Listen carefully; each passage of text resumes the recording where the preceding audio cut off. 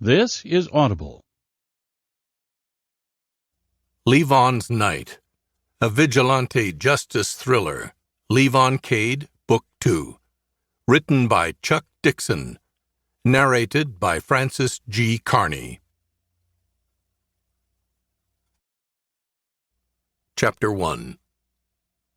"It's very bad, sir."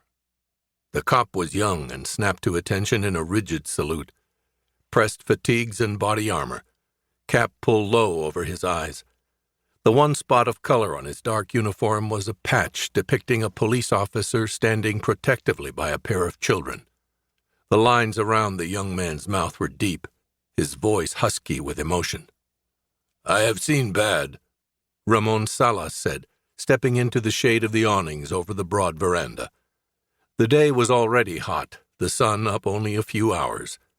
The breeze off the Caribbean was doing little more than stirring the muggy air along the Costa Rican coast.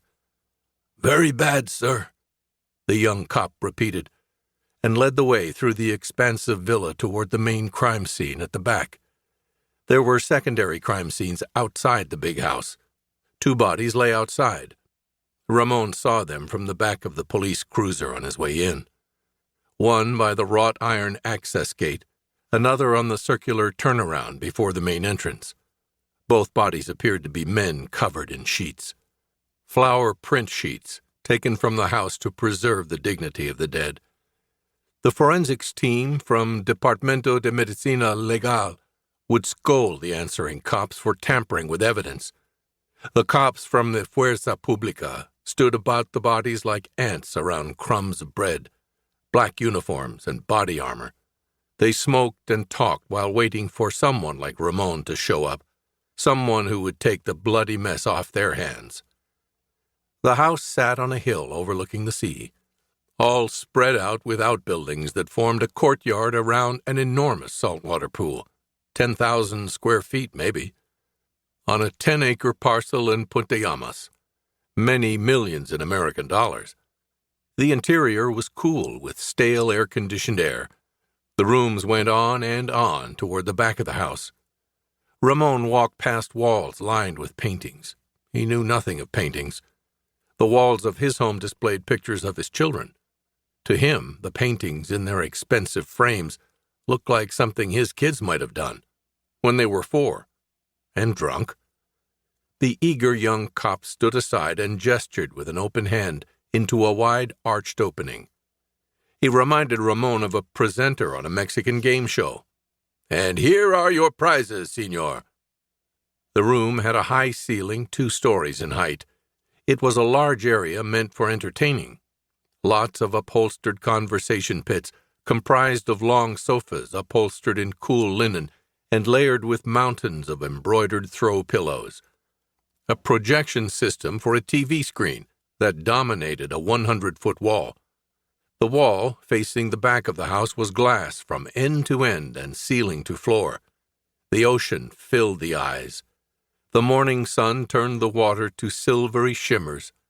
The remaining face of the room was dominated by a long bar with a full kitchen behind it. Shelves stocked with bottles. Behind the glass doors of a stand-up cooler, Ramon could see row after row of bottled beer, imported brands in green bottles. He licked his lips despite the earliness of the hour. In an open area before the bar was the main crime scene. 3 adult figures sat in steel-framed chairs, patio chairs dragged in off the veranda for this purpose. They were draped in sheets like the bodies out front. Ramon could see the exposed arm of a woman. She was secured to the arms of the chair with black tape at her wrists and elbows. Broad bands of tape held her ankles secured to the metal legs, more tape below the knee. Whoever did this was practiced. The 3 adults sat in a row next to one another like members of an audience, or witnesses. Across from them sat 2 more figures, smaller figures, similarly bound with black tape. They looked tiny beneath the sheets that covered them like tents. A tasteful monochromatic print of palm fronds. Beneath the chairs was a joined pool of dried blood, shining black in the sunlight, slanting in through the window wall. In the sticky spill, Ramon could see pale objects. Fingers. The fingers of children. One had a flower, a daisy, meticulously painted on the nail. The eager young policeman was right. This one was bad.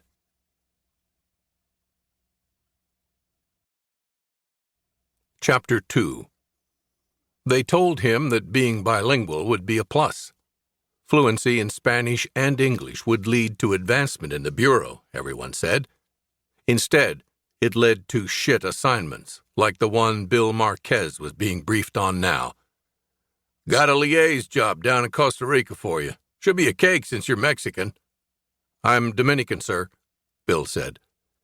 ADC Terry Blount squinted at Bill from across his desk. Sunlight filtered by L.A. smog glared through the window. The sounds of traffic from down on Wilshire filled the silence. That's not a problem, is it?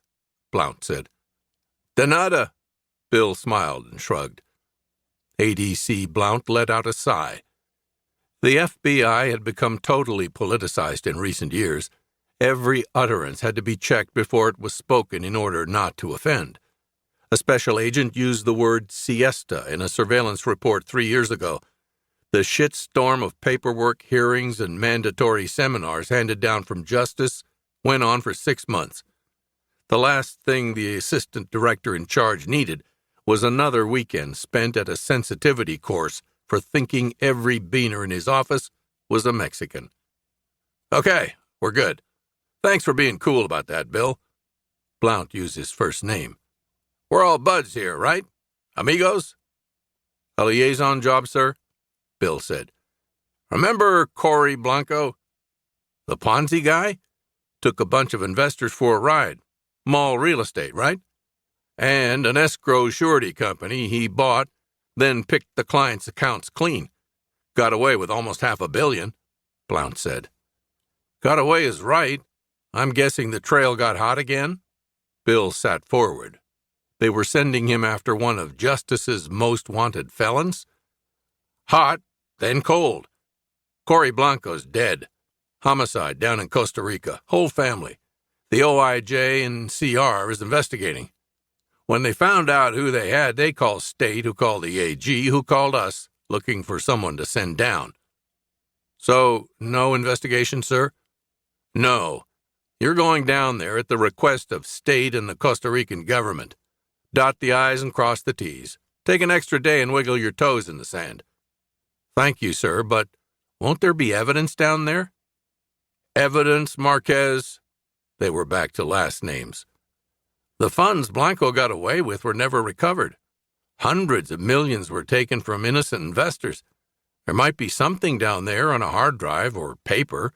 We might find some of those funds.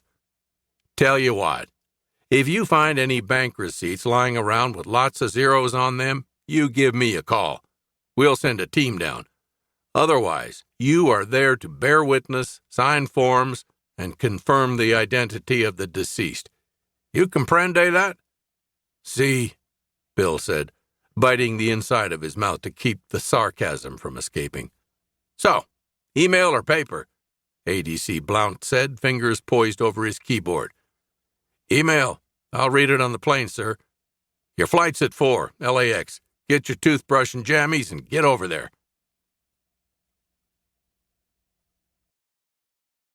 Chapter 3. It was very bad, Captain Ramon Salas of the Organismo de Investigación Judicial shouted, bending under the prop wash of the Huey they'd sent to ferry Bill to the crime scene. Okay, was all Bill could say in answer to that as he took the older man's offered hand.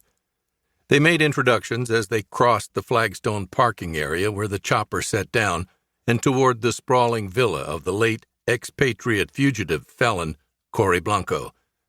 The two men were from roughly equivalent agencies investigating crimes that rose above a certain bar of malfeasance, national security or broad federal guidelines of misbehavior. Salas was much more senior. It wasn't just the gray in his dark hair, it was the lines around the eyes and mouth, the face of a cop a few decades on the job. Bill liked him immediately. Captain Salas led him through the house, past the few uniformed cops that had been left behind to keep looky-loos and looters away. Surfaces of furniture, walls, light switches, and doors showed the greasy residue of a thorough fingerprint search. The carpets were trampled flat by the passage of many feet. Paintings on the wall were askew. Was that a Matisse study? Furniture had been moved aside to allow passage for cops, forensics, investigators, and coroners. The big room at the back of the house had yellow tape strung across one end, cutting the room in half. La línea de la policía no cruzado. One side was a dream home theater area, the other, something out of a nightmare. 3 chairs sat across from 2 more. There was blood sprayed over the scene with a large stain beneath the pair of chairs facing into the room. Carefully cut strips of black duct tape were still stuck to the legs and arms. The setup was obvious. The 3 chairs facing the water were for spectators. The 2 seats with their backs to the sea were the main show. "Tell me what happened," Bill said, touching fingers to a strip of yellow barrier tape. He'd get some answers before he set foot in the crime scene. "Senor Blanco, his wife, and their housekeeper were seated in a row of 3 chairs. The Blancos' 2 children, a boy of 6 and a girl of 10, were seated there," Salas said and gestured to the chairs in the pool. "Causes of death?" "The children, in the end, had their throats cut. Senora Blanco and the housekeeper were each smothered with plastic bags cinched over their heads." "And Cory Blanco?" "Heart attack." "What was that?" Bill said, turning to Captain Salas. "Senor Blanco suffered a massive coronary. There were no wounds to his body," Salas said. Bill stood for a moment looking at the scene of horror that marred this beautiful home. "How did the killers gain entry?" "From the sea, or they came along the beach from another point. All evidence was erased by the tide, so it's merely a guess. The front gates are covered by cameras. There are other cameras along the road leading to his house. Many families of wealth live on this beach. Security is complete. No unrecognized cars used the road the night of the murders." "There was private security?" Bill asked. The kitchen and bar were untouched. The killers did not help themselves to booze or snacks. All business. 2 men listed as assistants to Senor Blanco. One was found dead at the front gate, another on the drive before the house. Cause of death? Blunt force trauma of some kind. We are not certain of the weapon. They were each taken from behind by blows to the head powerful enough to fracture their skulls. Unusual. Bill made a note to look into the bodyguards' backgrounds. "We thought so as well," Salas agreed. "Anything else?" Bill asked. "Follow me," Salas said and turned to walk away. Bill followed. In the home gym, they arrived at a wall safe, a vault, really, hidden behind a door disguised as just another mirrored panel in a long mirrored wall. The vault was 6 feet tall, with shelves and drawers within. The contents were spilled on the floor. Bearer bonds, some bundles of cash, jewelry, passports. "It's all untouched. We wanted to leave this as we found it until your people arrived," Salas said, and met Bill's eyes with a level gaze. The message was clear. We took nothing. We are not thieves. This safe wasn't forced open. Someone opened it for them, probably under duress, Bill said, and crouched to look at the valuable litter lying in a heap between an elliptical machine and a stationary bike. He took a pen from his jacket pocket and used it to poke through the pile. "We surmised it was Senor Blanco. They brought him here and he opened the safe for them," Salas said. "It's almost $1 million in Yankee dollars here, about the same in euros, and God knows how much in bonds and jewelry. I'd say they didn't find what they were looking for. Why not take what's lying here for the taking? Most of it is untraceable, no? Because whatever they were looking for makes even what's on the floor here look like chump change," Bill said, and flipped open a passport with the pen tip. Mrs. Blanco was young and pretty enough to take a good passport photo. "Que chump change?" Salas said, peering over Bill's shoulder at the open passport. "Poco poco." "Ah, I see. Chump change." Blanco opened the safe for them. What they wanted wasn't here, so they tortured his kids to make him talk. He had a heart attack and spoiled their plans. Stress, probably. But he let these men torture his children for a very long time, Sala said, recalling the autopsy report. Maybe that's the kind of hard man Blanco was. Or maybe seeing what they were doing tripped his heart off. Maybe they kept on going, hoping the wife knew what they were looking for. I'm betting she didn't. They left here empty-handed. Jesus Maria, what were they looking for? Sala sighed. Bill Marquez stood and replaced his pen in his jacket pocket. Corey Ray Blanco got away with over $700 million from investor fraud and outright theft. Subtracting this house and whatever he spent on his wife and kids the past decade still leaves a shitload of cash somewhere. These men were after that, the whole enchilada. ¿Qué? An enchilada's like a burrito, I guess. Sala laughed at that. Yeah, right? The whole enchilada means everything. They want it all. And your FBI will send more agents to try and find the men who did this thing? These men will be far away from Costa Rica by now. I do not have the means to pursue this any further. I'm going to tell you the truth, Captain, Bill said. My bureau could give a shit about the men who killed his family. But my government has more than a few agencies who'd like to find Blanco's money. All I have to do is convince them it's worth looking for. And you? What do you wish to find? Sala said, studying Bill's eyes. I want the animals who could do something like this, and I want them soon, because I don't think this is the end of all this. I think it's just the start. Bill excused himself to make satellite phone calls to a few numbers back in the States.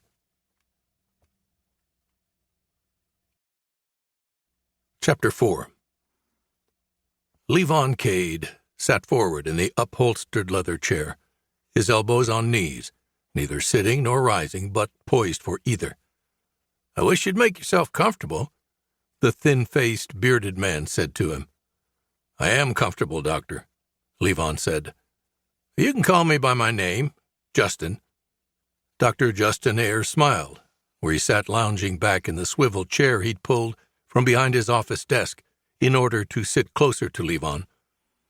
Levon scanned the room, an office with a few too many personal touches to be entirely professional, bookshelves packed with textbooks and file folders in standing plastic cases. There was a Superman action figure next to a framed photo of Dr. Ayers kayaking through white water. A potted plant by the window, fronds stretched to reach through the slats of the partly open blinds. The desk, an antique or heirloom, was stacked with file folders held together with rubber bands. An open laptop occasionally made muted cartoon noises. They sat that way for a while, not talking. Levon, unmoving yet kinetic. Dr. Ayers smiling easily over templed fingers, eyes on Levon's face. You mentioned post-traumatic stress, Dr. Ayers said after a while, giving up, for now, on having his new patient call him by his first name. I'm not sleeping. I have dreams, Levon said. Nightmares? Memories. Dr. Ayers nodded. It's not me so much that I worry about. It's my little girl. I guess you'd say a single father. She worries about me. So these dreams don't cause terrors, sudden waking? No, doctor, nothing like that. You've tried medications? Xanax, Zoloft, Ambien, a few others. They make me feel like I have a blanket over my head. There has to be another way. You don't like the side effects of the drugs.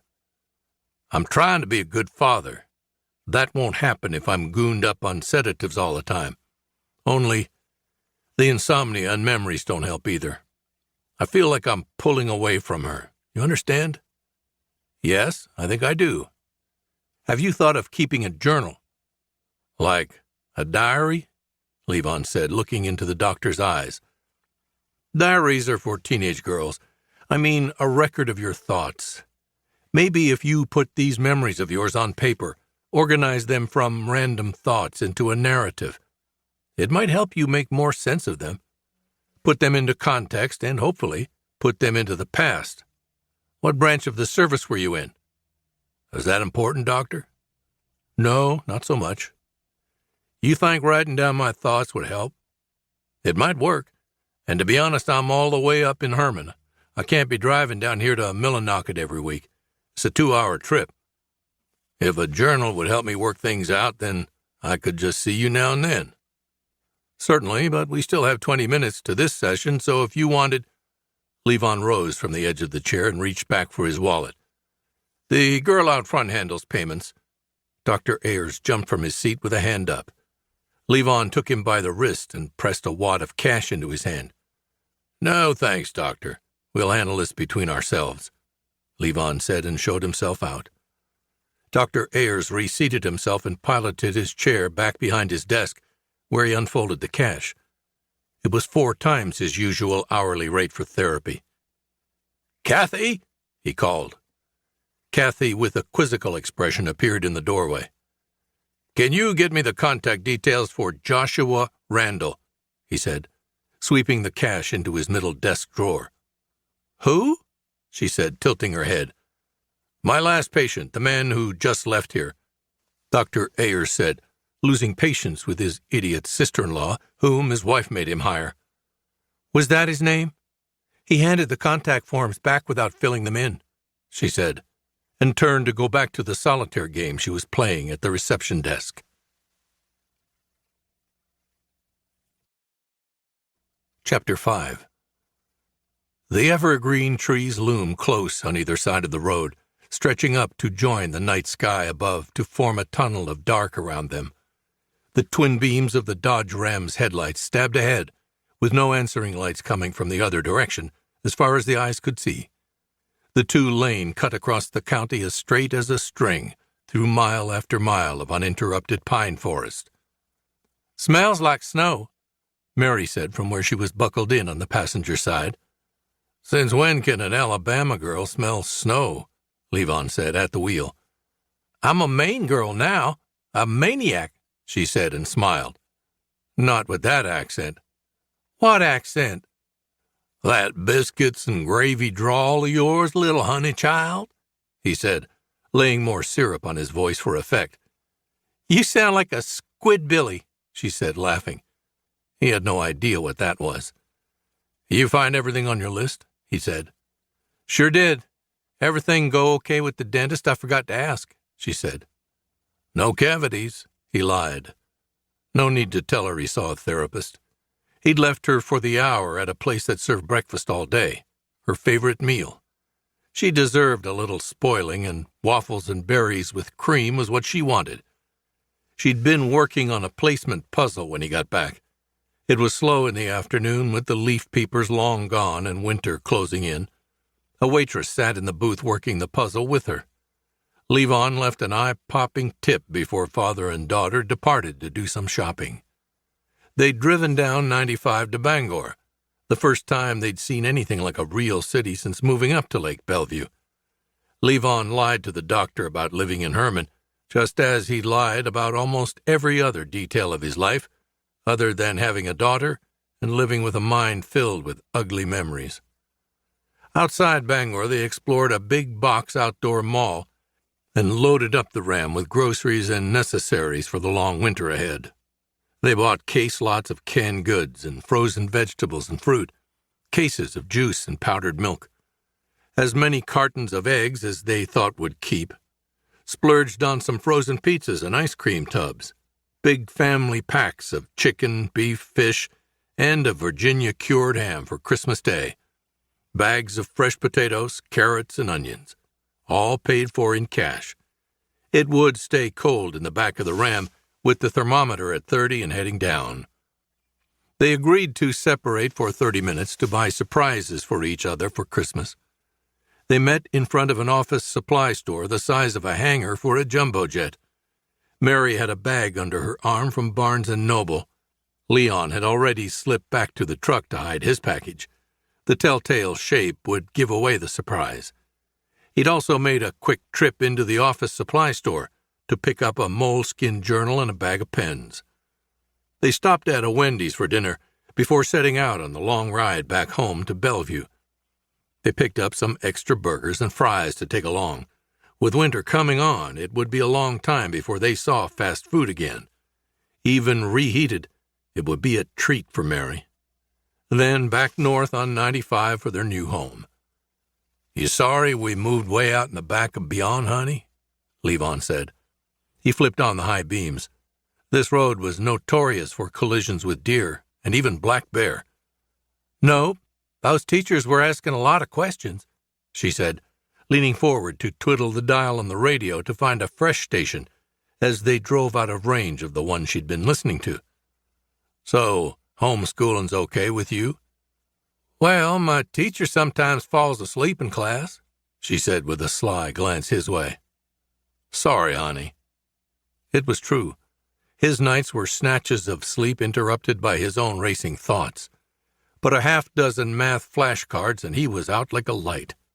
It was a good thing that Mary was an eager learner and a self-starter. She got that from her mother. He monitored her tests and organized the curriculum he'd bought at a learning center in Bangor. But she did all the reading on her own and was moving through 5th grade at a steady clip. And the teachers at the school she'd attended under the name Mary Talmadge were a nosy bunch. They wouldn't let up on their personal lives and what the Talmadges were like at home. Mary had to spend as much time inventing answers for them as she did on her homework. The stress was showing on her to a degree that even Levon, as preoccupied as he was, noticed. She was excited when her father came up with the idea of them packing up and taking off farther north to a resort community where they could be anonymous tourists all summer and reclusive locals during the cold months when the population fell to include only those hardy natives willing to face the brutal weather and utter isolation. He was Mitch Roeder now, and she was Moira Roeder. They'd lost his wife and her mother to cancer a few years back. That part was true, and no one they met was tactless enough to ask questions about that. And any reply they made to questions would be heartfelt and honest because they were mostly the truth. This was upstate Maine. People might wonder, but they'd never ask. And, mostly, they never even bothered to wonder why a dad and his daughter with Dixie accents picked the desolate center of Maine to call home. People came to this state to get away from their problems, not to be pestered about them. "You sure you don't miss having friends?" he asked. "I didn't really make any back in Lewiston. Besides, there's kids at the lake in the summer, right? And Carl and Giselle live nearby. They're pretty cool," she said, sitting back in place after locating a fuzzy radio Disney channel on the radio. "What makes them cool?" "Well, Carl has all those comic books, and he lets me read them. And Giselle's a couple of years older than me, but she promised to teach me to ski cross-country." "I guess they are pretty cool then," he said. She leaned forward and turned her head to look up at the lowering sky. "Now it looks like snow," she said. And it did. The sky above was dense from horizon to horizon with thick cloud cover, bringing an early dusk. There was a tang to the air as the barometer fell. Mary was asleep in her seat and breathing gently when the first flakes fell hours later. He reached forward to snap off the hiss of the radio. The last stations had been left miles and miles behind. Levon listened to the wipers move before him and watched the swirling flakes, gray in his high beams, piercing the black between the ranks of pines down the lonely forest road that was taking them home.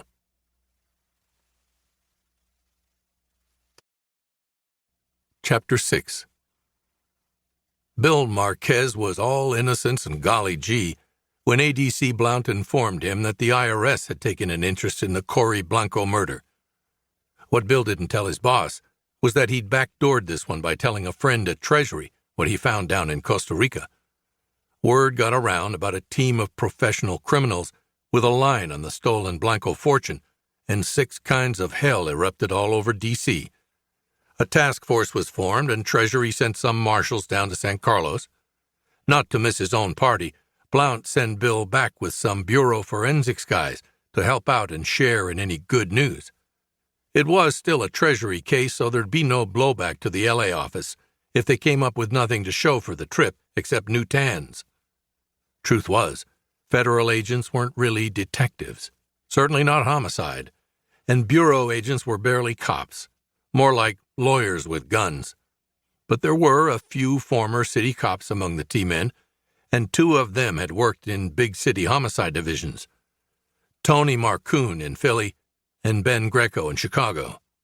After a few days of work around the Blanco Villa, the 2 former collated what they'd found and told the story. The actors came in by sea.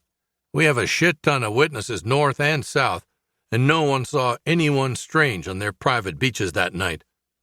Ben Greco started. He had a PowerPoint set up in a vacant house they were borrowing, with the permission of the absent owner and the local Costa Rican law who were sitting in. The group was seated in a media room using the big screen for the presentation. On the screen were the images on Greco's laptop with windows for a layout of the home, map of the coast, and pictures of the crime scene. Tony Marcoon stepped in, prompted by notes in an open book before him. One neighbor's having a party on the adjoining beach to the north, an all-nighter. Lots of potential witnesses. Nobody saw anything. To the south, we have a paranoid dude with credentials almost as shaky as Blanco's. He has motion lights on his house that were set to light up if anything bigger than a dog passes by. No lights that night. And he has cameras that caught nothing but surfing seagulls. They came in off the ocean. By boat or raft or what? Bill asked. He was seated by Captain Salas, who was trying to hide his enthusiasm at being included in the fast-moving briefing. His English was strictly grammar school, and Bill was providing translations sotto voce as things went on. They could have used a fucking submarine. The local Coast Guard was doing what they can, but you have to understand there's a lot of pleasure craft in these waters. These guys could have hopped on a Zodiac off a yacht or fishing boat and come ashore, and no one would have seen or heard a thing, Ben Greco answered. The actors gained entry to the property. We have no clear count on how many we're talking about here. They either took care of the 2 guards first, then entered the house, or there could be enough of them to split up and perform the 2 tasks simultaneously, Tony said. The alarms were bypassed, but they may not even have been on. Estimated time of death on the guards, and they were the first to die, is early evening, just as it was getting dark. So the house probably wasn't buttoned down for the night. Time of death for the others was several hours later, estimated. 4 hours inside, 7 hours outside, Ben said, paraphrasing his notes. Up on the screen was a slideshow of photographs taken by Salas' team. Cory Blanco with his head slumped forward as though he'd merely dozed off in his chair. His wife was limp in her chair against the duct tape restraints. Her mane of blonde hair hid her face inside the tight confines of the plastic bag secured over her head. The housemaid's face was mottled black with broken blood vessels, and her swollen tongue protruded against the suffocating plastic like a snail looking to escape. As bad as they were, it was the photos of the children that made even the most hardened agents turn their heads away. One of them, a T-man, woman actually, whose days were spent examining counterfeit currency for flaws and patterns, rushed from the room to get noisily sick in another room.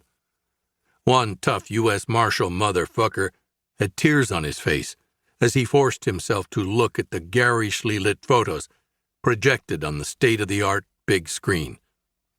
Yeah, Tony said, these are sick fuckers we're looking for. But they're pros. This was a professional start to finish, ex-military or established gang. A tight crew that doesn't take naps in the getaway car or brag to strangers in a bar about scores. No DNA, no prints. None of these guys took a dump or a piss while they were in there. Make no mistake, we want these boys. We want their asses. Our masters in D.C. and Quantico may have a stiff prick for the Blanco cash, but it's these assholes we want. They're the key to finding the cash. Find them, any of them, book them and press them, and we'll find the money, Ben put in. Iron and fire in his words. He had kids of his own from 2 marriages. The man was outraged. Well, that's just it, guys. Did they get the money? Bill Marquez said, holding one hand over the other on his lap to keep from raising it like a second grader in math class. Well, what's that mean? Ben said without rancor. I don't think they got jack shit. I think they walked out of here with blue balls is what I mean. Put the house diagram up again, Bill said, standing. Tony tapped keys. Bill walked up to the screen and began pointing to spots on the house layout that reappeared, much to everyone's relief, in place of the murder photos. Bill said, They had Blanco open the safe for him. I think he did it first thing, maybe thinking this was just a home invasion. But what they wanted wasn't in the safe. What they wanted is the big bundle. So they take Blanco back to the big room, where his family and the housekeeper are already strapped down. They make threats, then they start to make good on the threats. On the kids. So does Blanco still hold out a while? Tony Marcoon asked. We'll never know. The man was hard-hearted enough of a son of a bitch to take the life savings away from old people and families. But you have to think that was all business. They start on his own children. Maybe he wants to fold, wants to give them anything to make it stop. In any case, I think his heart gave out before he could give them anything. Then the Senora, Ramon Salas spoke up from his seat. Yeah, I shared some of this with the captain before. They keep working on the kids, hoping that the mother knows what they want. She doesn't. It's hours of this, but she's nothing to give them. They finally kill the remaining 4 and then leave, going back out to sea the way they came, empty-handed. Bill showed his audience the palms of his hands. Well, that's fucked up. For us and for them. There's no angle for us. If they got something, then we could be on the lookout for large sums of cash being moved. If what you're saying is what happened, then there's no handle, Ben Greco said with disgust. Maybe they didn't get Blanco's secret, Bill said. That doesn't mean Blanco didn't leave something somewhere, just not here in the Costa Rica house. Maybe not the hard cash, but a way to the cash. This house is loaded with leads if we know where to look. If we find out what they were looking for, we can get to it before them. We can be waiting for them. He's right, the female agent with the twitchy stomach said, returning to the room, a damp washcloth held against the back of her neck. Nancy Vargas, Special Agent, Treasury, Ben Greco said by way of introduction. I work forensic accounting. This murder shit is too real for me. But what we have here is numbers and paper trails. Cory Blanco dropped off the grid a decade ago. We've never been able to pick up a thread on him. But this house is a start. Even paying with cash, there's legalities to consider. He had to use a name, and that name ties to other names and other places. It's the first square on the board. We just need to find the rest of the squares and figure out what the board looks like. She took a cautious sip of ginger ale from the glass by her seat.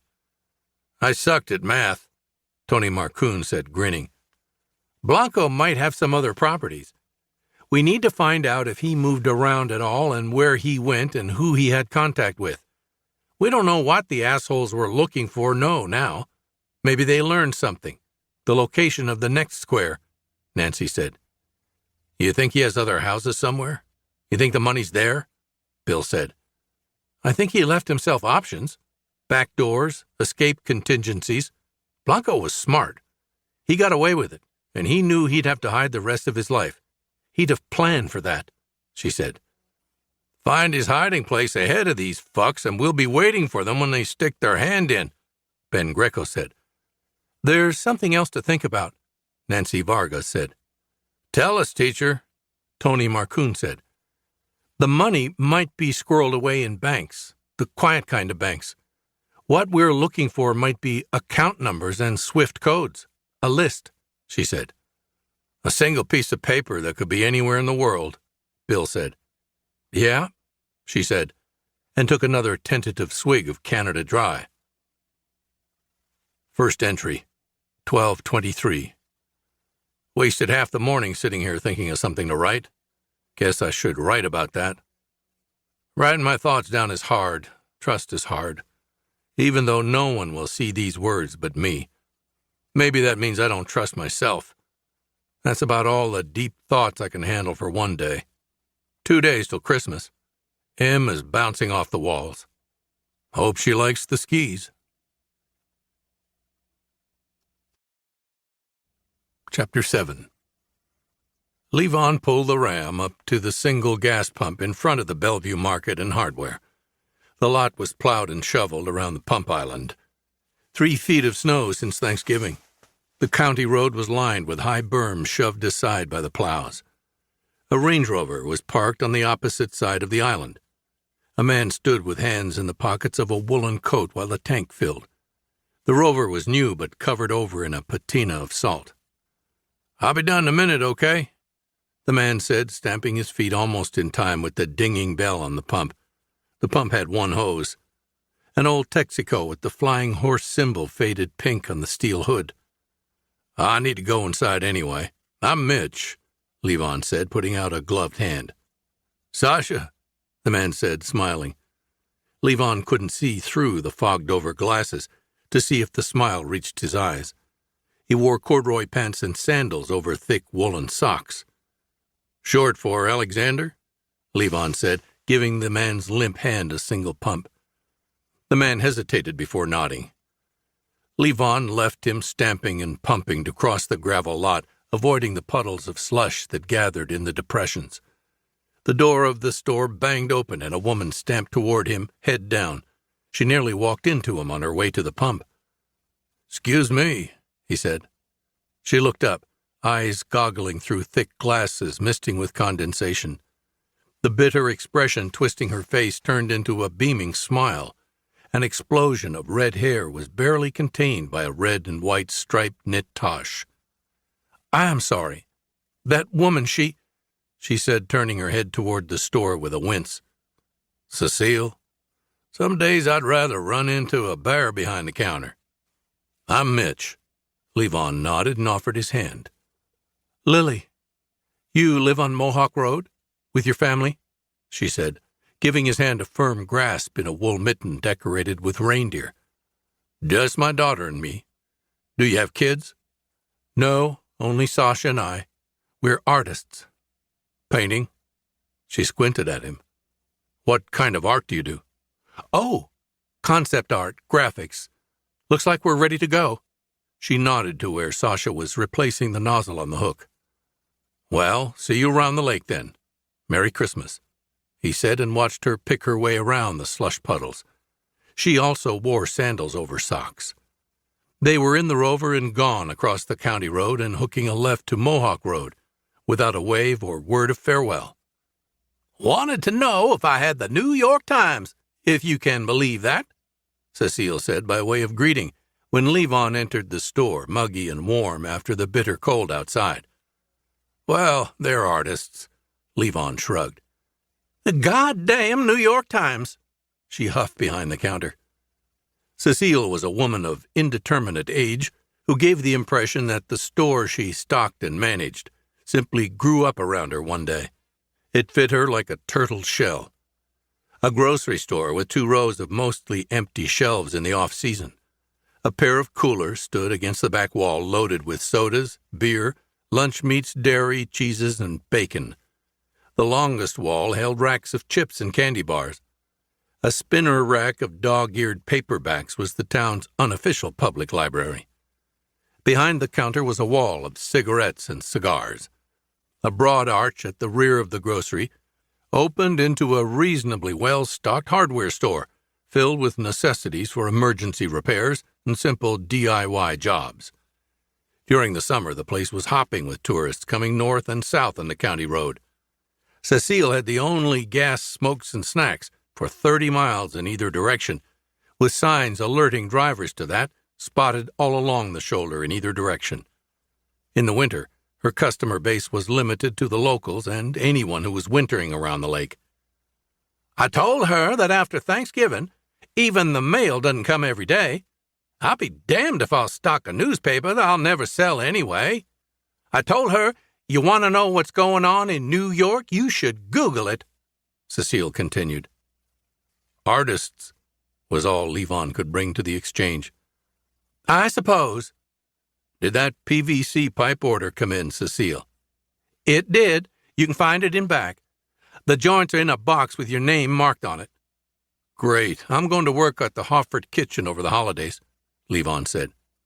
And where's that darling little girl of yours? Cecile leaned on the counter. Her entire demeanor changed. The wrinkles on her face deepened to allow a toothy smile to open. Home, with her studies. This close to Christmas?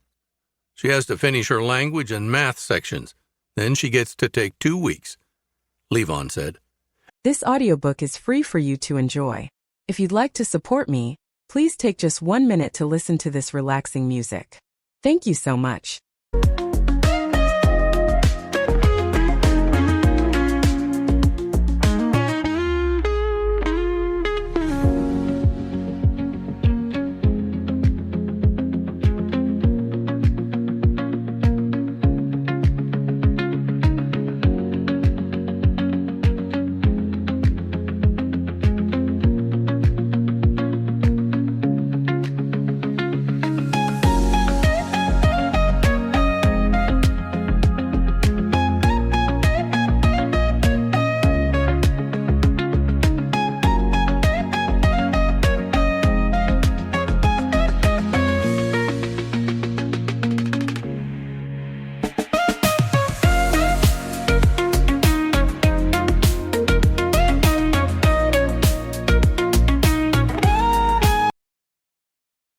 As he picked up a fistful of Mary's favorite candy bars, Mallow cups, and Snickers. Those for her? Stocking stuffers. Nothing for Dad? She said, with a conspiratorial wink. This, Levon said, holding up a payday. I think Dad deserves something better than that, Cecile said, and bent to root around under the counter. She came up with a black cardboard tube embossed with gold and silver letters. Glenfiddich, 18-year-old Scotch. Picked up a case at an estate sale.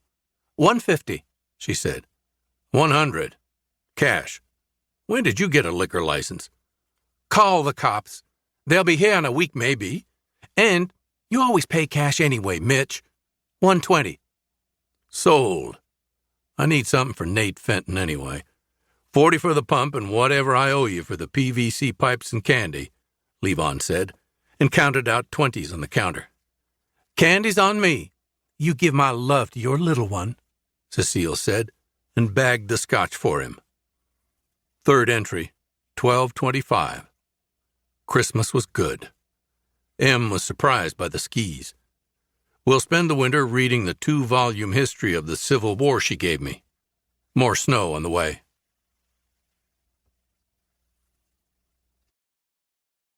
Chapter 8. A sound awakened Sifa in the night. A sound that made him think the owners of the house were home. He turned to the girl lying next to him on the king-sized bed in the master suite. He touched her naked shoulder. Sifa wanted to ask if she heard the sound too. She was dead to the world, sleeping off the primo hashish they both smoked the night before, out on the tennis courts behind the house. Try as he might, he couldn't recall her name. She was Dutch, maybe. Sifa slipped from the bed and pulled a pair of baggy shorts over his skinny ass. If the owners were home, he'd have to get himself and the girl out of here. Even through his hash-addled brain, Sifa could recall the many contingencies he'd worked on for just this scenario. If only he could wake up the Swede in his bed. Or was she German? He'd been living here for over a year, rent-free. Sifa was a Fijian, a local born on the North Island of Analivo. The first time he came to this big house at the end of Otu Point was as a worker in a gardening crew contracted to do regular maintenance on the ground for the absentee owners. On his second visit to the house, he simply hid when the crew climbed onto the truck for the trip back to Nadi. No one missed him. He never left. That's how Sifa Buwawa, bastard son of a shrimp fisherman, began life as a millionaire. The owners were far away and, from what he could tell by playing detective, had not been here since their second child was born. It served them right to have an unwanted house guest. Rich Anglo pigs, having so much money that they could have a house thousands of times the size of the apartment he and his 8 siblings grew up in, and never even come visit. All he had to do was stay in the house when the gardeners came once every 2 weeks, and all was cool. There was little food. The wall of freezers and refrigerators in the gourmet kitchen were long empty and shut down. The pantry had some canned goods, and he'd lived on those for a few weeks. He put on some clothes from one of the walk-in closets and hitched a ride down to Denarau, where the cruise ships came in. He didn't realize that he'd chosen the wife's closet to raid, but the silk pants suit fit him reasonably well, and he cut a dashing figure. Creamy silk against his dark skin, set off by a royal blue blouse. He never noticed it buttoned from the wrong side. It was ridiculously easy to pick up foreign girls in the hotel bars that lined the streets and embarcaderos. Sifa was a good-looking kid, with an easy manner built upon the plain fact that he never had anything to lose and would just throw himself into social situations until he was thrown back out. To everyone who knew him, he was an asshole. But to these European, Japanese, and American bitches, he seemed funny, exotic, and harmless, with his stupid jokes told in halting English. The drugs, and all the girls had drugs, made him seem even more of a charmer. Australian girls were the only ones who never fell for his bullshit. Stuck-up Aussie twats. He would draw them back to the big house with stories of his wealthy family who were back home in India. The girls usually had a rental car or would spring for a taxi. Sifa was always losing his wallet, wouldn't you know? They were invariably gobsmacked by the size of the house. The girl last night said "unglaublich" when she saw the pool. Was that German or Dutch? Every girl he brought back easily bought his explanations that the electric was out because of a recent storm, and these damn Fijians they hired to get it back online were just too fucking lazy to fix it right. Now his life of playing Fijian millionaire, getting laid by tourist girls and getting high, was coming to an end, as indicated by the sounds from the other side of the house. He crept barefoot over the tile and crouched behind a knee wall that ran across a big gallery room, separating a media area from a music room complete with a Steinway grand piano. Sifa raised his head over the sill of the wall, just enough to peer over it and through the opening that led to the home gym. These weren't the homeowners returning for the Christmas holidays. Men in mechanics' overalls were going around the gym, breaking the glass off the mirrored walls. He could see 4 men from his vantage point. They all wore vinyl gloves on their hands and cloth booties over their boots. A 5th man joined them, carrying a pair of heavy toolboxes in from outside. Big boxes, made of red painted metal. One of the mirrored panels fell to shards, revealing the shining steel door of a safe set in the wall. 2 of the men swept the broken glass away and moved the exercise equipment aside, while another pair opened the toolboxes to remove power tools and attachments. The 5th man stood waiting, casually smoking one of those electronic cigarettes. The smoking man had a bush of dark hair atop his head. The sides were shaved close. He spoke to the others in a mumbled tongue that sounded to Sifa's ear like French, but not French. He turned, as if to look right at Sifa. One of his eyes was milky white, with a heavy lid that fell over it as if half of his face was dozing. One whole side of his face looked frozen, as if paralyzed. The effect spoiled what might have been handsome features. Startled, Sifa dropped back into his crouch and crab-walked back the way he'd come. A vinyl-gloved hand clamped over his mouth. An arm snaked around his neck, cutting off his wind in an instant. His bare feet left the floor with a jerk. The Fijian millionaire prayed to every god he knew, and he knew a lot of them, to not let him die tonight. An hour later, he was praying to those many deities to let him die. 3 hours after that, they granted his wish. Chapter 9. The Mercedes SUV was good and jammed in the snow all the way up to the wheel wells. When Levon came on it, the Merc was grinding away, wheels spinning enough to make it shimmy side to side, along with the verge of the ring road that circled the lake. All the driver was accomplishing was digging the wheels in deeper. He pulled his Ram up in front of it and climbed out.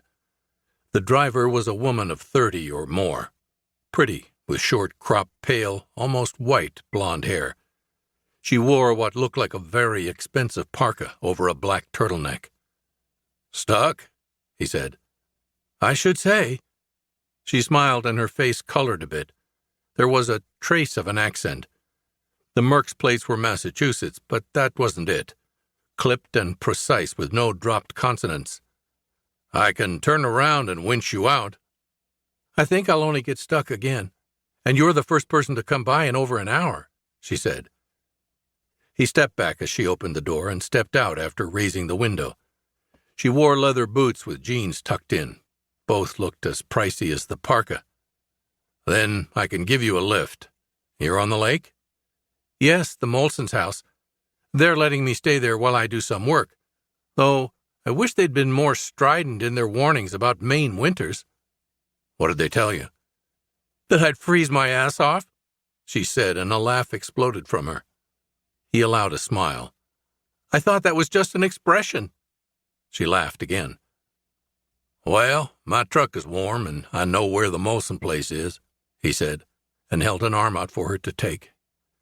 She blinked at the offered elbow before putting her arm in his and allowing him to walk her to his truck through the calf-deep drift she'd created around her car. "I take it from your accent and manners that you're some kind of Southern gentleman," she said as he guided her. The boots she wore were fancy, but the slick soles were not made for travel in snow. "Just an Arkansas redneck, ma'am," he lied. "Ma'am? Call me Lee, please." "I'm Mitch Roeder," Levon lied once more. He helped her into the cab of the truck and crossed in front of the cab to climb behind the wheel and take off. The Ram followed Mohawk, the road that ran around the circumference of Lake Bellevue. The locals still called it Gourd Lake for its shape, fat and oval at its southern base, narrowing to a neck that led to another, smaller span of water to the north. The developer who'd subdivided the parcels all around renamed it for the nearest town, a fly speck along the county road 10 miles east. Cecile's place was the only landmark. A gas station and a combination convenience and hardware store that also served as the local post office, backed by a few homes owned by lifetime Mainers. Bellevue was a misleading name, anglicized from what was probably a joke name, given it by the original French settlers. The only view the town offered was pine forest for hundreds of miles in every direction. The 22 homes, distributed around the lakeshore, ranged from mini mansions to full-blown palaces. They belonged to financiers, a retired senator, a television producer, 3 trial lawyers, a construction contractor from Boston, a software developer from San Francisco, and a handbag designer from Italy. They were empty in the winter except for a few guests here and there. That meant they were empty most of the year, since Maine winters tended to start early and then stubbornly hang on when the rest of the country was starting to wear T-shirts. They were boarded up and shut down, running only enough electricity to keep the pipes from freezing. The boats were out of the water and locked up in boathouses until spring. Pools were drained and all the toys put away. "You don't seem to be having any trouble navigating through this," Lee remarked as the Ram rolled along, easily, following the buried roadway through the trees. "Your Merc's good in light snow, but it doesn't have the clearance for this kind of depth. If I'd known that I could have saved some money and bought a truck like this, appearances over practicality have always been my downfall." She sighed. He had nothing to say to that. "I went down to Bellevue to buy some things I need. Do you believe that they don't get any newspapers until the beginning of April? The woman behind the counter suggested that I Google whatever I needed to know. It's the only store still open, so I suppose I have to put up with that colorful character until the snow melts." Levon had no remark for that. Cecile, down at the Bellevue Market and Hardware, was colorful. "And what brings you to stay in this godforsaken place in the dead of winter? I'm doing some writing and so crave isolation, though not so much isolation as this," she said. She wanted a conversation. "I have a place on the other side of Mohawk Road, not right on the lake. Was a carriage house once." "That tells me where, but not why, Mitch." "I'm doing some renovation work on one of the lake houses, putting in a new kitchen. The family wants it done for when they come back up from Boston in the summer." So you have work to while away the dreary winter months as well. It must be lonely. God knows I'm lonely. Is there anyone else living around here?" she said with a gesture of exaggerated desperation. "There's the Fentons. They work on contract for the Home Association. Danny does light maintenance like watering plants and making sure the pipes don't freeze. Nate looks after the heavier stuff like repairing furnaces and keeping generators running during outages." "A gay couple?" She arched an eyebrow. "Danielle. They have 2 kids, Carl and Giselle." "Where do they live?" "There's a guest cabin on the Morgan property. Rent's paid by the association. It's on the west side of the lake up near the neck." "Anyone else?" "The Espositos, retired couple from Boston. They're in the east end of the neck, a couple of properties north of you. And a pair of artists in the bungalow behind the Christophers. That's next door to you. That's about all." "And you?" "Our house is at the foot of the lake, across the road from the Hofferts, the house I'm renovating." "Our? Is there a Mrs. Redneck and a trailer full of little rednecks?" She chuckled to let him know she was being playful. "My daughter, Moira. Her mom passed a few years back. The best lies always had some truth in them." "Pity. Your poor little girl." "It's been tough, but she's brave for my sake. Here's the Molsons," he said, and pulled off the road, following the tracks the Bens had left upon leaving, to the bank of doors that fronted the 6-bay garage that stood separate from the vast chalet-style mansion.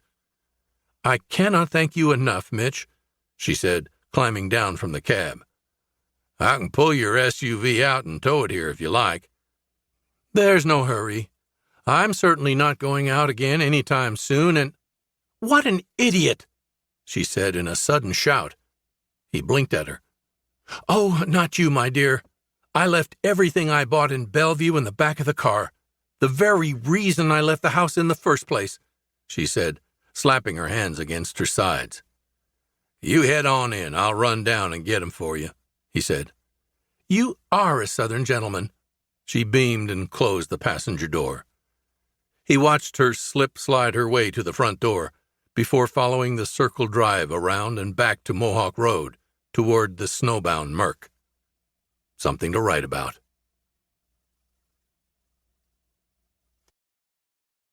Chapter 10. The call at 4 in the morning found Nancy Vargas awake. She was in bed, with a laptop open atop a pillow across her thighs, and a second open beside her where her husband used to sleep before he took off with an intern at his lobbying firm. Her red hair was pinned atop her head like Pebbles Flintstone. Her mom was Irish, and her dad a Chicano. She told people she was a Mexican. This hunt for the Blanco cash was keeping her up nights, which was way better than lying awake all night, hands fisted in the sheets, and thinking of Rick fucking that graduate school bitch at her apartment in Georgetown. Nancy's cell sang the opening bars of a Pogue song. A number in Sydney appeared on the screen, above a selfie of a grinning, bearded man. "You sound awake?" Dave McCracken, a wonk at the taxation office in Oz that she'd met at a conference in London 3 years back, a member of the loose network of forensic accountants she'd dubbed the Legion of Super Bean Counters. "I am awake," she said. "You sent out a profile of a robbery in Costa Rica a month back. Is that still something you're keen on?" "It is." "A home invasion-style burglary on Fiji came in. It matches a lot of the details in your profile." "What can you send along?" she said, already tapping keys, Googling Fiji, burglary, home invasion, and Cory Blanco. "The official reports and a video of the crime scene. I'm trying to get a full forensic report as well. How's that for service, eh?" Dave said. She could tell he was smiling as he said it. The man had some serious dimples going on. "Beautiful, Dave. You know where to send them. Thanks so much." "I need to hear the magic words, love." "But I have no idea where these came from," Nancy said in a little girl sing-song that brought an explosion of laughter from the other side of the world. She moved to the desktop at her workstation in the living room and opened the files from McCracken. The video showed a crime scene similar enough to the home invasion at Punta Llamas to give her déjà vu. The safe hidden behind the mirrors of the home gym, the two victims duct-taped into kitchen chairs and facing one another. They'd been in situ for a while, indicated by the bloating and the presence of insects. They were only found when a groundskeeper crew followed a thick band of ants from a flower bed to a set of French doors with a clear view of the murder scene. A young man with dark skin and longish black hair seated across from a young blonde woman. The woman was naked except for the plastic bag drawn tight about her head by her final inhalations. Other than this, she was untouched. The male was less fortunate. Close-ups in sickening high-definition detail showed where fingers and toes had been snipped off, probably by bolt cutters, as examination of the children at the Costa Rican house had revealed. Teeth were pulled, the gums swollen and black. There were areas of severe burns to the chest from a torch or open flame. Nancy moved the cursor to take her back to the beginning of the video as the camera moved down to the man's genital area. Screen captures of the home gym showed the open vault. They had drilled and tapped into the lock mechanism. No help with the combination this time. The job was neat, very professional. These guys were not pikers. They meant business. The broken mirror glass all about the room was the only sign that they were losing patience with the hunt. In the vault they'd found slim pickings, some cash, and a single box containing envelopes of uncut gems. She zipped past the homicide scene footage to a sequence where the goods from the vault were laid out on a table. Australian and U.S. dollars in $2,000 bundles. She froze the image and counted about $200,000 in Oz money and a bit more in American. The gems were uncut diamonds that, if she was any judge, would trim down to 2 or 3 carats. 52 of these in paper envelopes arranged in a velvet-lined box. 3 passports showing pictures of Cory Blanco, his trophy wife, and their eldest child, the girl, at maybe 3 years of age, all with different names than the passports they'd found in the Punta Llamas house. Ladies and gentlemen, meet Mr. and Mrs. Milton Van Shiver and their daughter, Lainey. So they hadn't visited this house in a decade, not since the youngest was born. How many other bolt holes did Blanco have around the world?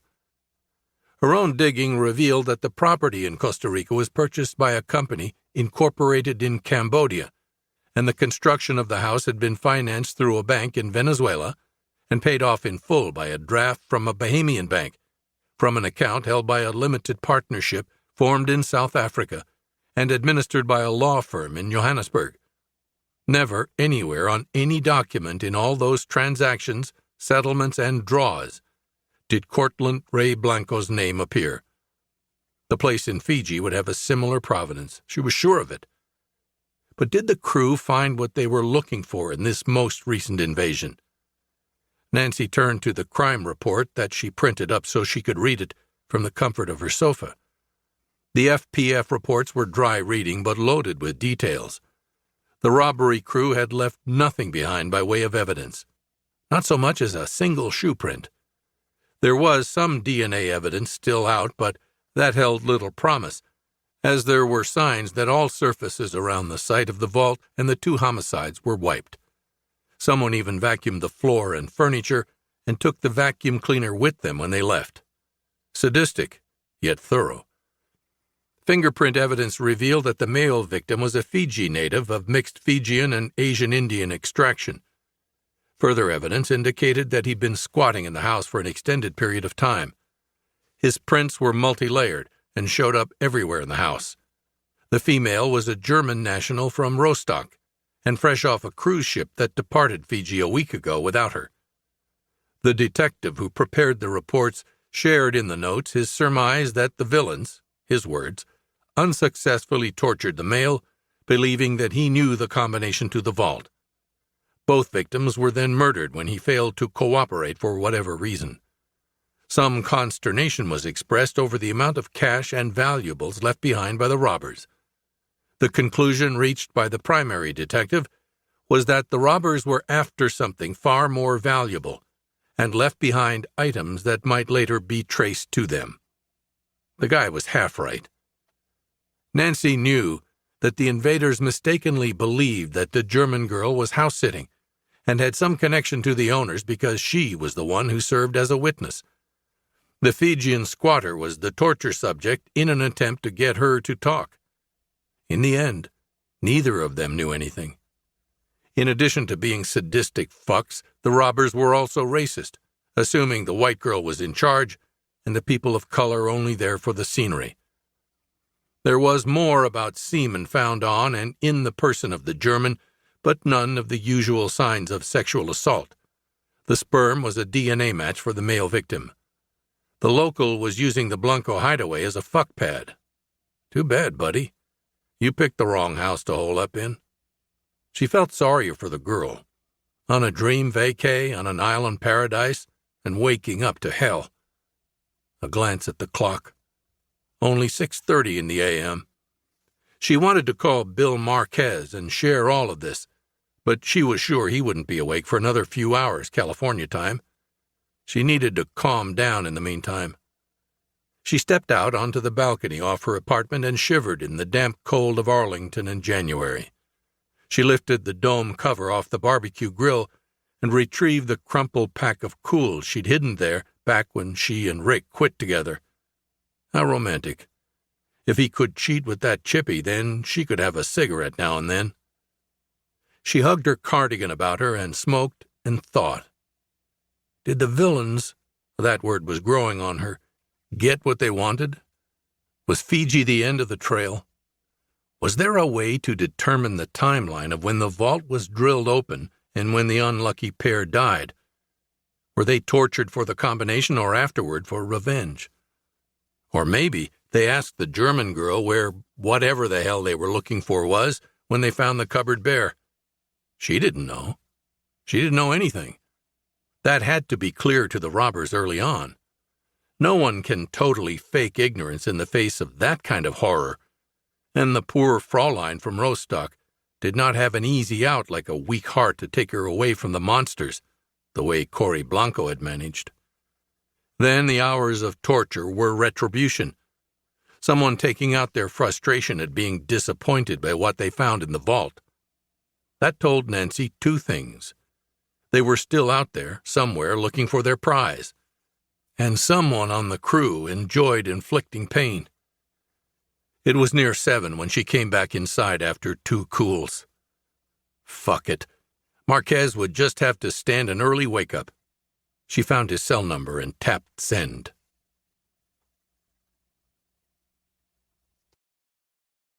Chapter 11. The Celestron telescope was trained on the house directly across the lake. Rambling along the shore over a 1-acre footprint, it looked more like a theme park attraction than a billionaire's summer home. A Swiss-style chalet with a faux wood shake roof and eaves dripping with gingerbread wood trim sprawled atop another half-acre of terraced deck with steps to a boat dock. She could picture Julie Andrews skipping around the place, followed by a gaggle of blonde-headed kids in lederhosen and dirndls. More money than style, Lee mused to herself and raised her eye from the rubber socket of the scope. Next to it, and also aimed out the lake-facing bay window, was a Nikon camera mounted with a telescopic optical cannon equipped with night vision atop a tripod and fixed in position. It was set to take time-lapse video in case she dozed off. Her circadian rhythms were flipped. She slept most of the day and spent her nights checking the house across the lake for lights or sign of movement. Sometimes she shifted the view to take in the few neighbors that shared Mohawk Road with her. There was a lot of downtime. The dangers of being bored to death seemed real to her. She cooked complicated meals in the gourmet kitchen and worked them off in the well-equipped home gym. She stayed fit as well by using a pair of in-track skis that she used to explore trails around the lake. The Molson house offered other distractions, an extensive library of Blu-rays and DVDs. They leaned to recent blockbusters and family-oriented fare, except for the porno stash she found hidden in the back of the walk-in off the master bedroom. Lots of girl-on-girl, which held little interest to her. Snooping through the Molsons' belongings occupied her for the first week she spent in their house. She learned quite a bit about them from her explorations. The information could come in handy should anyone ask her about them. It wasn't as if she knew them at all. She'd found the house by a search of real estate sites and county records. The Facebook page of their middle daughter, they had 4 children, 3 daughters and a son, mentioned her glee that Mummy and Daddy would be wintering in the house in the Bahamas until late February. The middle daughter was the wildest of the Molson kids, as well as the most open on social media about family comings and goings. With the parents away, the main Molson domicile in Wellesley would be party central until their return. Of the 4 homes Lee reconned, the Molson place was the most ideally suited, being directly across from the house that held her interest. On paper, that house belonged to Down East Holdings as a lease property. In reality, she knew it belonged, through several more stratum of shell companies, to a family named Blanco. It was late in the day. The lowering sun created a persistent glare off the ice that was lancing into her eyes to kindle a migraine. To hell with that, she thought. They wouldn't come in the day anyway, and she knew they would come. Lee went into the kitchen to help herself to an espresso from the excellent Jura machine she'd gotten so much use out of. A noise from the front of the house turned her away from the kitchen to the front foyer. Through the beveled glass windows to one side of the double front doors, she could see the Ram truck of the man who'd helped her home the other day. The truck pulled up into the drive and turned into the half-circle turnaround set before the front. Her Mercedes was behind it on a tow line. She could see someone behind the wheel of her Merc, but could not make out any features through the tinted glass. The Ram came to a rest, and the man from the day before climbed from the cab. Mike? Mark? He went to the rear of the truck to undo the tow line. He was joined by a young girl in a bright yellow parka and a colorful toque with a long tail and tassel who got out of her car. He'd mentioned a daughter. Lee slipped on an anorak and Uggs and opened the door to call to them. "I'm just making espresso, and I think I see someone who'd like a hot chocolate," she called to them. The man hesitated and turned to speak to the little girl, who grinned and nodded. They joined her at the kitchen table. Moira was introduced. Lee had recalled Mitch's name by the time they reached the door. Levon politely sipped a bit of the espresso, while Mary munched a scone and drained a big mug of cocoa sprinkled with mini marshmallows. "You didn't need to bring my car back. It's not like I'm going anywhere until the thaw," Lee said. "I wanted to get it off the road for you. It was almost drifted over. Someone was going to run into it sooner or later." Mitch shrugged. "A drunken hunter," the little girl offered. "Well, I appreciate that," Lee said. "Are you stocked for the winter? Even one person can go through a lot of goods," Levon asked. "I believe I am. I think so. The Molsons have quite the larder. I don't remember when I've eaten so well. We make at least one trip to the Bellevue market every week," the girl said, licking away a chocolate mustache. "We'd be glad to pick up whatever you need. That Cecile has, Levon said. He pulled a felt-tip pen from a pocket of his coat and looked around the corner for something to write on. "That would be an enormous help if you could." Lee pulled a notepad from a drawer and placed it before him. Levon wrote their number on the top sheet by their new name, Roeder. "We'll leave you to whatever you were doing, miss." "It's Tesler, but please call me Lee, both of you," she said, and took his hand as well as the notepad in her own. A big hand, with a thick layer of callus on the edge and heel. "Thanks for the cocoa," the little girl said, and hopped from the chair to rush to the door. "And the coffee," Levon said, meeting Lee's eyes with his own, and took his hand back and made to follow his daughter. "Any time," Lee said. She went to the door to watch the two of them climb into the cab of the truck. He held the door for the little girl and secured it shut behind her. As he rounded the front of the Ram, he looked toward the house once more and saw Lee standing in the door regarding him. He dipped his head in acknowledgement before he got behind the wheel. There might just be more ways to kill time in this barn other than DVDs and Pilates, she thought, as she watched the truck turn away down the drive for the road. Fifth entry, 12:27. Thought of A today. I miss her. Miss a lot of people. Lost a lot. I remember their names, but not their faces, except for A. I can see her face. I can smell her. I can feel her hand on me and mine on her. The memories hurt. Maybe I should try and forget, but I can't. Don't think I would if I could. She's in my heart. She always will be.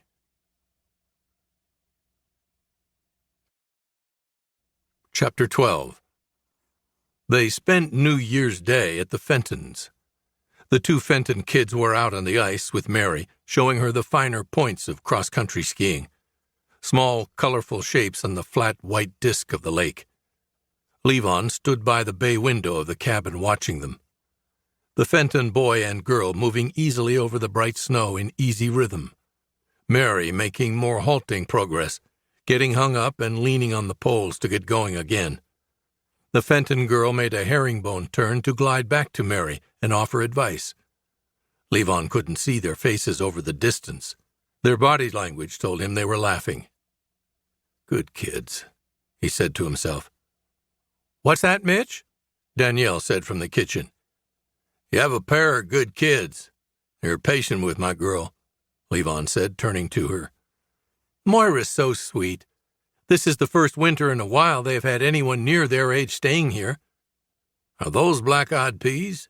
Levon watched her stir a bubbling pot with a wooden spoon. Sure are. I read that greens and black-eyed peas are a Southern tradition for the new year. Is that right? It's a good luck thing? All my life. But where'd you get greens way up here? Cabbage'll have to do. Hope you don't mind a little Yankee food mixed in. Danielle smiled, raising a lid on a large stock pot, a pork butt nestled steaming in chopped green and red cabbage. Damn Yankees! Nate Fenton grinned as he entered the room from the rear of the cabin. His arms were loaded with neatly cut lengths of cordwood retrieved from the mudroom. Levon helped him stack the split logs in a wrought iron cradle by the stove set in the stone fireplace. Warm fire, cold beer, and football on the TV, Nate said, crouching to poke a few logs atop the collapsing pile within the blazing stove. Levon said nothing. You hunt much, Mitch? Nate said, after closing the stove hatch, dogging it closed. When I was a kid, not so much as I grew up, Levon said. Me neither. Some small game with my dad. Birds, mostly. Uh-huh, Levon said. He watched the kids moving easily over the lake. He couldn't pick Mary out for the three. She was moving like the Fenton kids, picking up skills. So, you know guns, Mitch? Some. In the kitchen, Danielle sighed. He wants to show you his rifle, she smiled. Nate grinned, coloring. Boys and their toys, Danielle said as Nate led Levon from the room. Nate drew the rifle from a canvas sleeve he pulled from the back of a closet in the largest bedroom. An SKS semi-auto rifle, Chinese manufacture.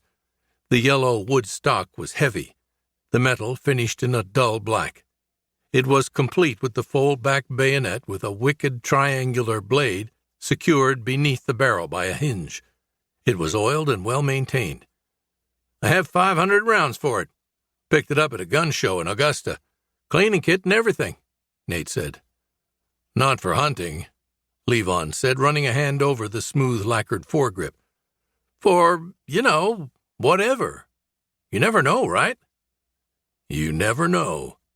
Leon handed it back. I mean, late at night, there's only like 8 state cops patrolling this whole state, from Moose Island to Portland. 8 cops. You expecting trouble, Nate? You must think I'm some kind of nut, right? I just feel better knowing this is here. Nate shrugged and slid the rifle back into its sheath. You know how to shoot it? I shot it some over the summer.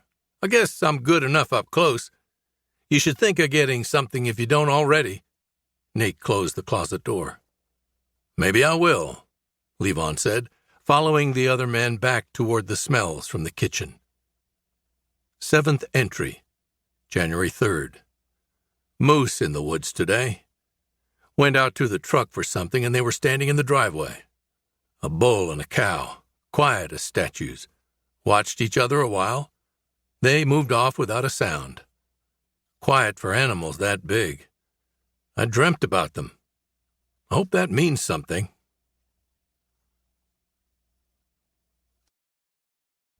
Chapter 13. Watching himself on the big screen was like an out-of-body experience for Kosai Dong. Not a near-death experience, more like a near-sex experience. From his place, naked and firmly strapped into an occasional chair with bands of plastic tape, he faced the 2-meter-wide screen with eyes wide. There, in radiant high definition, was a video taken from a camera that had been obviously mounted in the ceiling of the master bedroom of this same hotel suite.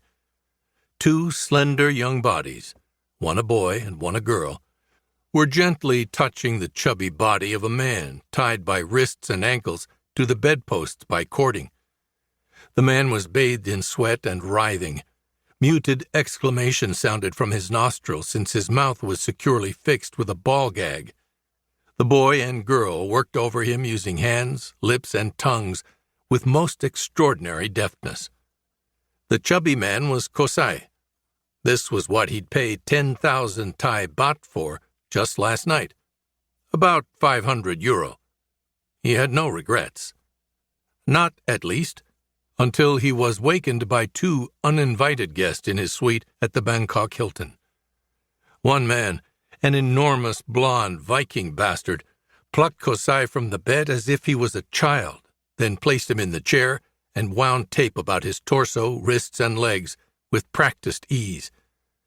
The other man was smaller, but frightened Kosai more.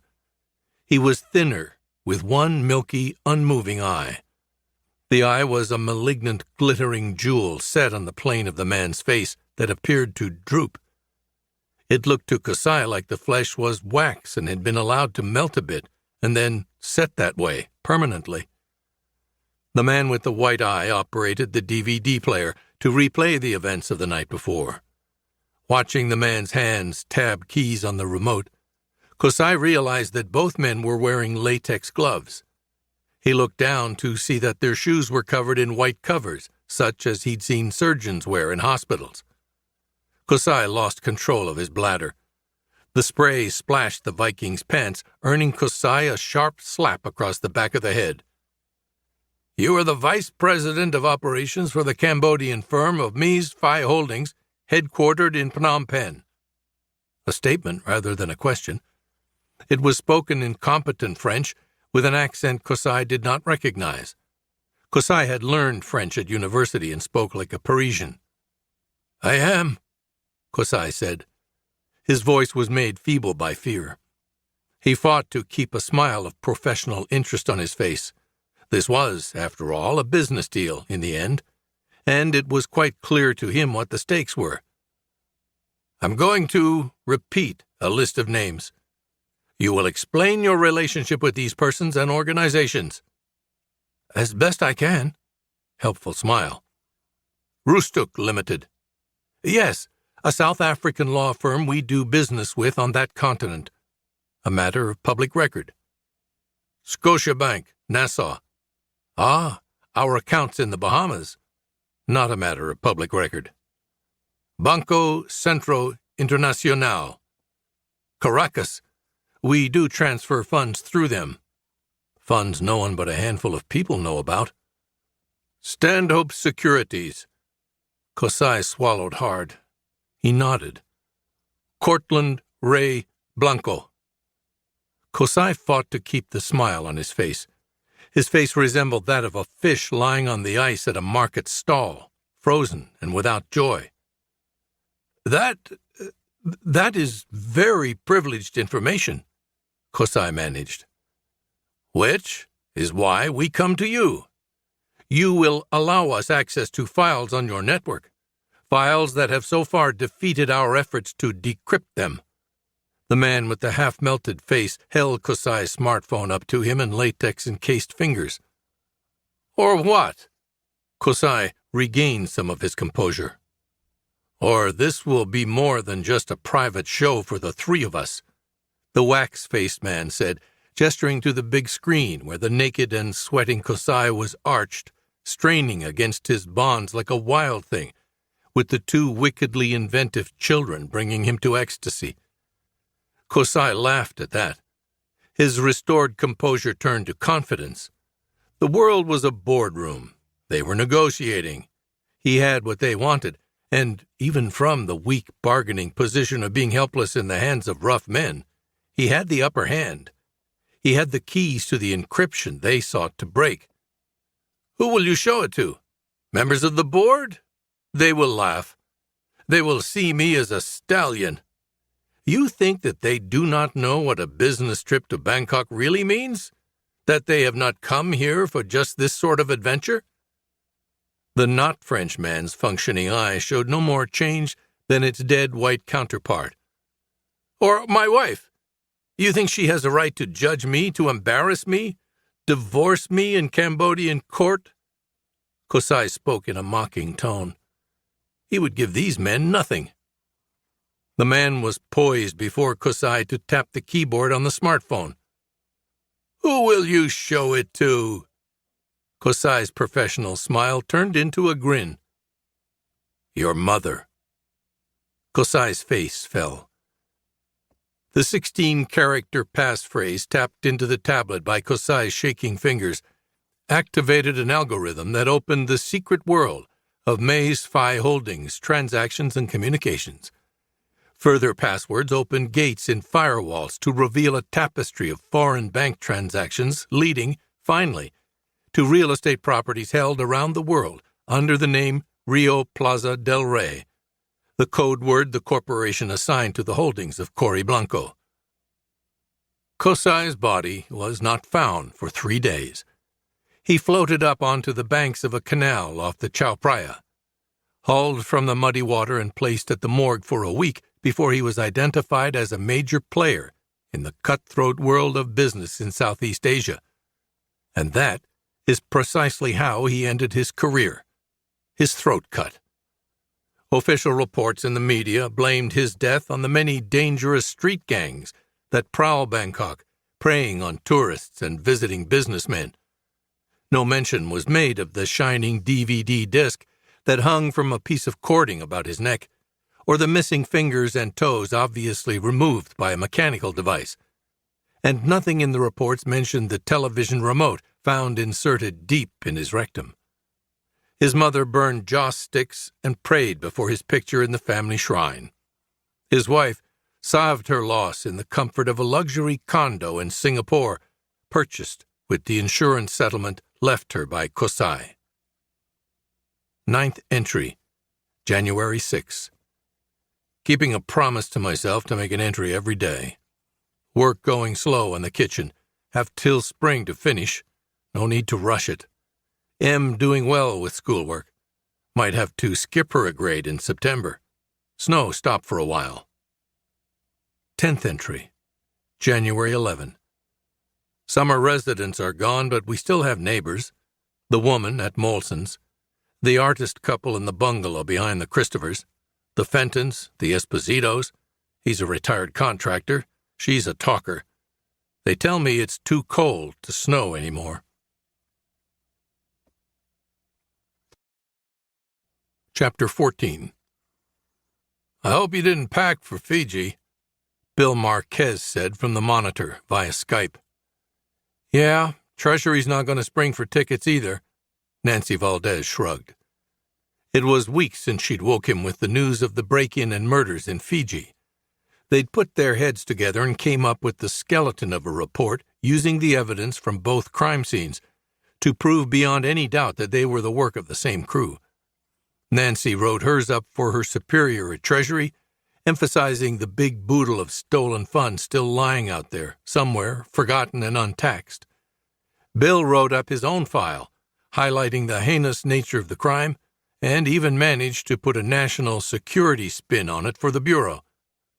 Both reports drew scant interest, and both agents were reassigned.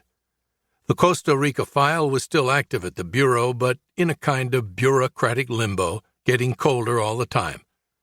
The Fiji crimes were treated as a non-incident because no American citizen was involved, conveniently ignoring the connection to Cory Blanco that Nancy firmly established. Her digging established that the construction of the Fiji house was financed by the same Cambodian corporation as the house in Costa Rica. The land it sat on was leased in perpetuity by a corporation registered in Delaware through a postbox in Amsterdam. The financing was handled by the same two banks involved in the Costa Rican house, except for this time, it was the Bahamian bank that secured the loan and an account at the Venezuelan bank that made the payoff. And both accounts were held by Roosstock Limited in Johannesburg. Cute. The cards were reshuffled, but it was the same deck of cards.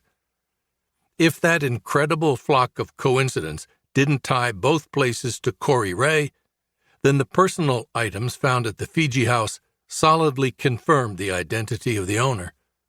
Photos, a child's crayon scribbles, and some sex tapes that featured the Blancos in happier days and were, quite frankly, boring.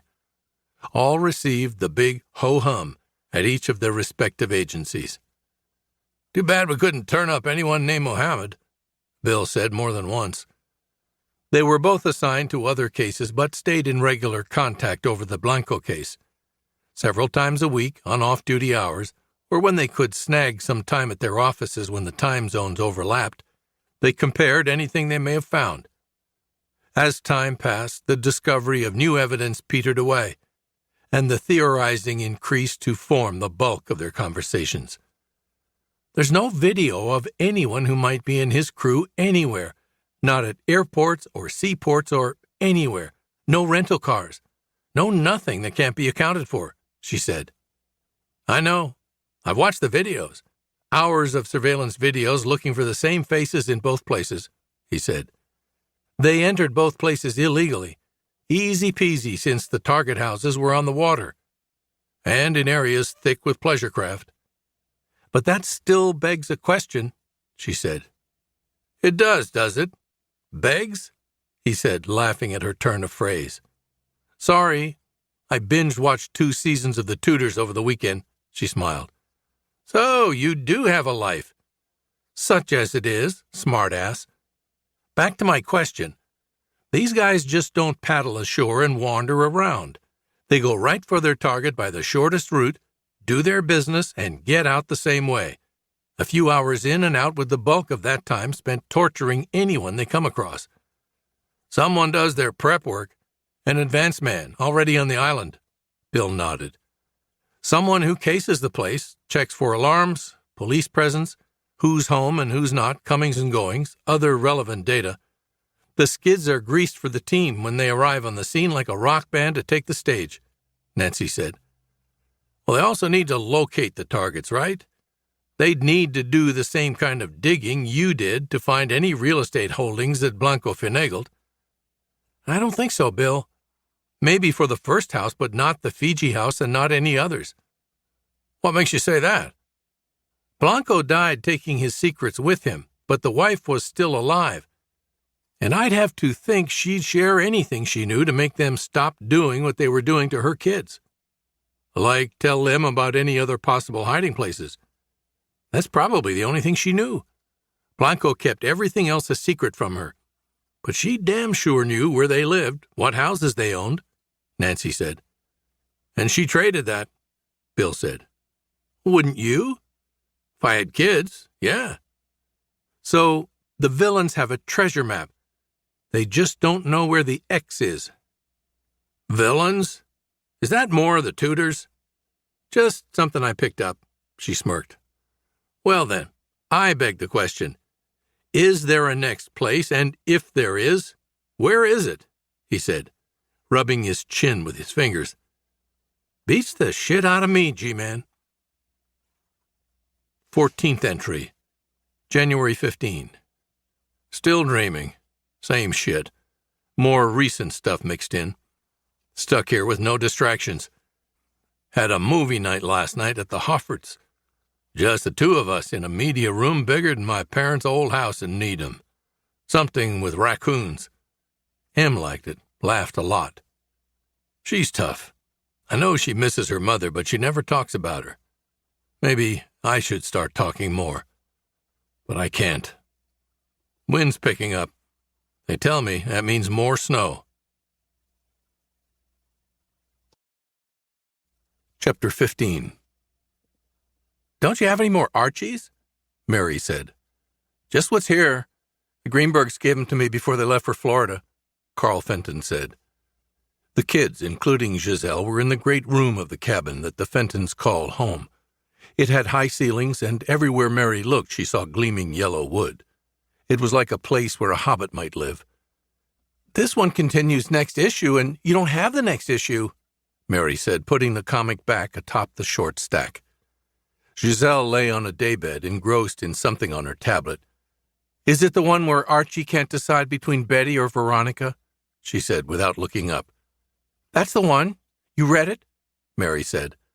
I don't have to. That's what they're all about, Giselle said, rolling her eyes before turning them back to the screen in her hands, thumbs working furiously. I have lots of Spider-Man, Carl offered, shoving a cardboard box stuffed with comics across the table. Does he have a girlfriend? Mary said, inspecting the cover of one she pulled from the upright stack. Sure, he's even married in some of them, Carl said, riffling through copies. Give me those ones, Mary said. Sure, Moira, Carl said, and began assembling a selection for her. The younger kids read while Giselle, far too mature for comic books at 14, texted friends and cursed the slow Wi-Fi she was borrowing from the nearest house, a Swiss nightmare of a place owned by some Wall Street guy. A whining sound off the lake broke the muttered silence. Mary broke off reading to go to the bay window through which she could see past the bigger house to the lake surface. It was blinding white even in the muted glare from the overcast sky. There's someone on the lake, Mary said. Giselle joined her. Carl remained absorbed with his comics. Out on the vast, flat surface sat three tiny, dark shapes. Giselle got a pair of binoculars from a drawer in the base of the bay window. They kept it there for moose watching. She focused, then watched a while before handing it to Mary, who was eager for a peek. Through the lenses, Mary could see that there were a pair of wooden shacks out on the ice where they'd not been earlier that day. Parked between them was a pickup bigger than her father's with huge knobby tires fitted with chains. The door of one of the shacks opened and two men stepped out. They walked with a peculiar gait over to the second shack 100 feet away. One of them carried a tool of some kind, but it was too far for Mary to see what it was. They both went into the second shack, and the whining noise started up again. What are they doing? Mary asked Giselle. They're going to piss my dad off as soon as he sees them. Nate Fenton was pissed off. He aimed the snow machine toward the two ice fishing shacks and turned the throttle to race over the ice towards the two idiots hurrying back to their pickup. One of them fell hard on his ass as Nate drew up in front of the F-150 to block its escape. Dennis Walbrook was helping his brother Tom up off the ice. The two shacks were roughly the size of small walk-in closets. They were plywood over a wooden frame with tar paper roofs and holes cut for the stovepipes for propane-fueled heaters. They'd been lined inside with insulation covered by beaver board panels to keep them cozy. They sat on 2x4s that served as skis so the pickup could pull them over the ice at the end of the tow chains. Do we have to do this every year, guys? Nate said, cutting the engine and climbing off the saddle. What's a few fish, Nate? Dennis said. Tom braced himself against the bed of the Ford to regain his balance. When they're fish that don't belong to you, you know Ty Grant stocks this lake with trout every year. I'd think he'd expect a few left over for himself when he puts his line in come spring, Nate said, and leaned on the truck himself. Come on, champ, Tom Walbrook groused. All three had gone to school together. Dennis a year behind Nate and Tom in the same grade, until Tom ran into algebra and dropped back to join his little brother. Nate was something of a local hero for making All-State as a wide receiver for Arundel Regional High. Yeah, those fish spend all winter under the ice fucking each other and making more little fishies. There's plenty for all, Nate." Dennis pleaded the same argument he had last year and all the years before, since Nate had taken on the job as a caretaker for the lake properties. "It's not the little ones Grant is interested in, and you know that, you dumb shit," Nate said, but he was smiling. The brothers were encouraged by the smile and returned it with eager expressions. "You'll have those shacks off by the first sign of thaw, and you'll keep your catch down to a reasonable number," Nate said. Both brothers nodded with enthusiasm, grins broadening. "You're welcome any time to try your own hand, champ," Dennis said. "Well, that's very kind of you to invite me to poach along with you, but have either of you ever heard of deniability?" The brothers exchanged an uncertain glance. "That means I have to pretend I didn't see you," Nate sighed. The brothers' grins refreshed, and they elbowed each other with great enthusiasm. Before saddling up on the snow machine, Nate turned to glance back at the cabin set above the road on the western bank. The sun gleamed off something at the faraway bay window. The kids were watching him at work. That made Nate smile.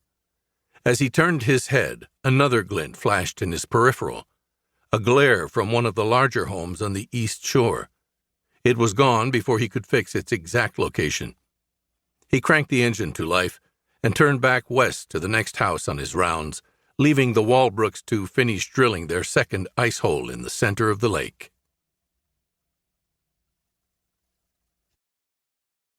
Chapter 16. The phone rang in the kitchen. Mary raced from her schoolwork to answer, the call a welcome distraction from a sheet of math problems.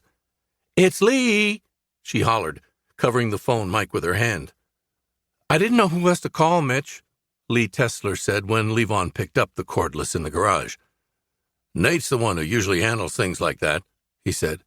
"He can't get to me until tonight. Something about a tree that came down overnight." "I can come over and take a look." "Would you?" she said, sighing with relief. The problem was snow that had drifted up around the outdoor heat pump intakes, shutting down the 4 units that heated the Molson house. Levon shoveled the snow away from them. Lee was leaning at a window inside the house, wrapped in a cardigan with a ski cap tilted on her head, watching him digging. He saw her there. When he had the units cleared all the way around, he made a stirring motion to her with a finger. She disappeared from the window. The fans atop the heat pumps whirred to life. The defrost cycle would melt the remaining ice from the vent flanges. He turned to the window to see her motioning for him to come inside. "Nate can put up a snow fence to keep that from happening again," he said, taking a mug of coffee from her. "You didn't seem to be a big espresso fan last time. That's just regular old coffee," she said, from the broad island at the center of the kitchen. She set the coffee carafe down on the granite top. "It's fine," he said. "And I mean old. I think the can of Maxwell House I found was here when the house was built. As long as it's hot. And thanks for coming by. I woke up this morning and I could see my breath. Jiggling the thermostat and calling the supers the extent of my expertise. I'm not used to winters like this." "I thought you said you were from Boston." "I leased the Merc in Boston. I live in New York, a condo, 20 floors above the weather. Have a problem? Call maintenance." "You have an unusual accent," he said. "I blame the Hudson River Valley and northern boarding schools," she said. "Yankee, through and through." He smiled. She smiled back. "Even so, these Maine winters are an entirely different animal." "Are you regretting your decision to stay here?" He set the mug down. "Actually, no. Can I top that off?" she said, and came around the island to stand close by him to take the mug. "Still a few swallers in there," he said, touching her hand. She didn't move from his side. "Like I was saying, there are a few good reasons for staying through the winter." "The house is starting to warm up," Levon said, removing his fingers from the back of her hand. I know a way to make it even warmer. You know, I lied before. I never called Nate. She tilted her head, looking up at him from under a strand of hair come loose from under her cap. The corner of her mouth curved. He stood to go. She touched the sleeve of his coat. Can't you think of a reason to stay a little while longer? She removed the cap and her fine blonde hair fell about her shoulders. What kind of reason, Lee? Well, you're a man, I'm a woman. It's cold outside and warm inside. Her hand moved to his shoulder. Because I'm a man? You have a cock, don't you? And that makes me a man. It sure helps, Mitch, she said. Her easy smile widened. I told Maura I'd only be a little while. I need to get back, he said, taking a step from her. Her hand dropped to her side. He picked up his coat from the seat back and moved toward the door. Do I need to apologize? She said, following him. No need to apologize, Lee, for either of us, he said, and was gone. She watched him get in the truck and pull away, her breath misting the glass pane. Chapter 17. The bike messenger had never delivered to a park bench before. The waybill read in block letters, Man in black, third bench from east, behind Delacorte Theater, Central Park. He was going to make a remark about it to the deliveree until he saw the face of the man in the black raincoat rising from the bench to meet him. Half the guy's face looked like it was made of putty and left out in the sun too long. Without a word, the messenger handed over the 8-by-5-inch padded envelope. The man took it in a gloved hand and turned to walk away. Hey, I need a confirmation signature, the messenger said. He pulled a tablet from the pocket of his parka. Right away, the man said in a foreign accent that sounded like it came from the bottom of a grave. Okay, then, the messenger said, and pedaled away in the opposite direction. Koning tore the package open as he exited the park onto Fifth Avenue. A cell phone slid into his hand. No note or message. The phone was fully charged. He pocketed it. He dropped the envelope into a trash can. It was later that night when the phone came alive with an insect buzz. Koning was in the piano bar of his hotel. A rather talented woman, still attractive in her late 40s, played standards in a soothing and assured manner. Koning hated being in the United States in general and New York City in particular. The city was vulgar and commercial. It had no personality. The black spots of chewing gum spat from a million mouths to form nasty constellations on the sidewalks repulsed him. The piano bar was as far as he cared to go from his room. He dropped a 20 on the bar and walked out into the lobby and onto 71st Street before tabbing the phone and lifting it to his ear. Koning? He said nothing. The line is secure, Koning. This phone is a virgin. We may speak openly. The voice spoke Dutch clearly, but with a filthy accent. Javanese, perhaps. I do not know your name, Koning said. He stood in the nave of an office doorway. The street was quiet at this hour. A freezing rain kept Manhattanites indoors. The muted sound of thumping pop music could be heard from behind the garish neon facade of an Irish bar across the street. You know my money. In fact, you are quite free with it. And I will need more. This is becoming an expensive enterprise. Risk and reward. You're a businessman, after all. You understand the odds. You know the prize is worth the investment, Koning said. Investment? How proper. I understand the concept of venture capital. I only remind you that I expected results, the voice on the other end of the phone said. This next target seems most likely. It was the most carefully hidden. That tells us something. Your people are with you? They're ready? They are near the target. Koning's crew had arrived on the continent the day before. They were divided between Montreal and Toronto. The only exception was his advance element sent well ahead to gather the intelligence needed. And you need funds. There's special equipment we require. You cannot steal it? Risk arrest for petty theft in pursuit of Aladdin's cave? How much? There was a chuckle in the voice. $1 million. Part of that covers our exit. The getaway, the voice said in English, amused. Koning said nothing. When can I expect good news? The voice said with growing impatience on the edges. Watch CNN. They will tell you when it's over.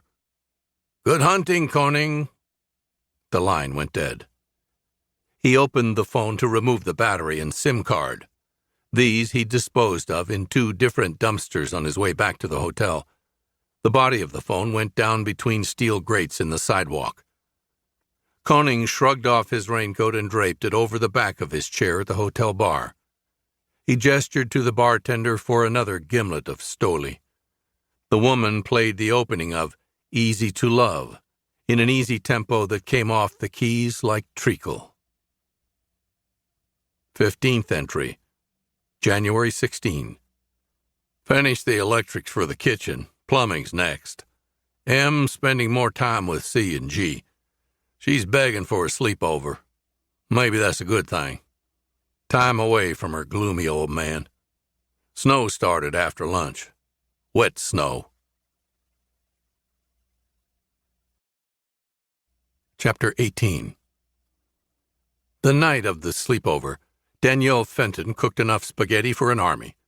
She insisted that Levon stay and eat with them. Where's Nate? He asked, pulling up a seat at the table, where the kids were already digging into a steaming basket of rolls. The artist couple called. Something about their hot water heater, Danielle said, and lowered a huge ceramic bowl of pasta onto the table. Artists? What kind of artists? Mary asked. I'm not sure. Painters, I think. Your father met them when they were moving in, Danny said, around the oven mitt between her teeth. What did Dad say they were like? Giselle asked as she toured around the table, grinding fresh Parmesan on everyone's pile of pasta.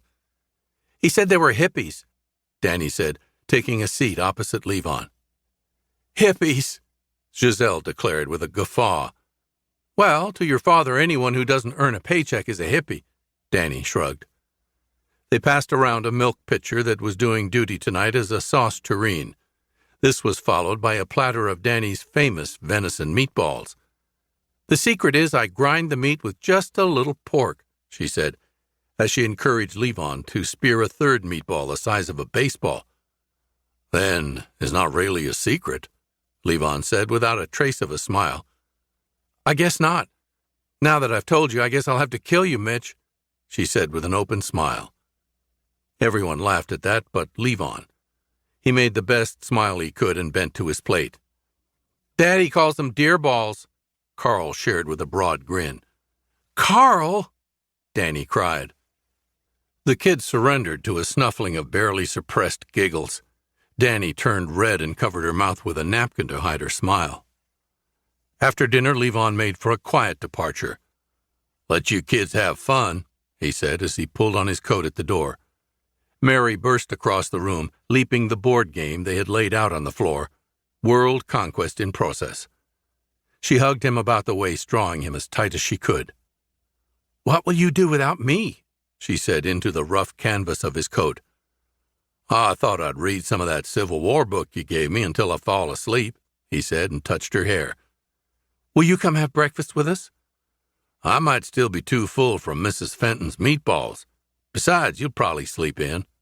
Okay, she said and released him. Love you, honey, he said. Love you back, she said. Levon took the long walk to the truck, gunned it to life and headed away out the drive before the cabin and onto Mohawk Road. He hooked a right. The distance back to his place was equal either way he went around the lake. He'd go around the east shore tonight, taking it slow over the mounting snow. A full-scale blizzard was in effect. A 30-mile wind was blowing the white flakes against the truck like millions of tiny missiles. He drove with the fog lamps on and the fully lit rack of LEDs he'd installed on a bar above the cab. He hadn't told Mary the whole truth. There was no way he was going to get any sleep with her out of the house. He decided to make a big old thermos of coffee, and spend the night completing the plumbing to the Hofferts' new kitchen. By morning, he hoped to have the soil pipe connected and the PVC for the garbage disposal, dishwasher, and ice maker in place for when he installed the appliances still crated in the Hofferts' garage.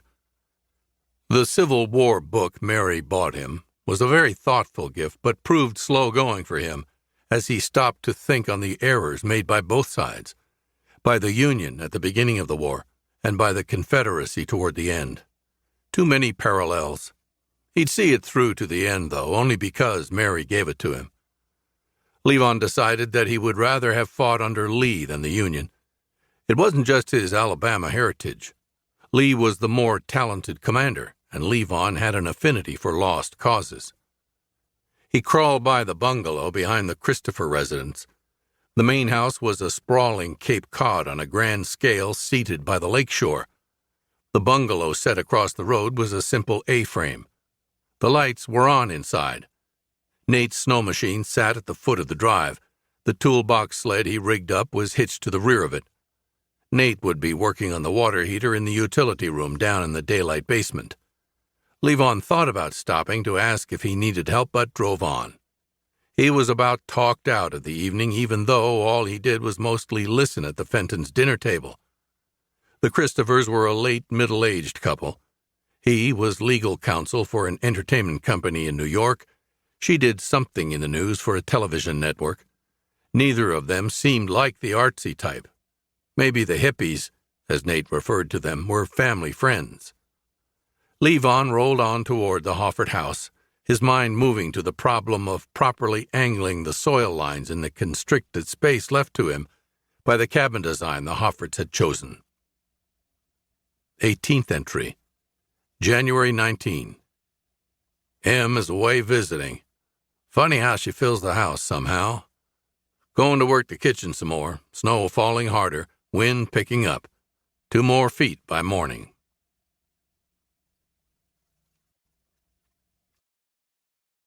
Chapter 19. Nick Esposito thought his wife was crazy for wanting to come up to the lake house in the winter. He thought he was even crazier for agreeing to it. "What's wrong with Florida?" Nick said. "Everybody goes to Florida when it gets cold," Jessie said. "You know, there's a good reason for that," Nick said. Here they were in deepest Maine, snowed in until Good Friday, probably. Plenty of food in the freezers. Nothing for him to do but read, watch movies, and, when Jessie wasn't watching, lose money playing online poker. "What are you in the mood for?" Nick asked. He was standing at the shelf system packed with DVDs. "Whatever you'd like to watch," Jessie said, wrapped in a down quilt by the fire he'd built for them in the Riverstone hearth. The sweet smell of applewood filled the room. Nick prided himself on the fires he could build. "We have the last season of that show with the high school teacher cooking drugs on the side."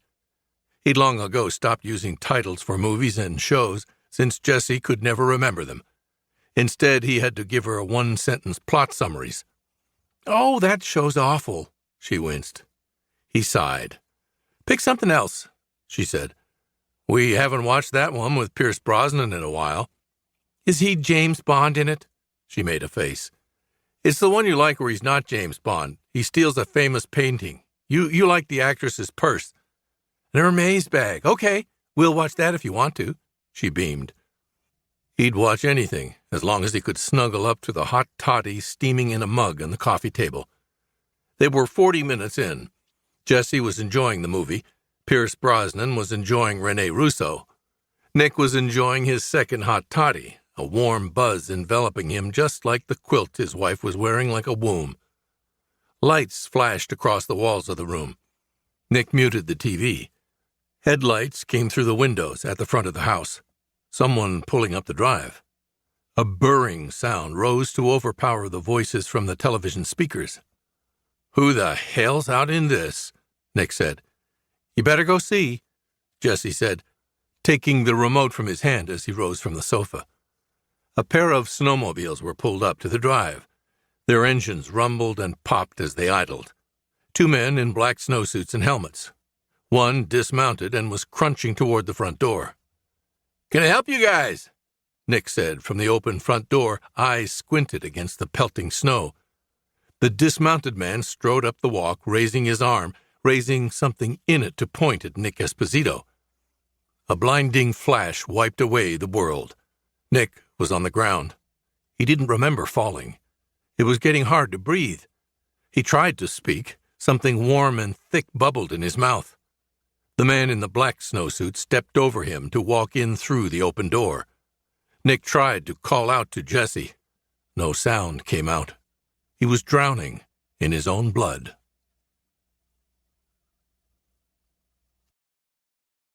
Chapter 20. "Coffee or tea?" Lily said, poking her head into the utility room. "Coffee'd be great," Nate said. He was down on his knees, working in the hatch at the bottom of the fat water heater tank. "Decaf or regular?" Lily said. "Regular, black. Between this beast and the sleepover at home, I'm not getting any sleep tonight anyway." He smiled and stood. "Sleepover?" Lily said, tilting her head. She had an accent. German, maybe. "It's like a party," Nate said. She nodded, pulling her head back and closing the door behind her. Lily and Sasha. No last name. Funny couple. They were artists. Or at least they said they were. They never offered to show their work. Nate never saw any evidence of paints or sculpture anywhere in the house, either tonight or when he was back in the fall to introduce himself. That's when he arrived at his snap opinion that the pair were hippies. Sasha had a ponytail and a hipster goatee.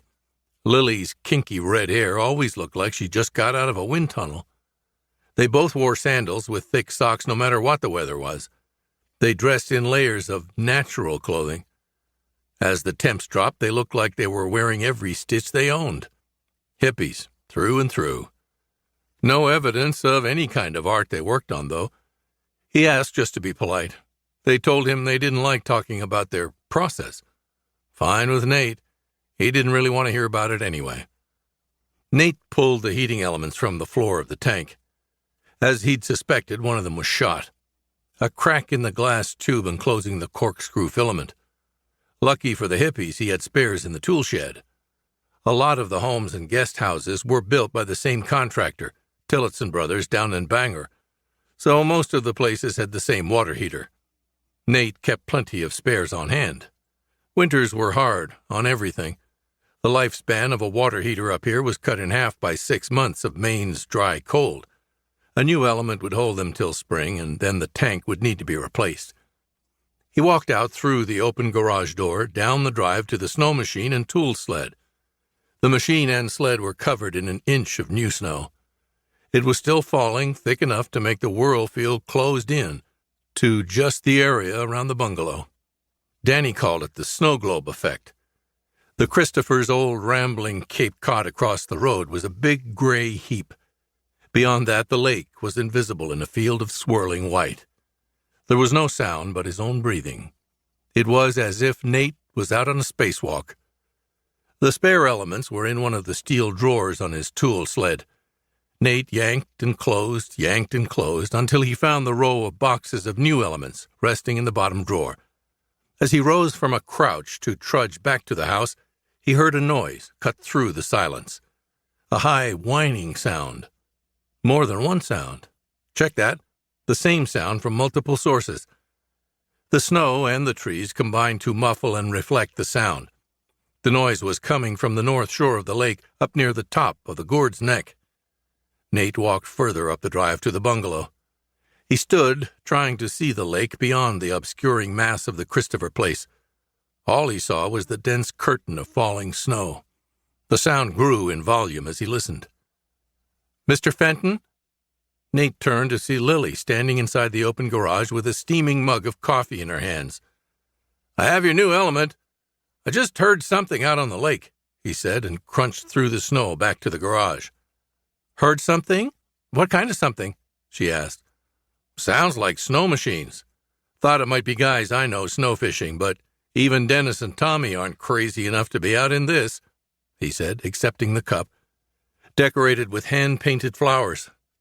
She tripped the button and the garage door rumbled closed. "How long to fix the heater?" Lily said. She seemed impatient with him. Her eyes were narrow behind her glasses. Very unhippie, he thought. 10 minutes to get the element back in. Give it an hour or so to get the tank filled in and back up to heat. Good. That's good, she said. But she didn't sound happy about it.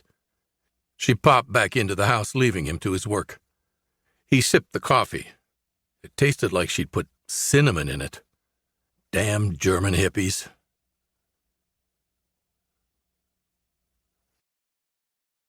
Chapter 21. The kids finished up the game of Risk. Carl won by holding on to Afghanistan. He plays the same way every time, loads up in Afghanistan and sticks to it no matter what. Giselle sighed. The girls outvoted the boy for the next board game, Life. The kids were in flannel pajamas. Despite the blazing fire going on in the iron stove set in the fireplace, there was still a chill. They also wore woolly socks under their slippers and thick robes belted tight. Danielle Fenton got in the sleepover groove in a fluffy sky-blue robe with a pattern of leaping sheep. She busied herself serving up hot chocolate and refilling the community popcorn bowl set by the playing board. Just as Mary was choosing college as her pathway to success, the lights went out. The dishwasher went silent. Giselle's iPod dock died away in the middle of her favorite One Direction song. Near as Mary could tell, they were all her favorite song. The kids ran to the windows facing the lake. It was pitch dark, but for the dull radiance of the lake surface visible through the gap between the houses below them and the trees. All the houses are out, Giselle announced. Then it's not just us, right? Carl said. That's right, genius, Giselle said. Mary looked out through the haze of blowing snow. Her breath fogged the glass. The world outside looked like an underexposed photograph. The snow stood white against the black of the trees. The sky was low and dark. Mom to the rescue. Danny appeared with candles, distributing them around the family room to make islands of light in the gloom. Carl was up and away into the dark. He came back winding up a friction-powered camping light that threw the game table into high relief. Get that out of my eyes, Giselle said. Carl stood on a chair and set the lamp in the curve of the hanging chandelier over the table. It cast a beam down on the table so they could keep playing. See how this is better than video games? The power goes out, you keep right on playing, Danny said. Like most everyone in Bellevue, the Fentons homeschooled. Like most homeschoolers, video games were verboten, too much of a distraction. Yes, Mom, both Fenton kids said in near unison. They didn't really miss not playing Supercard or Halo, since they'd never played anything like a video game except for the 3 or 4 trips to Bangor to their aunt's house in the spring and summer. There was an arcade in the back of their favorite pizza place. They did wish their mother didn't recite the same sermon every time there was an electrical outage, and they were frequent in the winter months. Danny picked up the old wall phone in the kitchen and looked to the contact list of lake residents for the Christopher's guest bungalow. Almost all the houses had landline phones. Bellevue was a half-hour drive from any kind of cell phone coverage. She found the number and shouldered the phone to tap out the number. The phone was dead. That was unusual. The phones always worked during other blackouts. There must be something serious going on down the line somewhere. Danny turned to the recharger on the counter. Both walkie-talkies were there. She'd just have to wait until Nate came back to find out what he knew about the electric. Thank God for the propane oven. There'll still be chocolate chip cookies, Danny proclaimed after replacing the phone in its cradle. Sometimes I think Mom likes these pajama parties better than we do, Giselle said. The other 2 kids giggled at that. Mary was pushing a carload of pink and blue pegs around the board and trying to catch up with Carl, who was looking like he'd made his second board game win of the evening. He had lots of cards and play money on his side of the board. All Mary had were cards saying she owed money on her school loan. How was this game fun again? I have to pee, she announced and hopped from her chair. But I was winning, Carl carped. So, go ahead and win, Mary said. She scooped up a candle holder from an occasional table and headed back toward the home's only bathroom. She didn't really need to pee. She only needed a break. In the guttering light of the candle, she sat on the edge of the tub. She was bored with the game. It was making her angry at everyone and no one. Mary promised herself she wasn't going to cry, even though she could feel her eyes growing hot at the corners. Mr. and Mrs. Fenton were so nice, and she really liked Giselle and Carl. They wanted her to feel at home in their house. Seeing these people so happy and close and warm in their house only reminded her that she had no family of her own, except her father. He had family in the northern part of Alabama, but didn't talk about them much. Mary's mother passed away a long while back. Her grandma and grandpa died in some kind of accident. Daddy didn't talk about that much, except to say that it was the reason they had to leave Alabama, the reason they had to change their names and never talk about themselves. Mary wanted to ask more, but wasn't sure how much she wanted to know. At first, it felt like she was playing real-life spies. More and more, it just made her feel lonely. Having to lie to the Fentons and everyone else she met made her feel bad. Mary felt like she was hurting people that wanted to care about her, wanted to like her, and here she was hurting them with lies and they didn't even know she was hurting them. She stood up and flushed the toilet. The candle guttered and sparked, then glowed brighter. Cold air blew in under the bathroom door. A crashing sound came through the wall, then a high voice shouting, and a long squeal, the bark of a male voice. No laughter followed. Mary blew out the candle and pressed her ear to the bathroom door. She could hear talking, the deep voices of men speaking. Mrs. Fenton's voice rose above theirs. Another crash of furniture and glass breaking. The shift and fall of heavy boots shuddered the floorboards. She couldn't hear Mrs. Fenton anymore, only the sound of men talking. She couldn't make out the words. The bathroom was in the interior of the house. There were no windows to the outside. Mary turned the doorknob as slowly and quietly as she could and pushed the door open only wide enough to see out through the gap with one eye. Shadows moved on the one wall she could see through the narrow slit. Shadows thrown dancing by the camping light set swinging on the chandelier. The men's voices kept on. They were calling to one another as they moved through the house from room to room. Mary couldn't make out any words. It sounded like a man giving orders and a couple of other men answering. They weren't police. There'd been no knock on the door. She opened the bathroom door enough to allow herself to slip through. She stepped from her slippers to move without sound on her heavy woolen socks deeper into the house, away from the voices. The corridor lined either side by Giselle and Carl's bedrooms ended in a mudroom with access to the back of the house. Mary moved into the unheated room where the Fentons kept things like firewood, sleds, boots, and a big deep freezer standing silent against one wall. The cross-country skis Daddy gave her for Christmas leaned by other pairs of skis belonging to the Fentons. She searched for her boots among the neat row lined up in the concrete floor. Mary tied a quick knot in the loose ends of the laces and looped the boots over her shoulder. With the skis and poles cradled under one arm, she opened the back door off the mudroom, careful not to let the long skis scrape on the floor or jam. She plunged off the back stoop into knee-deep snow. She made her stumbling way into the trees away from the lights glowing from within the house. Her passage left a deep furrow with a parallel groove left by the dragging end of the skis behind her. The falling snow and lateral wind would fill them in. Even now, the crusted top layer lay under a constant fog of blowing crystals driven by stiff gusts off the lake. All traces of her escape would soon be invisible, so long as none of the men looked out back in the next few minutes. The burden of the skis and poles was awkward in the thick snow. Her pace was slow as she moved for the sheltering darkness of the trees. She felt like at any moment a voice would call out behind her to break the stillness of the night. The lowest branches at the tree line were borne down into the drifts that had blown against them. She reached their sheltering cover on her hands and knees. Mary threw the skis and poles through a space between boughs and dove in after them. The dark within the woods was near total, and she gave herself a moment to adjust to the gloom, closed her eyes tight the way her father taught her. Safe in the shadows of the trees, she leaned her back to a tree to pull on her boots. The cold reached through the wool of her socks to chill her feet. They were still dry.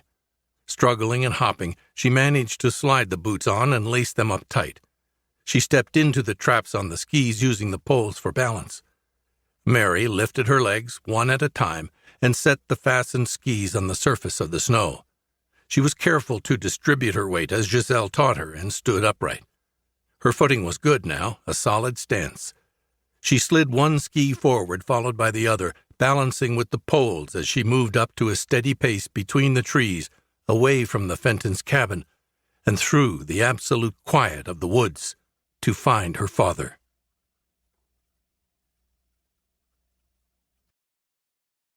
Chapter 22. Leandra, Lee to her friends, was busy at her laptop when the lights went out. The computer went to battery mode, going dim before recovering and washing the kitchen in blue light. "Shit," Lee said. 10 seconds later, the generator, somewhere at the back of the house, growled to life. The big Sub-Zero refrigerator came back online, as well as a few can lights in the ceiling. Lee went around the house, cutting the lights out to conserve the gas in the generator, since she had no idea how to refuel it. With the laptop held before her like a bullseye lantern, she searched the kitchen and adjoining great room for an outlet that still had juice provided by the generator. No luck. She closed the laptop to save battery life. The room turned black, but for the silvery glow off the snow coming in from the windows. It was enough light to allow her to navigate. The gas stove still worked, and she turned the flame on to heat water for tea. With a steaming mug of Earl Grey, she took a seat on the cushions of the vast bay window that looked out over the lake. Fingers of cold bled through the double panes.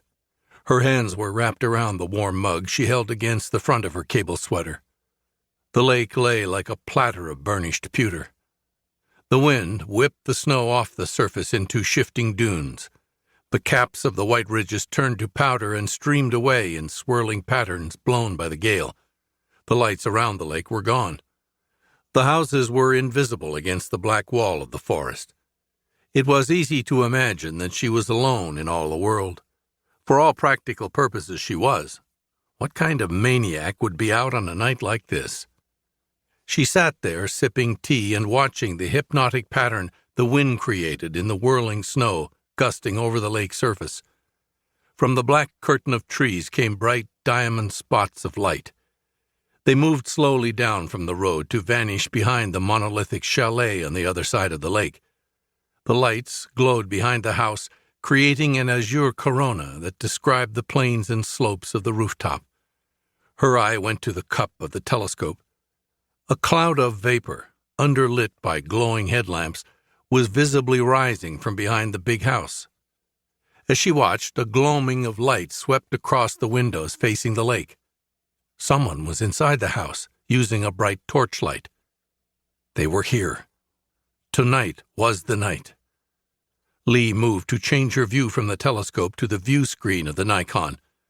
As she shifted her aspect, she could see a new movement below the house. In the green-tinted gaze of the night vision lens, something moved with purpose over the dunes of snow covering the lake. It was cutting across the flow of the levitating frozen currents on an oblique angle away from the chalet over the lake surface. Lee adjusted the focus to draw the figure closer. She lifted her eyes over the top of the camera, then lowered them, seeking the moving object with her naked eye. She found the tiny shape and turned the dial on the lens to focus in on it. The image of a girl leapt into view. A young girl, face pinched and white with hair pulled back in a ponytail. She was struggling over a drift half her height, stabbing with her poles, lifting her legs high. She glided down the lee of the slope back to the flat surface of the ice. There she established her stride again and broke out across the frozen lake at a steady pace. Unusual to see someone out in weather as wretched as this. Still more unusual that the girl was dressed in a tartan plaid flannel robe over what appeared to be pajamas. Chapter 23. The world went black just as he fitted the last connection to the garbage disposal. Levon Cade lay wedged on his back and blind in the cabinetry beneath the kitchen sink. He shut his eyes. He counted off to 30 before reopening them. Enough light came in off the French doors out to the deck to allow him to see his way around. He walked to the doors and looked out. Everything was dark around the lake. The pole lamps at the end of the docks that were always on at night were out. The houses were invisible along the shoreline. The sky beyond the trees was always dark, because the nearest town of any size was away over the horizon hundreds of miles away. No light pollution in this part of Maine. Vacation land, the license plates proclaimed it, back and beyond to the folks down in Bangor. No way to know how far this outage reached, local or countywide. He picked up the Hofferts' kitchen phone. Dead. Nate Fenton was working on that water heater at the bungalow. It was electrical, the treacherous mix of voltage and water. Nate could be in trouble. At the very least, he'd need help getting the juice back online. The new LED flashlight in his toolbox threw a beam of cold light that lanced through the gloom. Levon pulled on his coat and went out to the ram. It started, but took some goosing to break out of the frozen slush gripping the treads beneath the new snow. The truck leaped back from the ruts with a jerk. Levon pressed the pedal down steady and rose up to ride atop the snow, tires hissing. An Alabama boy, he didn't have that much experience driving in deep snow. Sand was another matter. He had plenty of practice steering over sand. Same principle. Steady pace, steer into skids. He pulled around the loop before the Hoffert house and down onto Mohawk. Nate's snow machine wasn't in the driveway of the bungalow when Levon pulled up. He sat in the warm cab of the ram, wipers snickering back and forth. The nose of his truck was aimed at the driveway. Light from the big rack of lamps lit the drive and house front like a movie set. The snow at the foot of the drive was undisturbed. The tracks of Nate's arrival had filled in by the snowfall of the past hour. Leaving the truck running but cutting the lights, Levon climbed out and walked toward the garage. There were fresh tracks from where he'd last seen the snow machine and sled parked to the now-closed garage door. The impressions were new, the pattern left by the treads and skis of the machine clearly defined. The house was dark, no light from inside. The garage doors had no windows to allow him to look inside. Levon tried the door handle at the foot of the fold-up. It was locked down from inside. Someone had pulled Nate's machine into the garage. He crossed the driveway for the front door of the bungalow. A droning hum rose from the roadway. A snow machine left the road to climb past the ram. The skis leapt above the snow as the back treads dug in hard. Against the glow of blue exhaust, a figure clad in black hunched over the handlebars. The machine crashed down level. Headlamps speared Levon, throwing his shadow high up in the face of the bungalow. He moved out of the beam in a rolling leap. The snow rose in a neat row of geysers behind him. A string of sharp explosions rebounded off the surrounding trees. The muzzle flash of the gun in the machine rider's fist bloomed with a crazed light that turned the world into a flickering monochrome.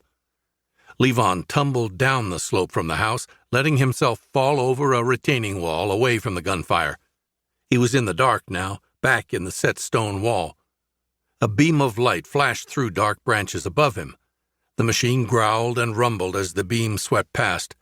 He pushed himself off the wall and into the shadows between the pines before the light could return. The machine returned down to the roadway, purring along slow. The rider had a handheld search lamp out now, playing it over the trees of the slope as he ground along at a crawl. Levon stayed low, keeping tree boles between himself and the man on the machine. A big man in a black snowsuit with gray trim. He watched the man pull back the hood of his suit, exposing a head of severely cropped blonde hair. The man stopped the machine and sat, straddling it, playing the searchlight over the forested slope around the bungalow. A gleaming black shape lay across his knees, the stubby silhouette of a cut-down rifle of some kind. It had been automatic fire that chased Levon out of the lamp's beam, controlled 3-round bursts. Someone who knew how to use the weapon. No hesitation. Someone who had killed before. Someone who expected to kill tonight. The man pulled a radio from the pocket of his suit and raised it to his ear and spoke. Levon couldn't hear the words over the rumble of the snow machine, even though the man was shouting to be heard. The radio was a little larger than a cell phone with a stunted antenna. Limited range. Whoever was on the other end was within a 5-mile range. The other speaker was on the lake, somewhere. Levon could hear the metallic squawk of the person on the other end, a male voice.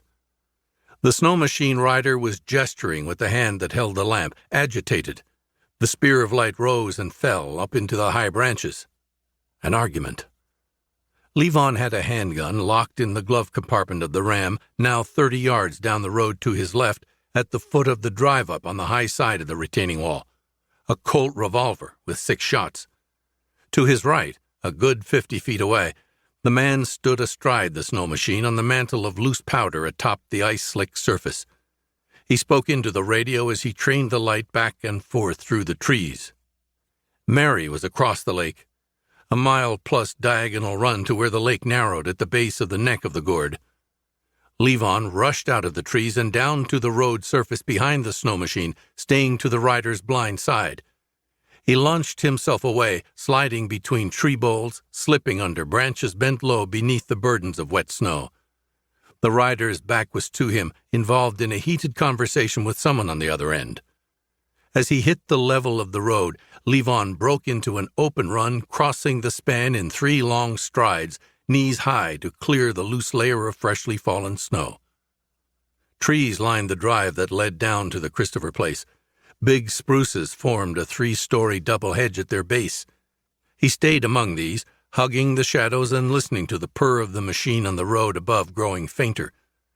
The house lay ahead to his right, built into the slope of the hill. It appeared from the road to be a modest Cape Cod, roof dotted with sleepy dormers now covered with browse of white. The house opened up lakeside to become a 3-story structure, with a deck a half-acre in size leading down to a pool bookended by a 4-bedroom guest house on one side and a boathouse with a sharply peaked rooftop. Within was the 40-foot pleasure boat that was Tad Christopher's pride and joy. It was covered in thick plastic now, heat shrunk down on the superstructure like a second skin. The lake lay open, flat and leaden gray beyond a flight of wooden steps that led down to a 100-foot wooden dock that ended at a gazebo. Levon loped down the gully of shadows between the structures for the top of the steps. Up on the roadway, the snow machine let out a high growl as the engine revved. The headlamp played over the peak of the boathouse roof for an instant. The rider was turning back the way he'd come.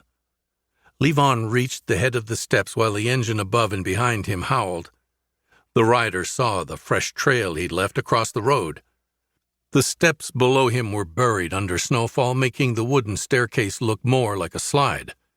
Without breaking stride, Levon threw himself feet first down the flight, sliding toward the bottom, keeping his knees bent and feet up and clear of the stout wooden side rails, going swiftly past his peripherals. His hands were palms down at his side on the snow to control his speed and attitude. His gloves were back on the seat of the Ram. The cold stabbed at his hands as they skidded over the surface of the icy ramp.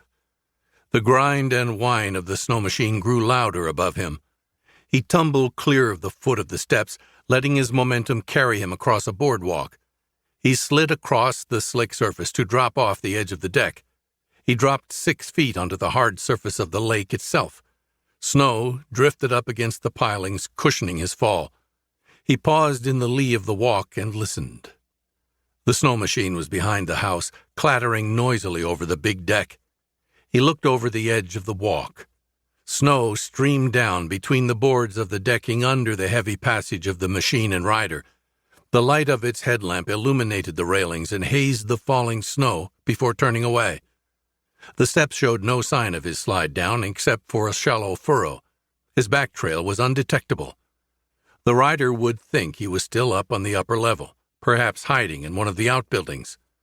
Levon could wait until the rider got tired and left, or until the rider radioed for more help. No idea how many more there were, or who they were. No point in thinking about that. The light above turned away. The sound of the engine diminished as the rider trundled off the decking toward the back of the house. Levon moved at a trot out onto the open expanse of ice and into the horizonless dark.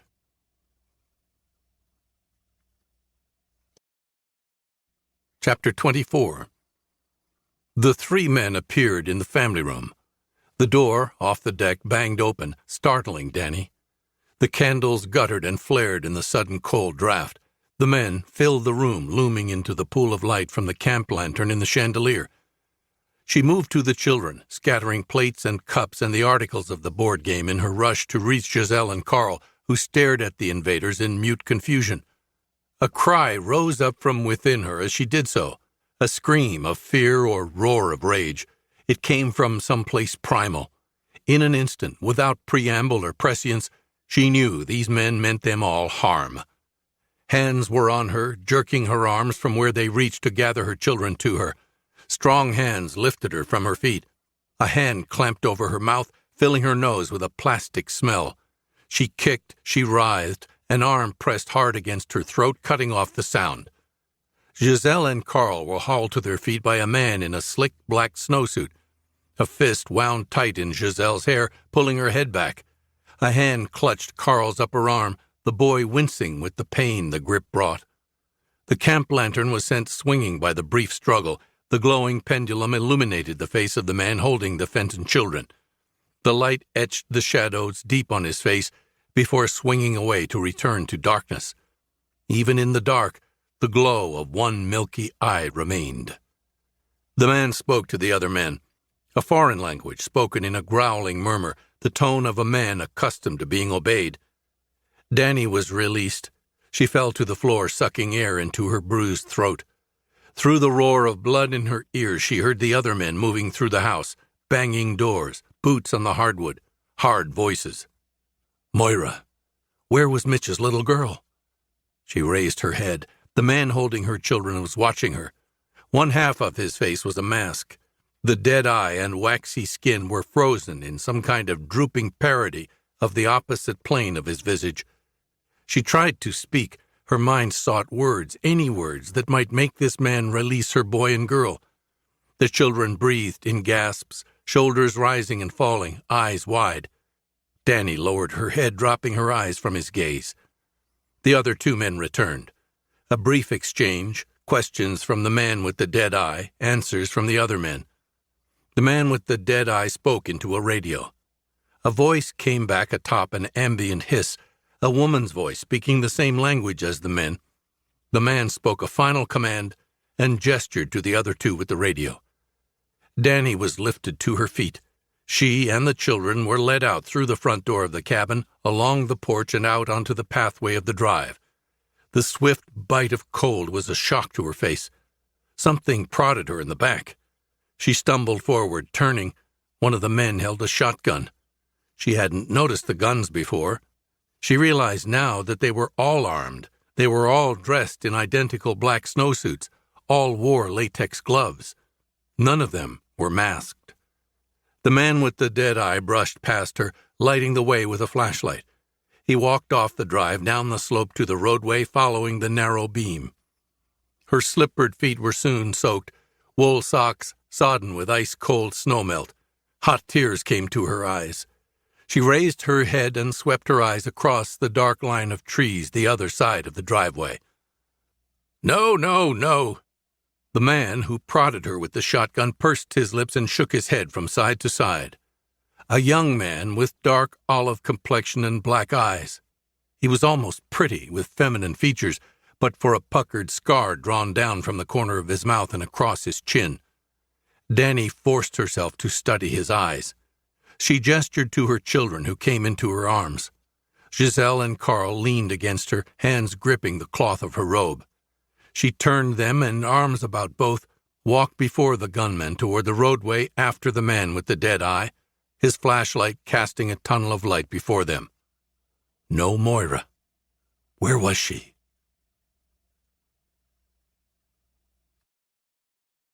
Chapter 25. The opposite shore of the lake was still shrouded in the swirling field of wind-blown ice. Levon moved at a steady jog, wary of his footing, keeping his center of mass balanced slightly forward. He paced himself, weighing options as he moved.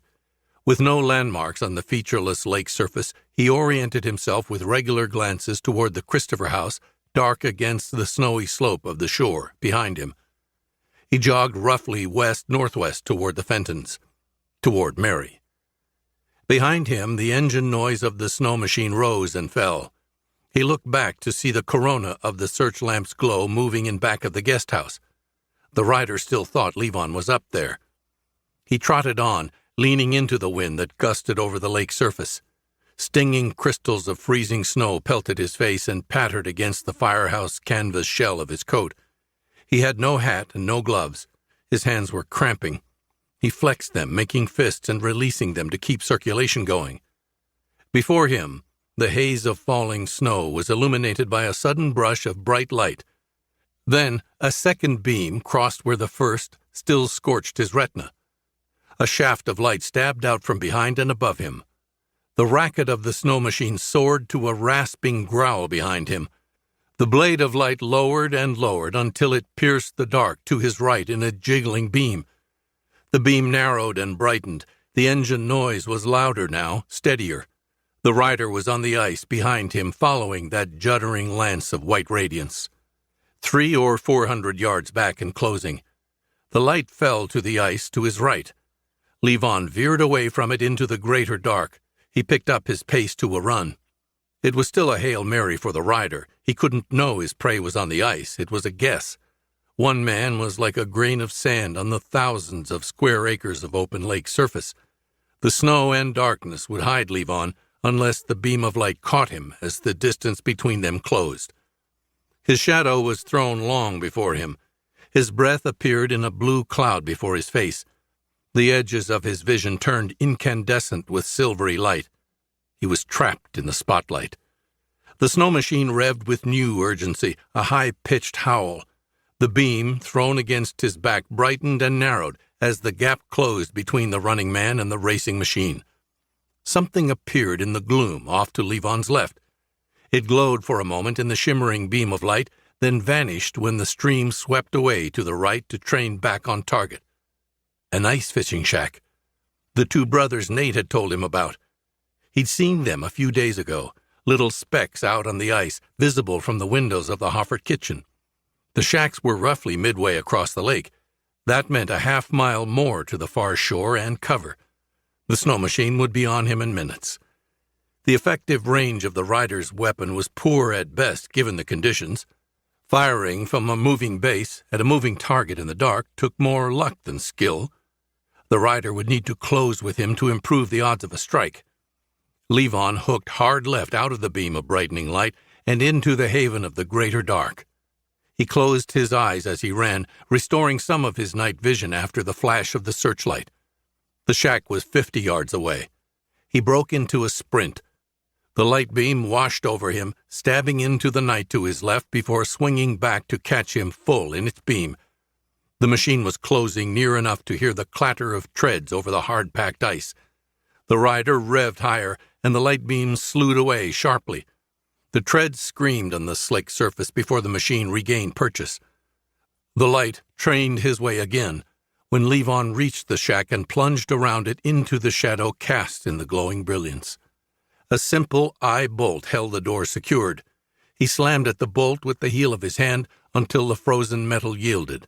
Levon leaped inside the shack. The rider pulled up close to the shack and came to a stop. The glare of his headlamp showered onto the 8-foot square tar paper box. The rider climbed off the sputtering machine and raised the MP5 in his gloved fists and opened fire. Starting at the floor line, he peppered the shack with most of a magazine of 9mm rounds. Splinters flew as the lead punched holes in the walls through the plywood to come out the opposite wall. The single window shattered in a spray of glass. Empty shells clattered to the ice. He trained the weapon on the entrance of the shack and sent the last rounds in the mag through the door before kicking it open. The door was hinged to open out. The rider's kick bounced it open off the frame. He shouldered it aside and poked his empty weapon within. The shack was empty. The running man was nowhere to be seen. No blood. The only evidence that the running man had been inside was a coat of fire-hose canvas discarded on a bench set on one wall. The rider leaned over to stare at the water sloshing in the hole in the ice at the center of the shack's floor. black water with chunks of ice bobbing in the ripples left behind.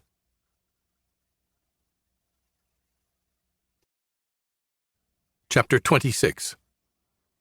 Mary reached the house to find her father's truck gone and the front door open. The wood frame around the lock was splintered. Someone had been here. Someone had forced their way in.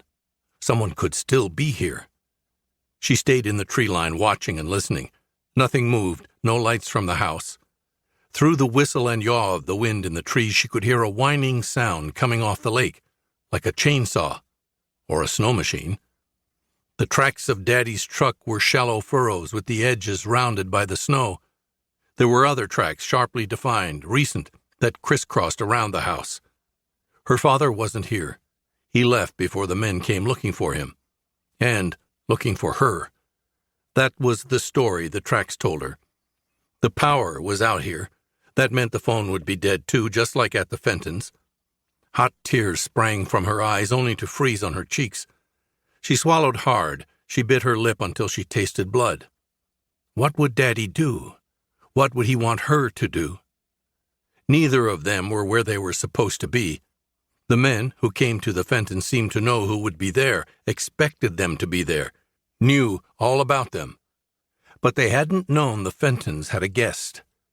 They came here to the house where she and Daddy were living, thinking they'd both be there. Mary worked hard to sort it out, to decide what to do next. She tore her mind from the sound she'd heard back at the Fentons, Mrs. Fenton screaming, the rough voices of angry men. What to do next? What were her choices? Her father would not want her looking for him. Wherever he was, she prayed he was unhurt. She prayed in silence, the way her mother had taught her. Not so much in words, but in thoughts, trying to lay a blanket of comfort over the ice-cold dread grasping at her heart. She closed her eyes and prayed that the men at the Fentons wouldn't harm them. She prayed for Giselle and Carl to be brave. She prayed that her own Daddy was out there somewhere doing what he could to stay alive. She prayed that he wouldn't worry about her. And lastly, she prayed for herself, for courage to do whatever came next. In Jesus' name, amen. She said this last in a whisper. That sealed the deal, as her mother used to promise her. End every prayer that way and Jesus would hear you, like a stamp on a letter, her mom would say. Her heart rate had slowed while she prayed. Before it had been beating like it wanted out of her chest. Mary's breath came easier, the trembling in her hands and legs settled down. It was fear more than the cold that made her shake. She knew that. Mary took a deep breath and let it out slowly in a fine stream of mist. 2 courses were open to her, 2 ways to go. She could hide, or she could go down to the country road at Bellevue for help. Where would she hide? She couldn't go into the house. The men on the snow machines would be back. She couldn't stay outside all night, not in this cold, dressed only in PJs and a robe. With the help of the pole, she rose from the crouch, her knees and hips protesting. She would keep moving. That was the best way to stay warm. Giselle told her that when she was learning to cross country. The market at Bellevue was 10 miles down Mohawk Road. Cecile lived in an apartment behind the store. She had a CB radio in the store. They could call for help even if the phones were down there. 10 miles. Mary had never skied that far before. So, I break my own record, she said to herself and pushed off down the gentle grade between the trees on an angle toward the roadway. Mary stayed in the trees until she was well past where the road split to go around the lake. She was out of sight of any homes. The stretch of Mohawk Road out to the country road followed alongside a creek bed with curves here and there, where it went around patches of old growth on slopes rising to the north side of the roadway. There were no tracks in the snow covering the road surface. Nothing had been up or down the road in days. It was an even and level course winding between the high drifts to the north and the gradual drop down to the creek bed to the south. Mary set a pace that she thought she could manage for the long hike to the country road. The skis slid easily through the fresh layer of powder. Her arms pumped forward and back, spiking the poles just enough to maintain balance and momentum. All about rhythm. Don't think too hard about it. Arms and legs pulling and sliding, the way Giselle had taught her. The woods were silent except for the rattle of branches high above her each time the wind gusted. The only sounds were the whisper of her skis, the clank of the poles in her hands, the creak of the straps over her boots. Still, she kept her ears open to scan her surroundings. She listened for snow machine motors or voices. Nothing. The snow muted everything but her own sounds. 10 miles. Maybe only 9 now. Stay to the road, and there was no way she could get lost. Concentrate on what was ahead, not what was behind. She made her decision. She had to commit to it. Daddy might go to the Fentons looking for her, or back to their house. He'd be worried. Maybe she should have stayed near the house. He could be there right now, searching for her. He wouldn't think to look down the road for her. The tracks of her skis didn't come near the house. She made sure to stay in the trees after crossing the road a ways from the house. She was making good distance at her current pace, getting closer to the Bellevue market with every slide of her skis, but she was still closer to the house behind her than the country road before her. She could turn back and be at the house in her daddy's arms in minutes. Or run into the men on the snow machines. They might be waiting for her at the house, or turning off the lake road to follow her. Mary planted a pole hard in the packed snow and pivoted to a stop to look back the way she'd come. She listened hard but heard nothing but the movement of the boughs way above her head. She stared through the swirling mist of wind-driven flakes, looking for the headlamps of snow machines lighting the night. All she could see were her own tandem tracks leading back the way she'd come and disappearing into the moire-patterned fog of blowing snow. The pattern was broken. Something moved there back on the highway. She blinked hard.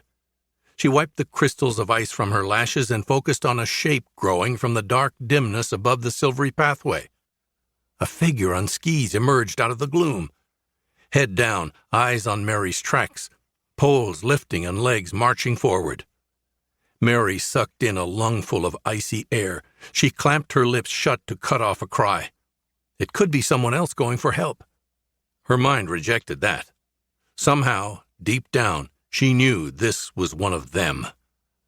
Leaning on the pole, she turned herself back to the course and pushed off. She planted the poles, pushing and pulling, launching the skis over the hard pack, breathing steady and even. Moving balanced for a curve in the road ahead. Maybe the person behind hadn't seen her. If she could make the curve, she'd be out of sight for a stretch. The follower was moving steady, but not fast. They didn't have to. A grown-up had a longer stride.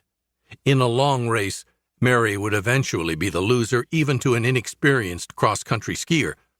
Mary had only been doing this a couple of weeks. Youth and luck were the only edge she had. The road sloped down at a slight grade toward where the road bent to the left. Mary shoved hard, building speed, ending on a double push of the poles with all her weight behind them. She leaned forward from the waist and tucked the poles under her arms as momentum propelled her down the slope faster than her walking pace would carry her. Weight to one foot and then the other to maintain her balance. If she fell now, she'd lose some of the distance that separated her from her pursuer. Or worse, she'd hurt herself and not be able to continue. Mary dug a pole in to correct her course away from the sharp drop to her right. She leaned to the left and slalomed around where the road cut into the hillside, the wall of a berm topped with tall pines. She looked back for an instant as the road carried her out of sight. The follower was still there, arms rising higher than before, moving faster toward the spot where the road turned down for the curve. Close enough now to see the blue snowsuit with double white stripes down the arms and legs, the head covered with a hood, the face with a dark mask that hid the wearer behind bug-like goggles. They'd seen her. On level ground again, Mary pushed hard on the poles to covet the slight increase in momentum the glide down the grade had gifted her. Her breath came in gasps. Her arms rose high, reaching out to stab points of the poles into the hard pack. Her thighs were ablaze with the effort. Her lungs raged with coal fire. All attempts at maintaining rhythm and form were forgotten. She could think only of escape. As Mary fought her way down the frozen road, she could see her pursuer in her mind, a furious thing advancing with clockwork precision in her wake, a hooded, faceless creature that progressed with a sort of motion that she recognized in the way it moved its hips and set its feet. She saw the familiar in the silhouette that was pumping limbs to close with her. It was a woman chasing her.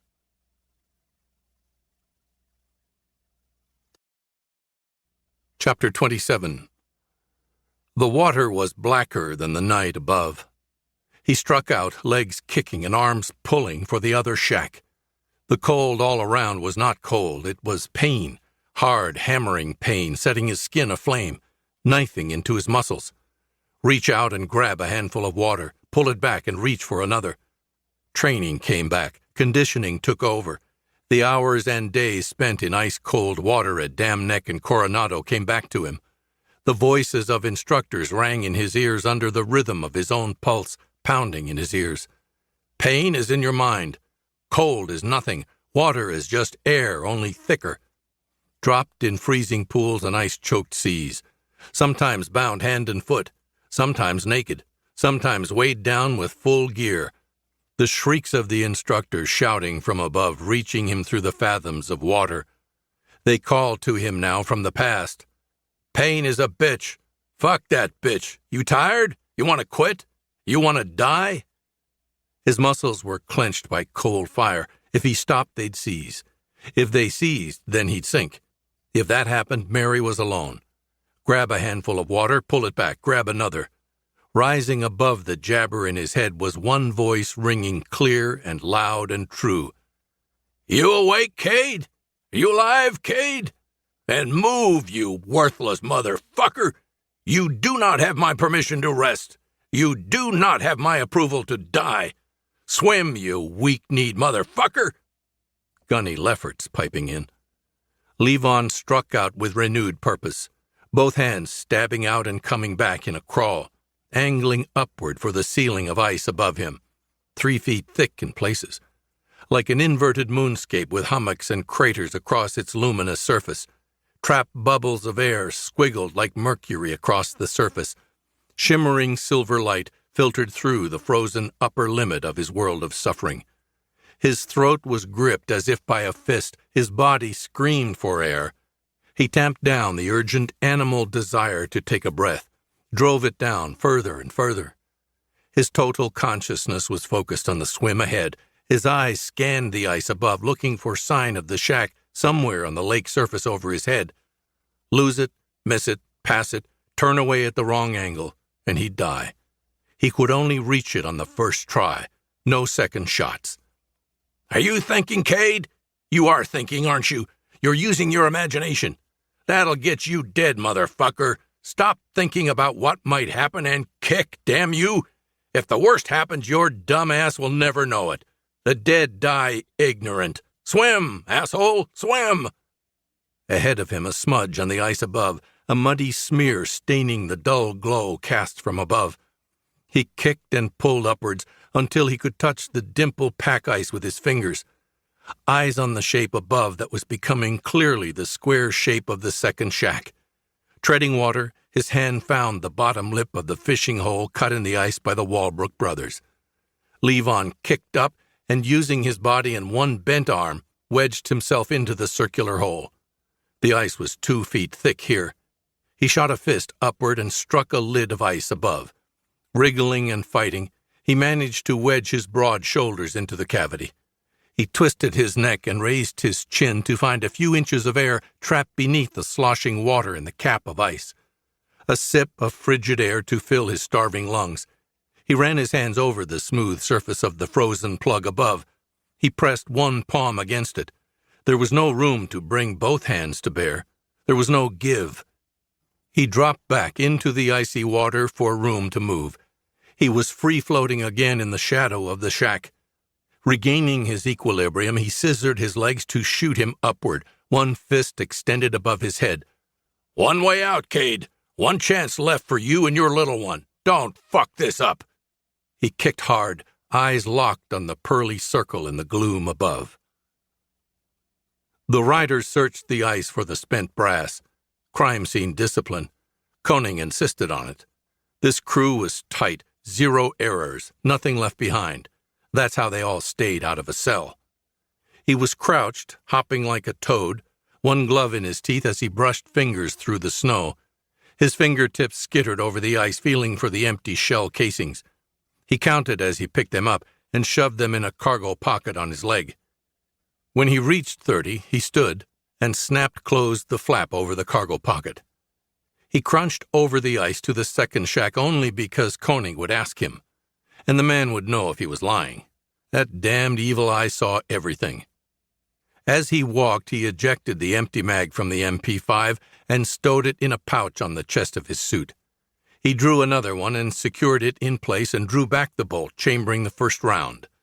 Standing before the shack, he placed the weapon under one arm while he replaced the glove on his chilled hand. He looked up at a sound just as the door of the shack exploded open. A white-faced man leaped toward the rider, a long, gleaming steel hook held over his head, the look of a beast in his eyes.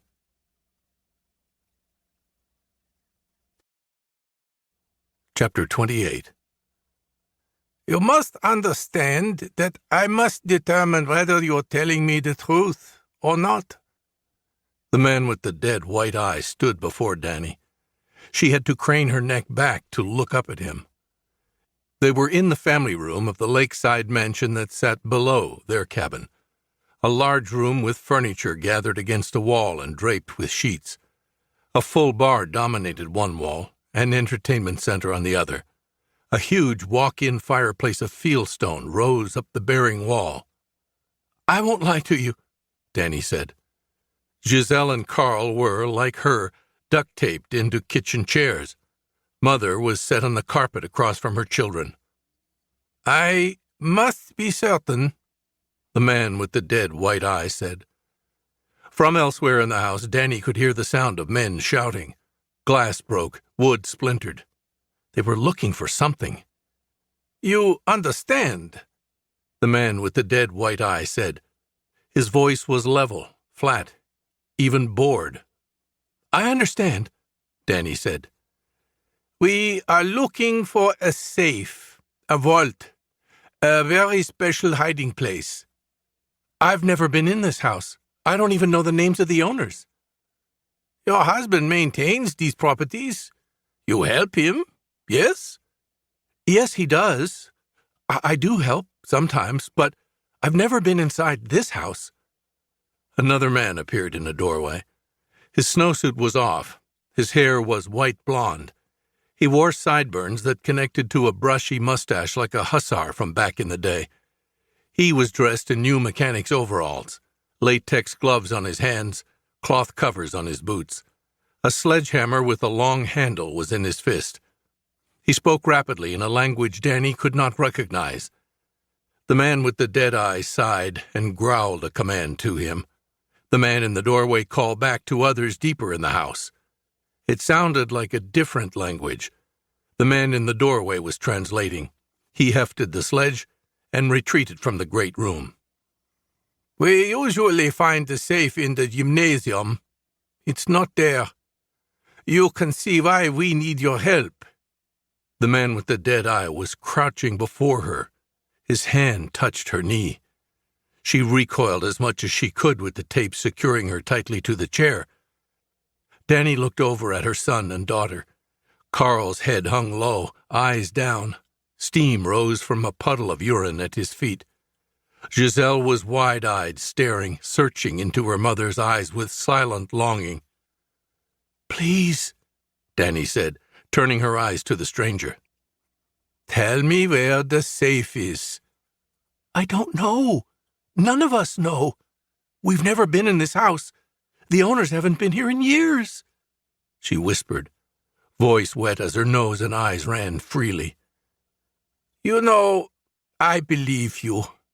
I really do," the man with the dead eye said, and stood. "Thank you," Danny said, exhaling the air she felt she'd been holding in her lungs since the men first appeared in her kitchen. "As I said, however, I must be certain. the man said, his back to her as he opened a canvas tool case that rested on the counter of the bar. "I'm not lying," she was screaming now. He turned to them, a pair of metal shears in his gloved hand. "Let's confirm that, please," the man said.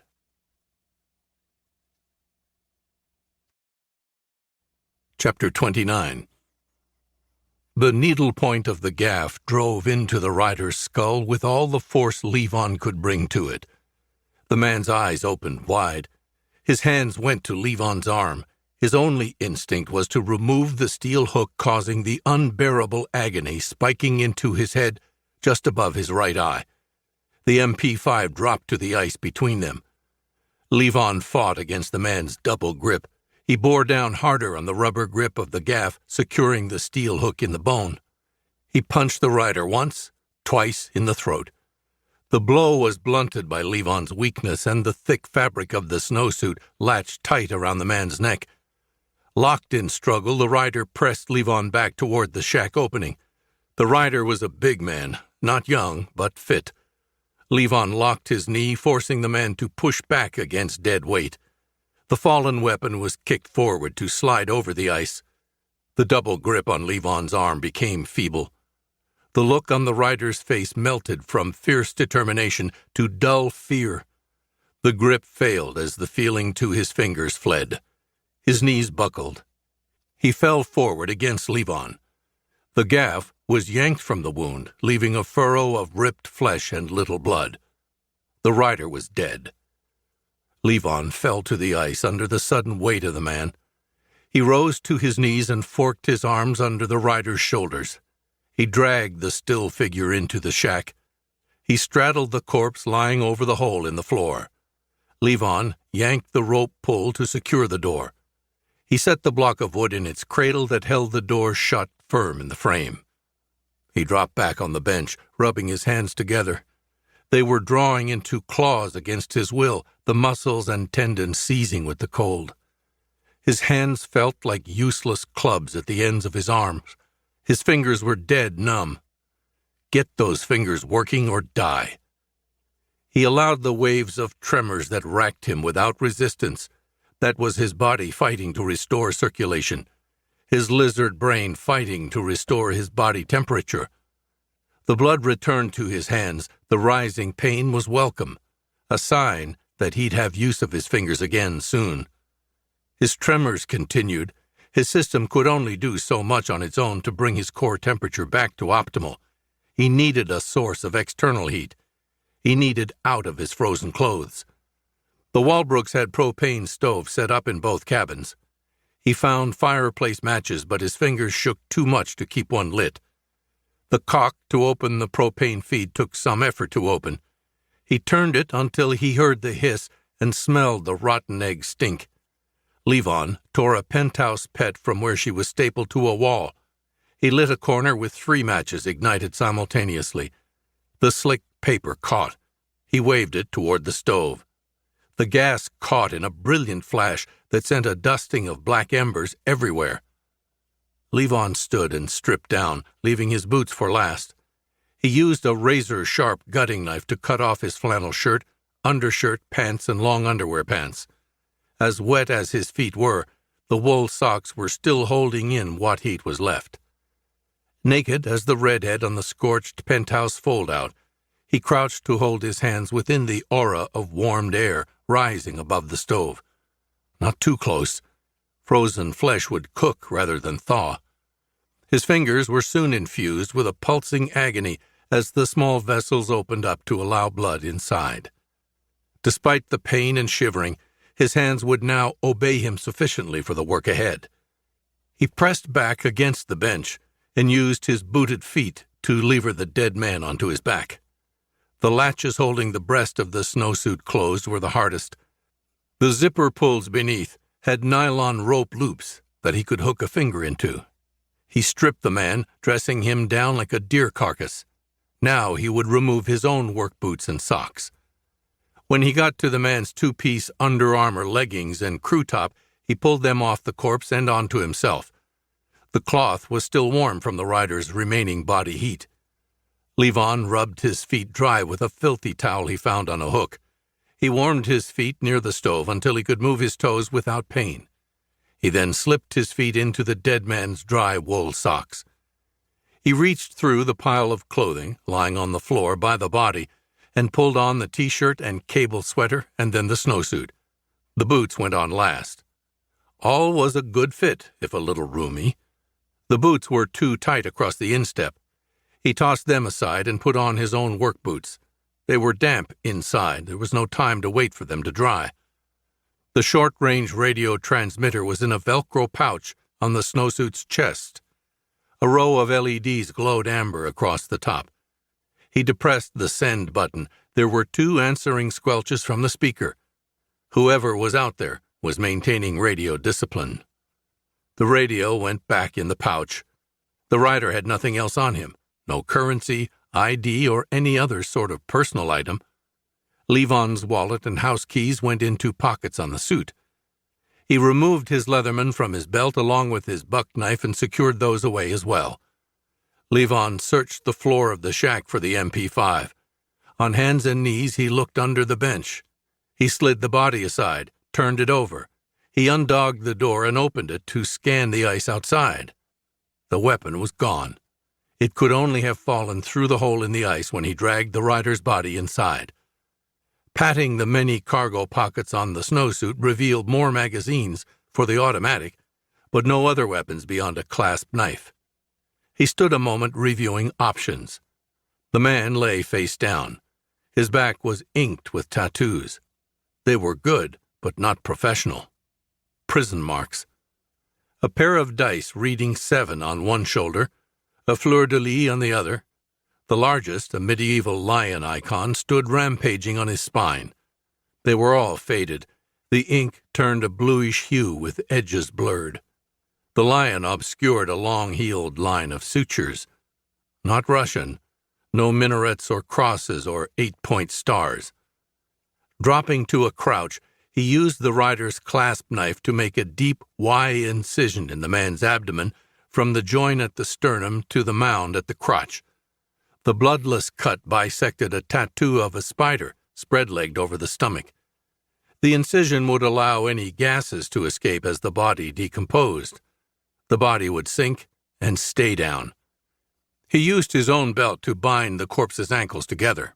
He tied the rider's boots tight around the ankles with the ends of the laces. Using strips of his own sliced clothing, he knotted the wrists together over a full case of Sebago beer empties, 24 bottles, the only thing of any weight in the shack. It would help the body sink and hold it down long enough for Ty Grant's trout to feed on face and fingers. He tied a long strip of cloth around the body's torso and through the handles of the cardboard carry case before lowering the body head first into the hole in the floor. Levon lifted the feet to angle the corpse and drop it into the water. Water slapped the sides of the hole as the boots descended into the black water on the ends of the laces tied to the rider's ankles. A cascade of bubbles broke the surface, the case of beer bottles filling with water to further reduce the body's buoyancy. Levon tossed the bloody gaff into the hole before exiting the shack and trotting to the snow machine that was still puttering on the ice by the first shack.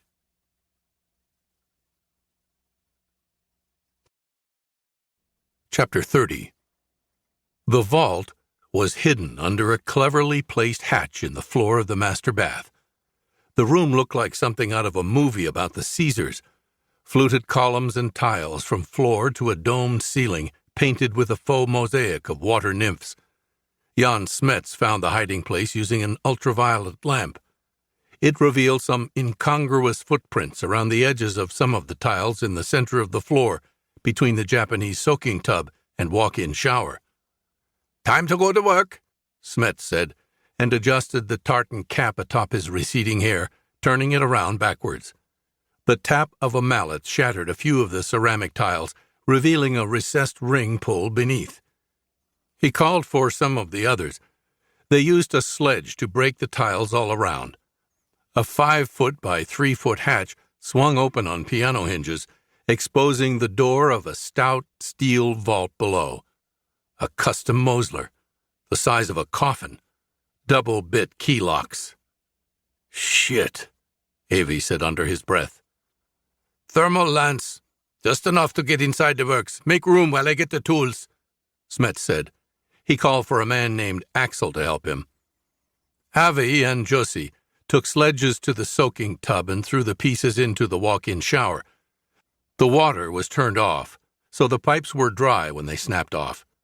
They were finishing when Smets returned with the magnesium rods.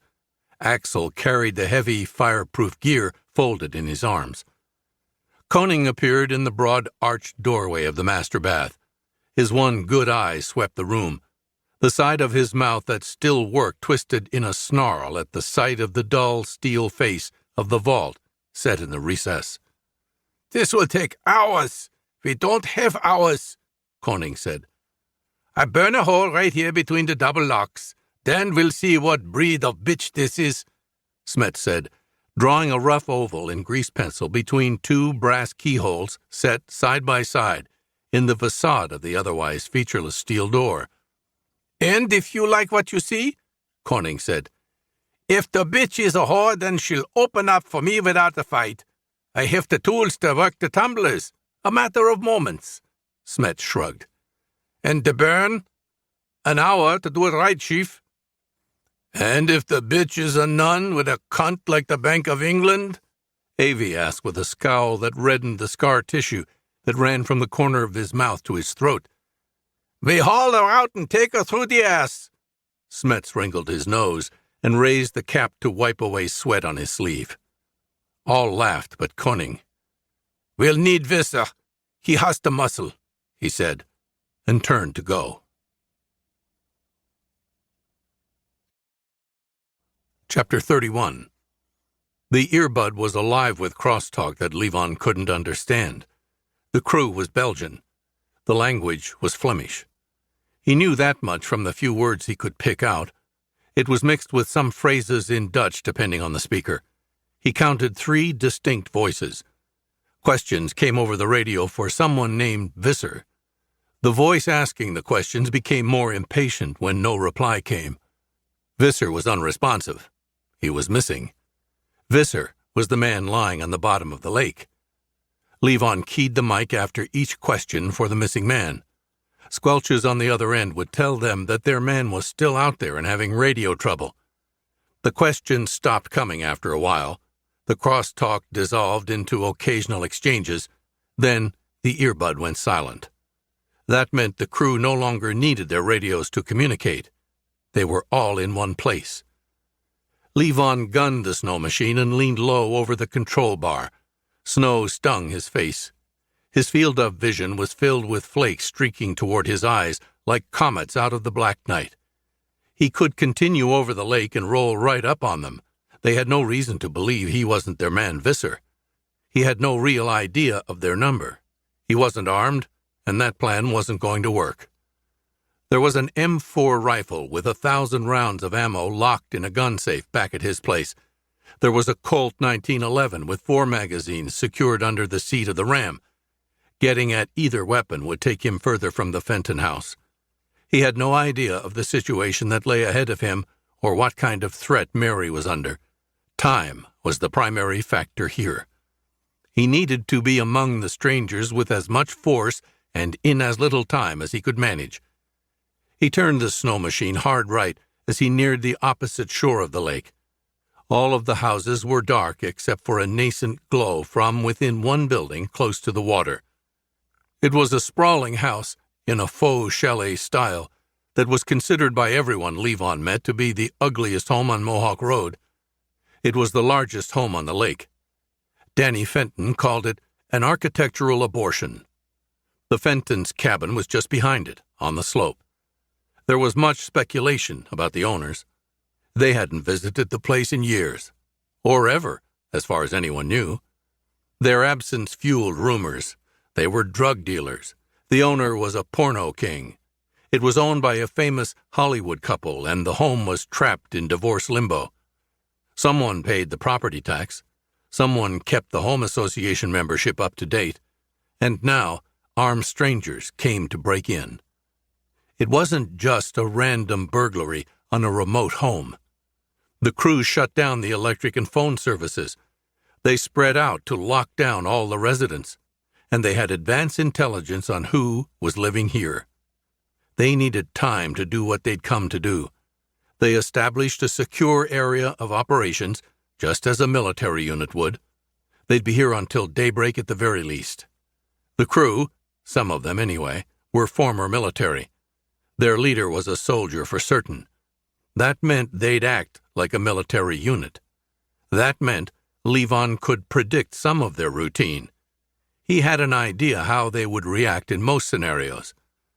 The snow machine clawed up a drift, sinking into the fresh snowfall until it found the solid ground that led up the slope to the roadway. Levon hooked a left onto Mohawk Road and drove straight for the Fenton's cabin. The crew in the big house would hear the engine roaring past. They'd think it was their man. That bought him time. The earbud came to life again. They heard him pass. There were angry calls for Visser to answer them. He pulled the bud from his ear. The voices continued to call, tinny now, from the tiny speaker bobbing on his shoulder. The Fentons' kitchen and family room showed signs of a violent struggle. Danny and the kids had fought being taken. Levon scanned the room, looking for blood traces, and found none. It was abduction, not murder. For now. In the master bedroom, he pulled the canvas case from the closet. He pulled the SKS rifle out and examined it. It was oiled and maintained. He slid the action back to open the bolt. The interior was shiny slick. The action moved easy without being loose. It would do. On the floor of the closet was a plastic ammo box full of stripper clips of 10 7.62 rounds. The bottleneck rounds were steel-cased, but he could see no signs of corrosion. Levon shoved handfuls of clips into the pocket of the snowsuit, 3 clips in either slit pocket on his torso, 4 more in each cargo pocket on his legs. He fixed a clip in the top of the open action of the rifle and pushed it home with the heel of his hand. The bolt slammed tight with a clank. He drew it back again to plant a round in the chamber. Somewhere in the house, a door banged open. A floorboard complained under the tread of a boot. Visser? Vad dåd je her, lull? Konungens bus uppja? Visser? The voice was coming closer.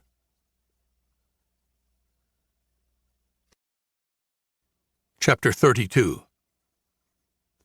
The road jinked right, then left, as it snaked between high banks topped with tall pines. It narrowed at the turns where the snowdrifts piled high like dunes.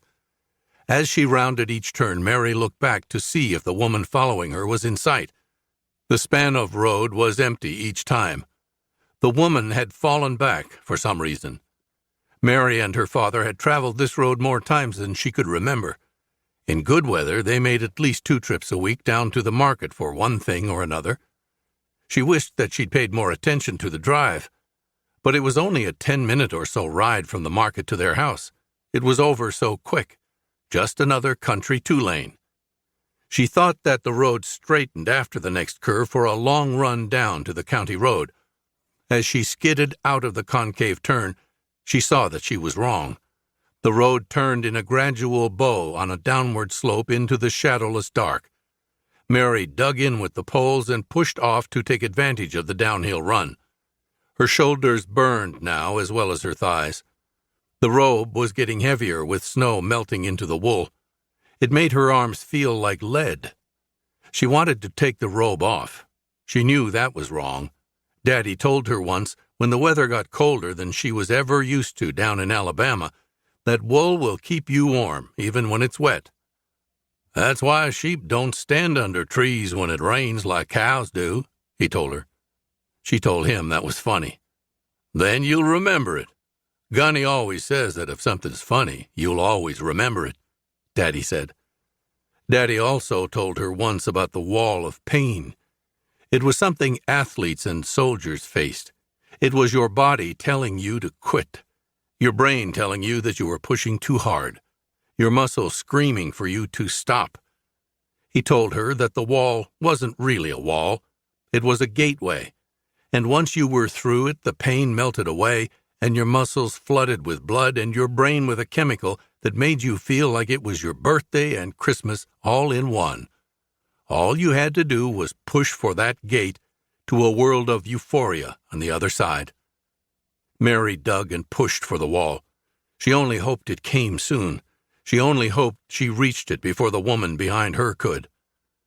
The gradual curve bottomed out into the long, flat stretch of road she recalled. Maybe it was the knowledge that her goal was close, or maybe she passed through the gateway of pain. Her legs and arms felt lighter. Mary dropped into an easy rhythm, making good time through the trees that were sending sprays of mist down on her from branches whipped by the high gusts howling above. Beyond enclosing ramparts of pine and elder ahead, there was a glow, a dawn light that grew in intensity as she pushed and pulled, pushed and pulled. It was the pole lights outside the market. As she pulled along, the glow turned the branches and boles of the trees black before her. Mary turned her head to look back the way she'd come. A tiny shape was visible against the white surface of the roadway. The woman was just coming off the apron of the curve onto the straight run. She had either fallen behind, or Mary was the better on skis, or perhaps the wall of pain was too much for her pursuer to get over. Mary kicked a leg out at the end of the straight run and made the herringbone turn onto the broader span of the county road. Violent gusts tore down the north-south run of the road, making snow devils over the washboard surface carved out by the wind. The going was tougher here, out of the cover of the trees. She bent into the squall, lifting her feet so the skis could clear the marching drifts. Mary leaned on the poles for support. The wind was racing down the county road like it was fed into a funnel, and she fighting her way up in the barrel. Icy pellets the size of BBs slapped her cheeks raw. She turned her face away. Her pace slowed to a crawl. Head lowered, she looked up from under her brows. The pole lamps shuddered and waggled in the wind. Their twin glows were cast through the loops of hanging electrical wires, throwing a quivering lace of shadows over the road. Mary bent to undo the latches on the skis and pull her boots free. As she hoped and prayed, the snow on the road was a layer of soft powder over hard pack. She could make better time at an open run hopping the high drifts. She was soon under the joined pools of light from the lamps dancing atop the swaying poles. Mary raced past the gas pumps for the front door of the market. She turned as she did so to see a dark shape against the greater gloom out in the roadway. The woman was moments from reaching her. She saw the shape seem to shrink. The woman was crouching, undoing her skis the way Mary had. The sign hanging inside the thick glass of the doorway read, "Closed until." Below the blocked letters was a picture of a clock. The hands were broken off. Mary pounded on the glass and called out, "Cecile! Cecile!" She kicked the bottom door panel with her boots. "Cecile, let me in! Please!" No sound, no lights from inside the dark store.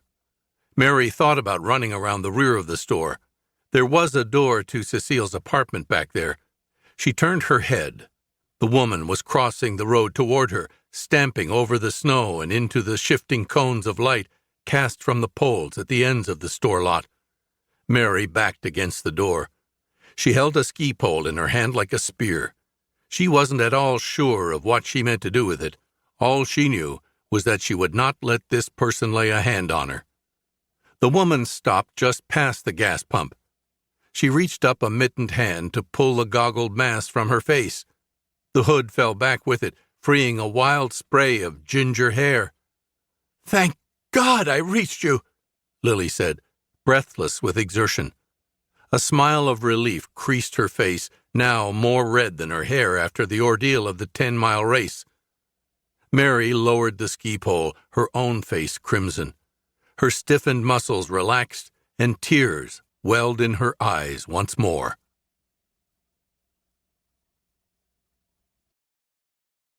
Chapter 33. Levon waited. The bar of muted light coming in under the bedroom door was broken by a shadow on the other side. His full weight was behind his shoulder when he struck the door, crashing it open. The combined force threw the man in the hallway hard against a wall. Levon drove the rifle in his fist, stabbing forward. The extended bayonet pierced the man's forearm. The wicked triangular blade scraped bone on its way through the flesh and into the drywall, pinning the arm like a specimen. The hand of the impaled arm went nerveless. The pistol fell from his open fingers. Gobbets of blood were flung from the gloved fingertips. The man's mouth opened in an exaggerated O. A howl of pain and rage was welling up from his gut.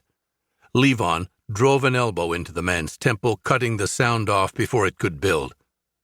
"You speak English?" Levon said. The man glared at him through red-rimmed eyes. A big man with dark hair pulled back into a ponytail, a dark goatee on his chin, a length of hair braided into a single bead of gold. On his neck, a tattoo of a Maltese cross wound in barbed wire. Professional ink, not a prison tat like the man in the lake. His eyes narrowed. The man was tensing to make a play. "You speak English," Levon said again, twisting the rifle to make the bayonet grind against the bone. The man gasped and stiffened. The threat melted out of his eyes. "You aren't worth shit to me unless we can talk," Levon said. "English? A little." The voice was strangled with pain, each word bitten off. "How many men? What number of men are with you?" Levon's grip creaked on the wood of the rifle stock, ready to make another quarter turn of the bayonet in the man's flesh. Eight there are." 7 now, by Levon's math. "Where are they?" "Big house. All at big house." "Why?" The man's eyes took on a lost look. "Pourquoi? Warum?" Levon tried. "Beroben. Stellen. To rob." "Hostages. You have hostages?" The man nodded. He knew that word. "How many?" Levon said. 3. Is 3. "Children, kindern." "A boy and een misja. A girl, and a woman, the mother." "The mother, Danielle Fenton." "How old is the girl? How many years?" Teen. You know teen?" "Giselle." Levon's fist tightened their grip on the rifle. "No other girl? A younger girl? Kein jüngeres Mädchen?" Levon's eyes bored into the other man's, looking for truth. "Nein, no younger mister." The man lowered his head and hissed the words between teeth clenched to hold down the growing torment from his stuck arm. "They didn't find Mary." "I can't think of anything else to ask you," Levon said. The man raised his face, relief in his eyes turning to a feral glare. Levon yanked the blade from the wall and the pinned limb. The man began a cry of pain that was cut off when Levon drove the bayonet deep into the man's throat. With a single jerking movement, Levon ripped the blade to one side and stepped away from the spray of arterial blood that erupted from the man's torn carotid. The bayonet was a stabbing weapon, not a cutting blade. The wound was a ragged mess. The man raised a palsied hand to stem the shower. He was dead before he could complete the futile gesture. He lay, twitching, in a wallow of his life's blood spreading over the floor. Levon picked up the fallen pistol, a Sig Sauer, extended magazine holding 20 rounds of 9mm, another mag in the pouch pocket of the dead man's snowsuit. Levon wiped the blood from the pistol with a hand towel from the bathroom. He worked the slide to chamber a round. The gun was new, probably purchased or stolen for this one job, to be discarded afterwards. More confirmation that these were professionals. And now, there were 6. Chapter 34. "It's going to be all right, baby. This'll be over soon. We'll get you to a hospital," Danielle Fenton said like a mantra. Carl sat muling in his chair. His right hand was bundled in a bloody towel secured in place with duct tape. Blood gathered around the leg of the chair by his right foot. In the sticky mess lay his pinky and ring finger, severed at the base where they once joined his hand. Carl's skin was pale with shock. His eyes stared forward, dark-rimmed and running with tears. Giselle was catatonic. She drew in breath through her mouth, jaws slack and eyes closed. She wanted nothing more than to hold her trapped hands over her ears. She wanted to vanish. Her mind fled from this place to some place warm and dark and quiet. Her little brother's scream still echoed in her head. "It's going to be all right, baby. This'll be over soon. Just a little bit longer," Danny said again. Lies were the only comfort she could offer her children. The men wore gloves on their hands and paper booties on their feet. They didn't smoke or eat or drink anything. They were taking every measure to be positive they left no evidence behind. They wore no masks. Witnesses did not concern them because they were not going to leave anyone behind. She was alone with her children now. The men were all away somewhere else in the house. She could hear their voices and the sounds of tools. Danny pressed her eyes closed and prayed. She prayed for herself and her children and for Nate. She asked God to save them. And if he didn't have it in his plan to save them all, then could he save her children? And if the worst was to happen, let the suffering be short. Let it end quickly. The prayers led to fantasy scenarios. Little Moira was able to escape, and soon an army of state police would storm in to rescue them all. Or Nate would return to free them, and they would all escape together. Or maybe Moira's father, Mitch. Danny saw a strength in that man. His reticence to talk about himself or to brag, his easy masculinity hid a deep pain. Her sense of him was that he was a man whose anger, once roused, would be terrible. She felt a chill gust of cold air wash over the room and opened her eyes. The sliding door that led to the outside deck was sliding open. A bundled figure entered the room ahead of a swirl of snow. A man. He closed the sliding door and removed a knit cap and scarf from around his head. The artist. She'd only met him once briefly when she'd stopped by to introduce herself back in the fall. What was his name? "Sasha?" she said in a hush. He removed his fog glasses to regard her. "Help us! Get us away from here! There are men here who—" "Stupid bitch," he said, and turned to go deeper into the house to where the men were working with tools and fire to open the vault. Danielle shrieked then, with rage, with fear, with the certain knowledge that her husband was dead and that she and the children would follow. Chapter 35. Mary dropped the ski pole to the snow and started across the market lot to where Lily approached from the gas pump island. Lily raised her arms. Mary thought it was to offer her shelter. Instead, Lily held one arm bent before her face. The other came up to point at Mary. In that pointing hand was the ugly snout of a handgun. The bent arm was to protect Lily's face from the blowback of blood and bone fragments resulting from the point-blank fire to come. Behind her glasses, Lily's eyes loomed large and fiery. A sudden puff of white down appeared on the front of Lily's snowsuit. A ragged hole was torn in the silken fabric over her right breast. Low thunder cracked, shattering the silence. The woman stumbled back, feet slipping, eyes growing wide. Lily fell hard on her back. She wriggled and flopped, trying to get purchase on the slick surface to rise again. Her gun hand wagged in the air, aiming at everything and nothing. A second peal of thunder, and Lily's head vanished in a crimson bloom. Wisps of ginger hair joined feathery fragments of down, whipping away on the wind. Mary turned to see Cecile standing in the open door of the store. A haze of gun smoke was shredding away on a gust. The old woman wore a white flannel nightgown over a red union suit. On her feet were carpet slippers and wool socks with tassels. In her hands was a double-barrel shotgun, the breech open and bleeding smoke. Cecile was feeding 2 fresh rounds into the barrels. 2 spent rounds steamed on the hard-packed snow at her feet. "There any more of them?" Cecile said, snapping the barrels up and closed. "Back at the lake. Men. They took the Fentons. I don't know where my daddy is," Mary said. It came out a quavering squeak from her constricted throat. "Come inside, child. You're scared witless. I'll call Deke Bishop in Merton, Cecile said, and held the door for Mary to hurry in to the warm haven of the grocery market. Is he the police? He drives the plow. The troopers'll follow him down. Mary was in the store and out of the cold, but still shivering. Deep, painful tremors made her jaw hurt and eyesight jiggle. Never did like that bitch, the old woman said, casting a glance back at the still form, even now being covered over with blowing snow.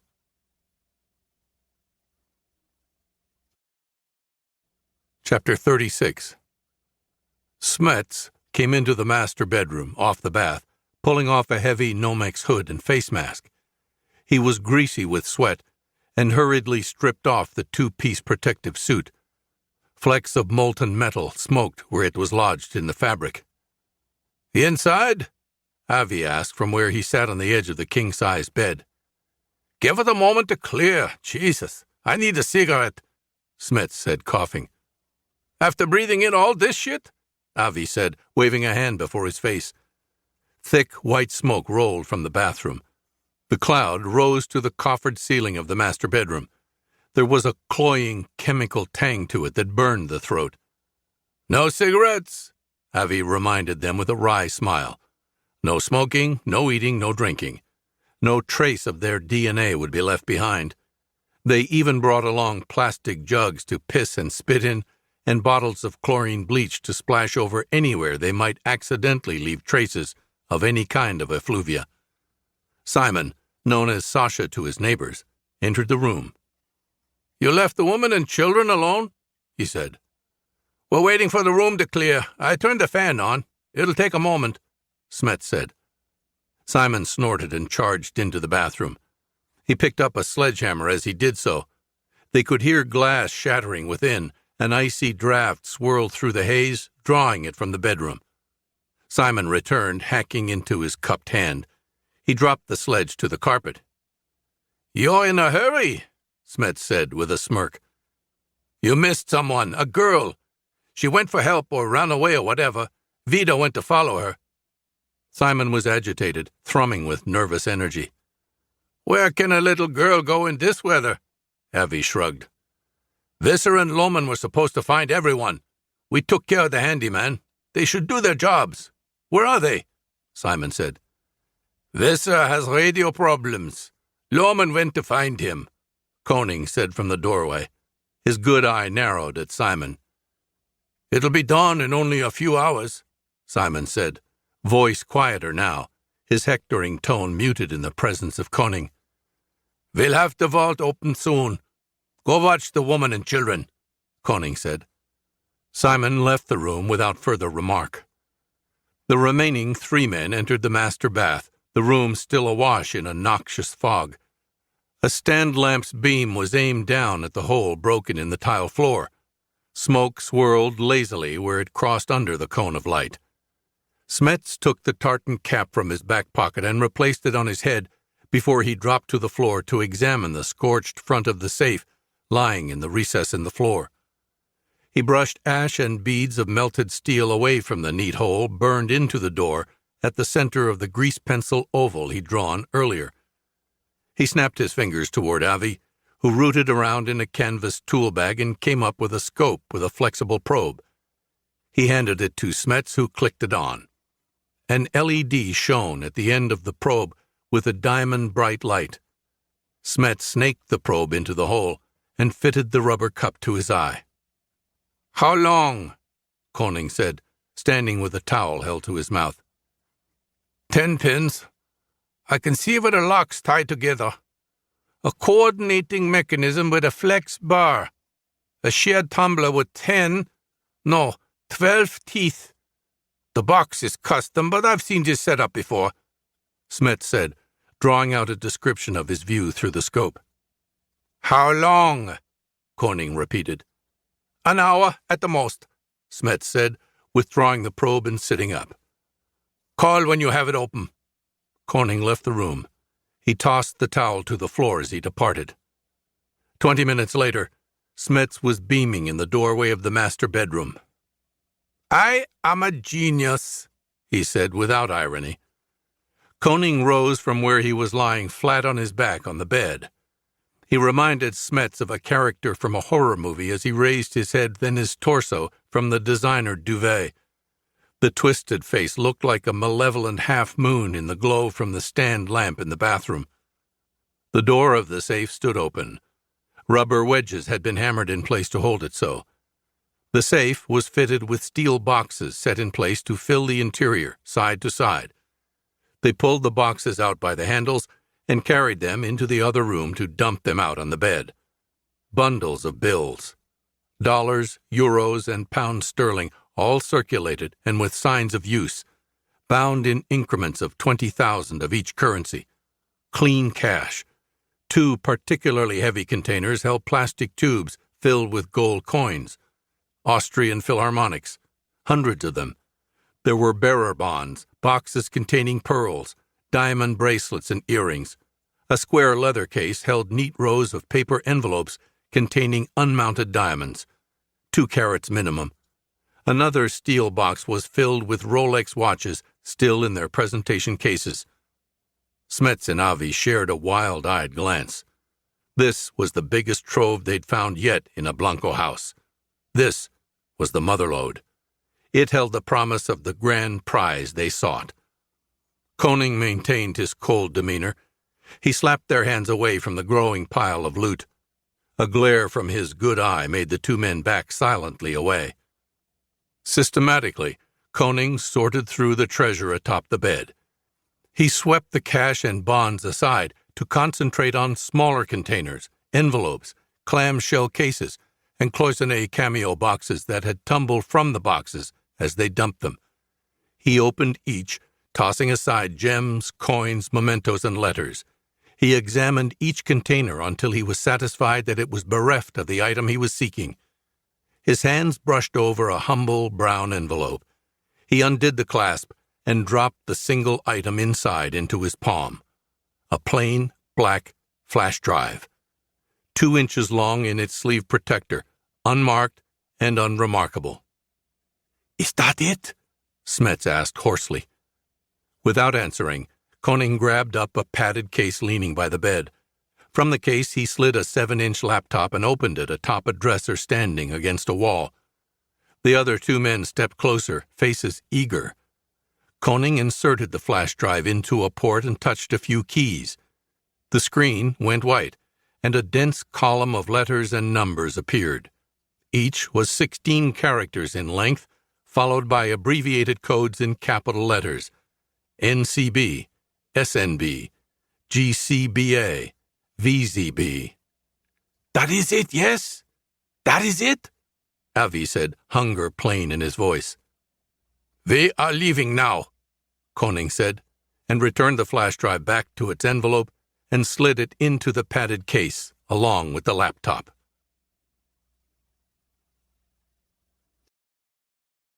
Chapter 37. "We won't tell anyone anything. I swear we won't," Danielle said to the man she knew as Sasha. He was seated at the bar, his back to her, absorbed with reading the labels of dust-coated bottles stacked on the shelves. "They won't find us for days. You'll be long gone by then." He sat unmoving. "You don't need to do this," she whispered now, her words only for him. She didn't want the children to hear, to know. He rose from the stool and walked to her. Danielle raised her face to speak to him once more. He struck her an open slap, the latex stinging the flesh of her cheek. Her head rocked to one side only to meet the back of his hand in a return blow that tore her upper lip. She tasted blood. "There are no words that will save you," Simon said, and turned from the sobbing woman to glare at the children, who lowered their eyes, cowed by the threat of further punishment. Through the glass doors behind the children, a man walked toward the house over the snow. Black snowsuit with the hood pulled up tight, a rifle slung over one shoulder. Visser or Lohman. It was Lohman, Simon decided. Simon went to the door, unlatched, and slid it open. The man in the snowsuit stepped to the open doorway. "Where did you go? Where's Visser? Koning's angry with both of you." A hand struck out, grabbing the front of Simon's sweater. Simon was jerked forward with enough force to whip his head back painfully. A fist struck him in the face 3 times in rapid succession. 3 piston blows. 1, 2, 3. His legs went out from under him. The grasping hand shoved now to send him tumbling back. The man entered the house. Not Visser. Not Lohman. A stranger. He held a bloody handgun in his fist. A spray of blood stained the sleeve and chest of the snowsuit. Simon lay on the floor, vision spinning. Blood leaked from his ears and squirted in a thin arc from his ruined nose. The man stood over him and raised a boot over his face. Danny Fenton watched in fascination as Mitch Roeder, her recent house guest, stomped again and again on Simon's head with the heavy boot. He stopped only after a heavy popping sound signaled that any more blows would be redundant.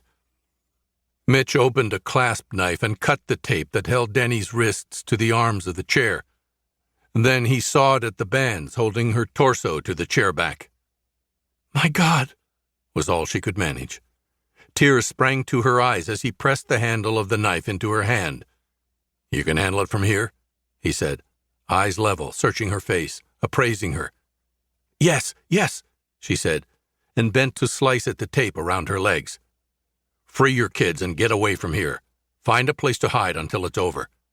"Yes, I will." Breathless, the tape came away from her legs. "Where's Mary? Where's my little girl?" "I don't know. They didn't take her." Danny left the chair in a shot and dropped to her knees before Carl to saw at his bonds. "Take the fingers," Levon said. Danny scooped up the little fingers from the pool of spilled blood and stuck them away in the pocket of her robe. Giselle turned from watching her mother freeing her little brother to thank Mr. Roeder for coming for them. She opened her eyes wide and a scream emerged. Levon turned, dropping low. The SKS came into his hands in one fluid motion. Framed in the doorway was a man in mechanic's overalls with a heavy leather tool bag in his hand and a tartan cap atop his head.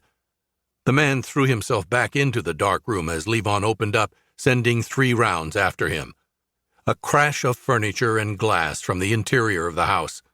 A voice calling out. Another answering. "Run!" Levon called back to Danielle and launched himself through the doorway. Danny ripped away the last of the tape, holding Giselle to the chair. She pulled both of her children with her out through the open sliding door and into the cold, cold night.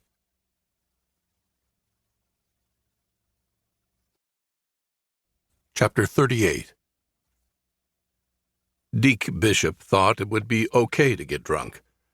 He figured no one would be on the roads tonight with the snow still pissing down at 2 inches an hour. Nobody in their right mind, anyhow.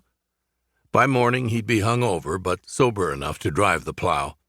So he helped himself to another 40 of cold Yuengling and fell asleep in a thick beer drunk in the recliner, watching a rerun of River Monsters. The room was dark when Candy shook him awake. "That was Cecile, down at Bellevue." Candy was shouting. It set the dogs to barking. "Cecile?" he said with a furry tongue. His head flopped forward when Candy tugged the chair lever to bring him upright with a sudden, nauseating jerk. "Cecile Withers! They're in some kind of trouble. You have to clear the road for the troopers, Deke." She stomped off in her galoshes, the dogs following, leaping and yipping. "Shit, woman! I'm still shit-faced," he said, leaning forward to put weight on his stocking feet, uncertain of whether or not he could stand without falling. "That's why I'm going with you." She stomped back in from the mudroom and threw his boots and coat at him. 20 minutes later, he was high up in the cab behind the wheel of the tractor, pushing the massive steel spear point of 10-foot rollover plow south down the county road.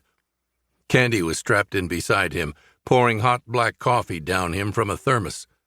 Snow blasted by in 50-foot furrows off the twin blades that met in a ram set 30 feet in front of his grill. He gunned it as hard as he could, pegging the needle at 60.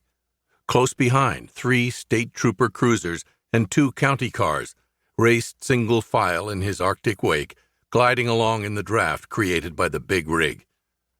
"What the hell kind of trouble are they in down in Bellevue?" he said. coffee roiling in his gut and sending a sour wash of reflux back up his throat. "Terrorists! Home invaders! Something like that. Cecile said all hell's broke loose down there." Candy stared out the windshield down the tunnel of light the big overheads bored into the dark ahead. "Cecile said that?" Deke said, taking his eyes from the road for a fraction. "She did," Candy said. She poured another mug of cowboy coffee and held it out for his open gear hand. Deke said nothing. After a minute, he made a tootling sound with his tongue and lips in imitation of a cavalry bugle. Chapter 39.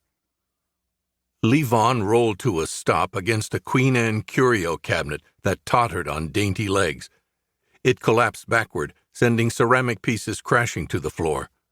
The room was dark, the echoes of shattered china bouncing off the ceiling high above him.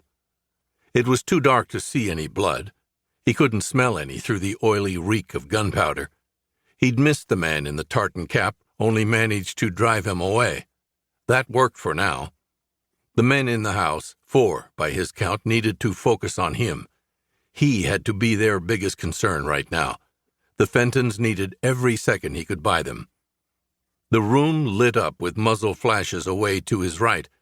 He lay supine behind the fallen cabinet. He extended his arms above him and sprayed fire toward the flashes. The empty stripper clip flew away with the last round, making a pronounced pronging noise. He rolled away from the cabinet to come against a leather sofa. A shower of upholstery batting dusted him as rounds punched through the chair back above him. Levon lay flat and swung the big sour under the chair and fired a long volley. He moved again, up on his feet in a crouch, jamming a new clip into the open action of the rifle before skidding to his knees. No more fire. Boots on tile somewhere deeper in the house. Levon stood and emptied the fresh clip in an arc in the direction of the echoing footfalls. Plaster flew from the walls in chunks either side of an archway. Powdered gypsum settled in the air. He dropped the rifle onto its sling and charged through the door with the cig in his fist again, held low and close to his body. He was in a wide foyer with a staircase rising along one wall. There were openings off the foyer into other rooms. The sound before him stopped. The house was quiet enough to hear the snow driving against the window panes. He closed one eye, opened it, closed the other, opened it, restoring some level of night vision. There was a source of light somewhere ahead, refracting off walls, speckling the glass in the framed art prints that hung in a row down a long hallway. He moved down the center of the hall, feet sliding on the carpet to reduce noise. The hall ended in a cavernous bedroom suite, a bright glare coming in from an arched doorway through the main room into a high contrast of shadow and light. An acrid chemical stink hung dense in the air.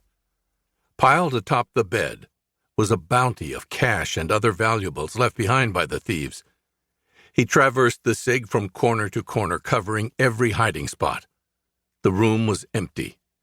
He rushed to the opening to the bathroom, aiming the handgun at a sharp angle into the room. The stand lamp lit the room like a movie set. A wall of mirrors revealed the full range of the space within. The room was empty but for the mess of broken tile in the shower and the safe yawning open in the center of the floor.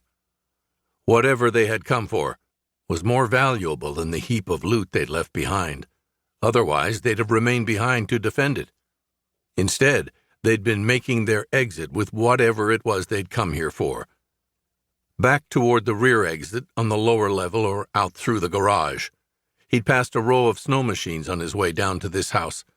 They were pulled up on the apron before the open garage doors. 4 total. 2 had sleds hitched to them, with steel equipment boxes open.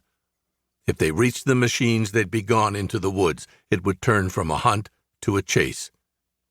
It would be a chase, then. He could afford to give them a few seconds' lead. Levon turned back to the pile atop the bed.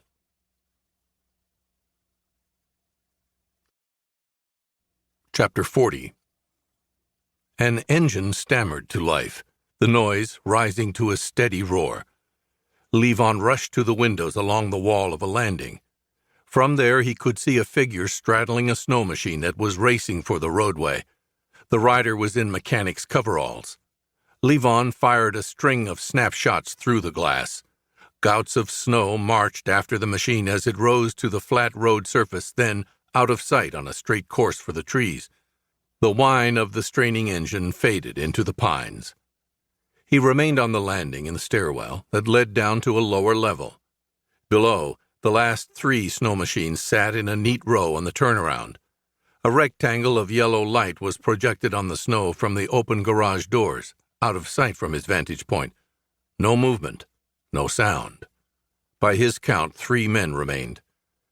At the bottom of the final set of stairs was a paneled wooden door. Shut tight, but the bolts were shot open. Fresh impressions of boots on the carpet led to the door. The door would open into the garage, a big one with 5 bays. 2 of them were occupied by cars covered with tarps. He pictured the remaining men waiting below behind cover. The rider who got away was the key figure, the crew's boss, the man with the loot. Whatever they'd found in the safe that was more valuable than a king-sized pile of cash, securities, and jewelry.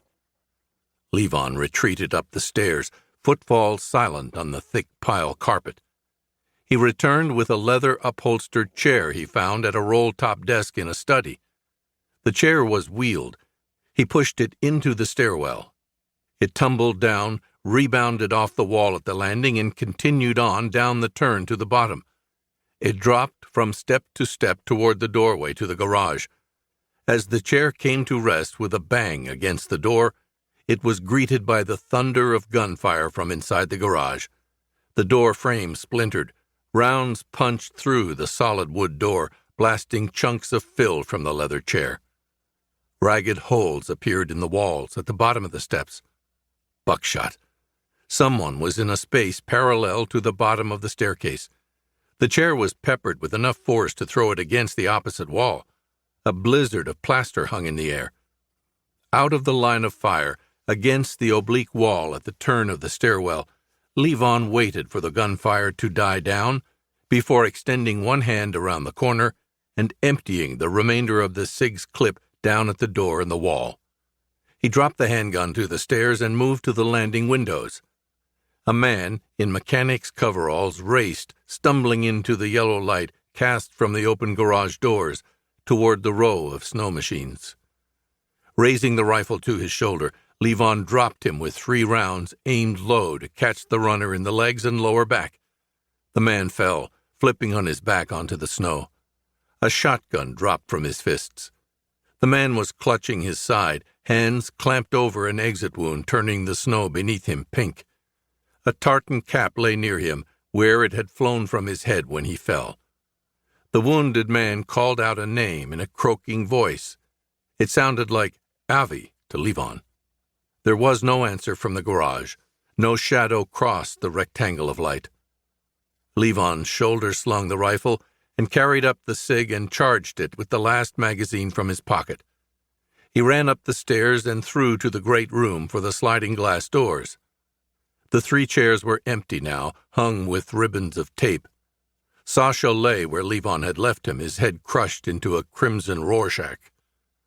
On the deck, Levon followed the slipper prints through the snow and down a set of steps.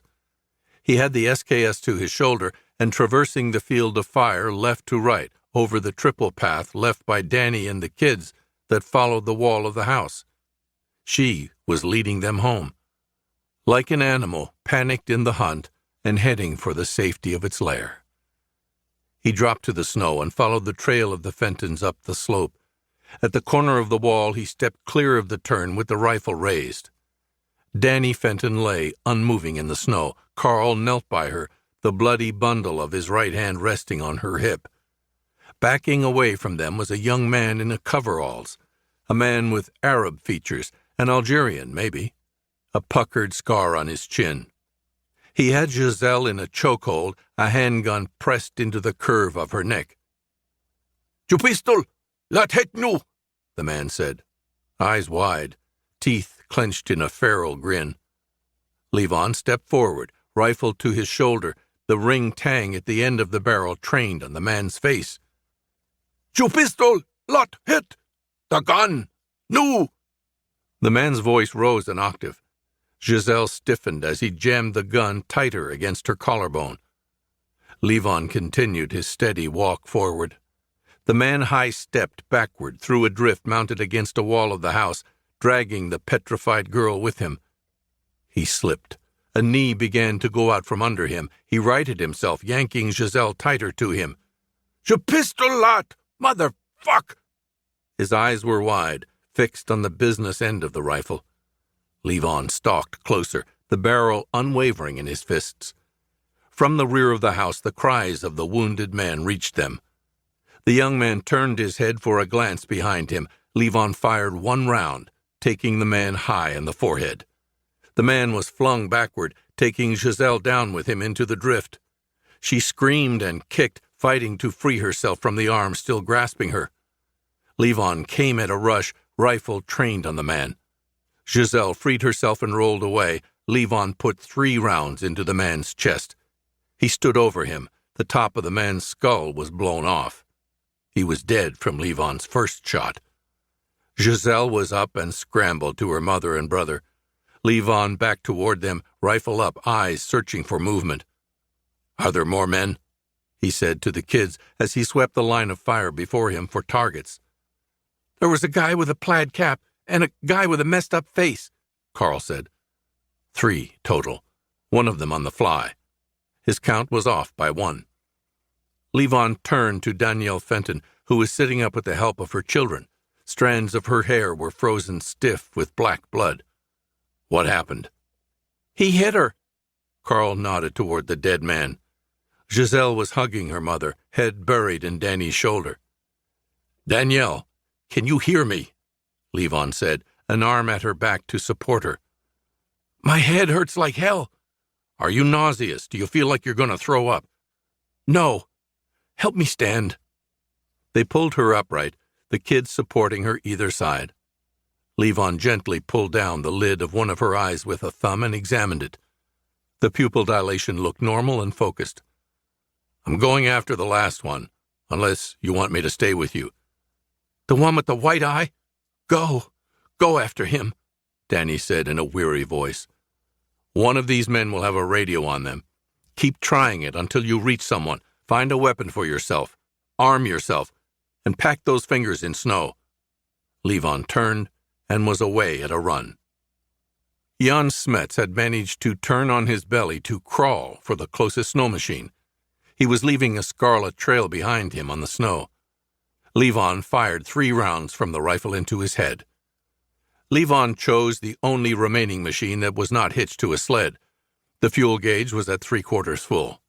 They hadn't come far, under 10 kilometers. He mounted the snow machine and started the engine. It came to life with a sharp snarl. He was off in a blue cloud of exhaust, leaning from the saddle to follow the furrows left by the fleeing man.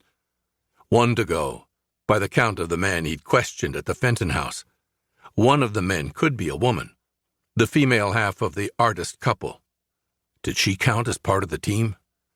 The one driving into the woods ahead of him was Levon's primary target.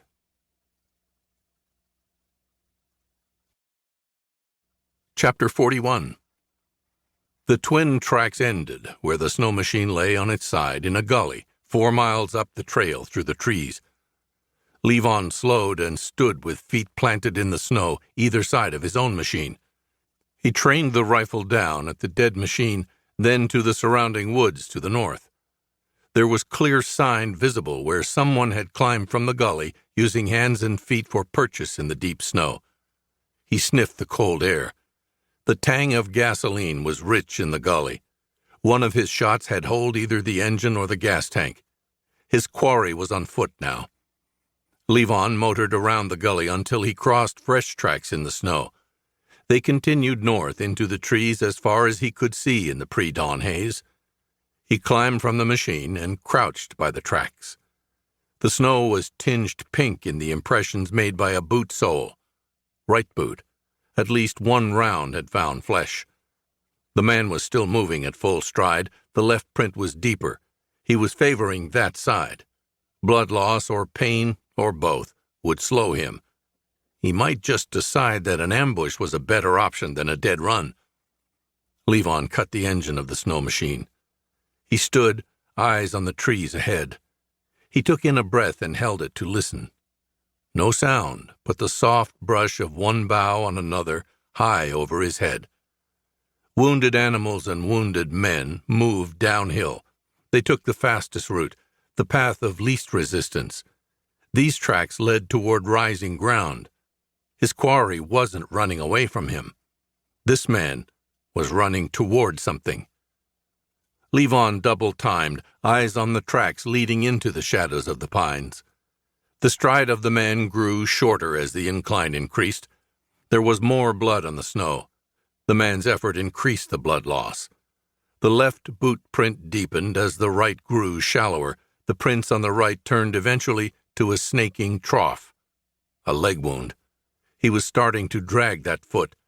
There was blood on the bark of a tree where the man had reached out for support near the top of the ridge. Levon came on the man on the downslope of the ridge. Levon had moved off the trail, making a wide curve away to the right and watching for choke points and possible ambush sites. He first spotted the man as a puff of vapor from behind the bole of an old-growth spruce, just a wisp of blue smoke against the gray. He moved down and around in a button-hook approach. Levon came upon the man seated with his back to the tree. The man's one good eye squinted at Levon through the trail of smoke rising from the cigarette clamp between his lips. One hand was clamped tight on his right thigh. The snow was sodden red beneath the leg. Levon's round had torn through the meat of the leg. An exit wound the size of a fist gleamed black midway between the hip and the knee. A handgun rested in his lap. With finger and thumb, the man plucked it up by the end of the barrel and tossed it aside.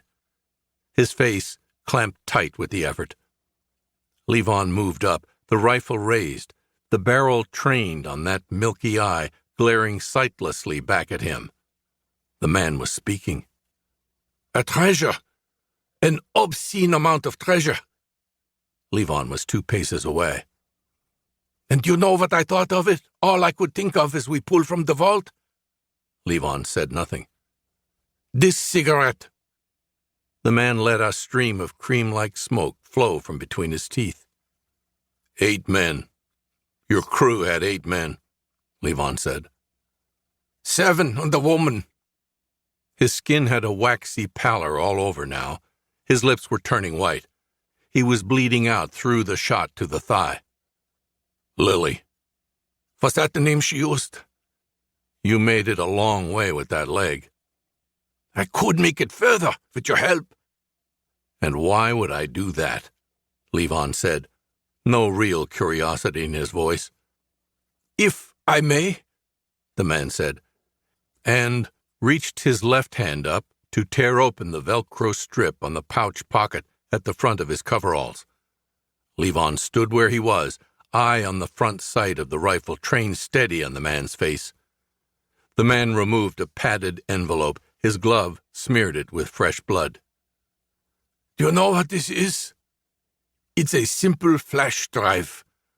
On it are the numbers from some very, very secret accounts at some very, very discreet banks all over the world. And I can have half if I help you get out of here in one piece. Hundreds of millions in untraceable funds." The man smiled weakly, with the half of his mouth that allowed for expression. His good eye glistened black now, the iris opening wide. The envelope dropped to his lap as his fingers lost their grip. Levon watched the life drain away from the good eye, until it was as fixed and unblinking as the milky orb set in the ruin of dead flesh drooping from his skull on the opposite side. Levon drew close enough to kick at the man's right boot. Wouldn't be the first time he saw a dead man take a few others to the grave with a final surge of will born from fear or evil, or both. The man slumped sideways, limp and unmoving. His dead hand fell away from the wound. It was no longer bleeding. Levon crouched by him. He plucked the envelope from where it had fallen to the snow. He shook it. Something shifted inside. He stuck it in the chest pouch of the snowsuit. He searched the other pockets of the coveralls and found a key ring with a car key and remote on it, a blood-smeared pack of players, a gold lighter, and 2 more magazines for the discarded Sig Sauer. He took the keys, lighter, and the mags. He retrieved the tossed handgun from where it lay in the snow. The cigarettes, the last desire of the dead man, Levon dropped atop the body before turning away to follow the hillside to the bottom. 3 miles down the long slope, he came across a fire road cut through the woods decades before by one of the lumber companies. The passage of the snow machines the night before was still visible as parallel depressions in the snow that covered the road surface. He followed these back until he found a semi-tractor parked on the verge of the road. Snow was drifted up over the wheel wells. It had a long, empty flatbed trailer hitched to it. Behind it was a pair of Suburbans with Toronto plates and strap chains fitted on the tires. Levon tabbed the remote he'd taken off the man he'd left dead on the slope. Blinkers flashed front and back from one of the SUVs.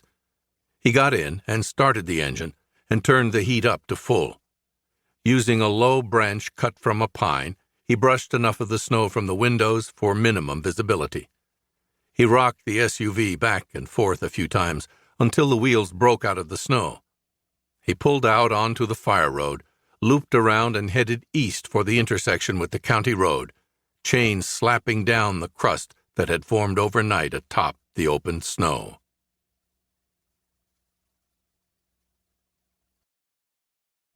Chapter 42. An 8-foot berm of plowed snow blocked the county road at the south end of the intersection with Mohawk Road. The road north was plowed flat, the remaining snow churned by the passage of the police convoy that followed the plow in. The sun was well over the horizon in a clear, cloudless sky. Glare off the snow was already painful. Levon pulled around the high berm along the shoulder, the tail of the Suburban swaying as the wheels fought for purchase in the snow piled either side of the single plowed lane. He left the motor running on the lot of the Bellevue Market. A body lay in the snow, covered over with an Indian weave blanket. He pounded on the door, which sprung open under his fist. Mary was in his arms as though launched from inside. He buried his face in her hair, pulling her tight to him. "The police followed the plow to the lake," Cecile said from the open doorway. "How long ago?" Levon asked. 5 minutes ago, less maybe," Cecile said. "We need to go," Levon said. Mary nodded. "Might be best if you stayed here. They'll be back with questions. I have coffee on," Cecile said. "We need to go," Levon repeated, and guided Mary to the waiting SUV. She climbed over the driver's seat. "They'll be blocking off the road," Cecile called after them. "Thank you," Levon said and got behind the wheel. Cecile watched the SUV leave the lot, turning south onto the unplowed stretch of road. It built speed, vanished in the contrail of crystalline haze left in its wake. She wondered if anyone would ever tell her what the hell was going on. "I ran away," Mary said after a while. "You did the right thing," Levon said to her. "I left my skis behind." "You're not going to need them where we're going." They rode a while, not speaking, down the arrow straight white road. Levon pulled way off to the shoulder to allow a northbound plow to get by. The bighorn blared as it approached and blasted by.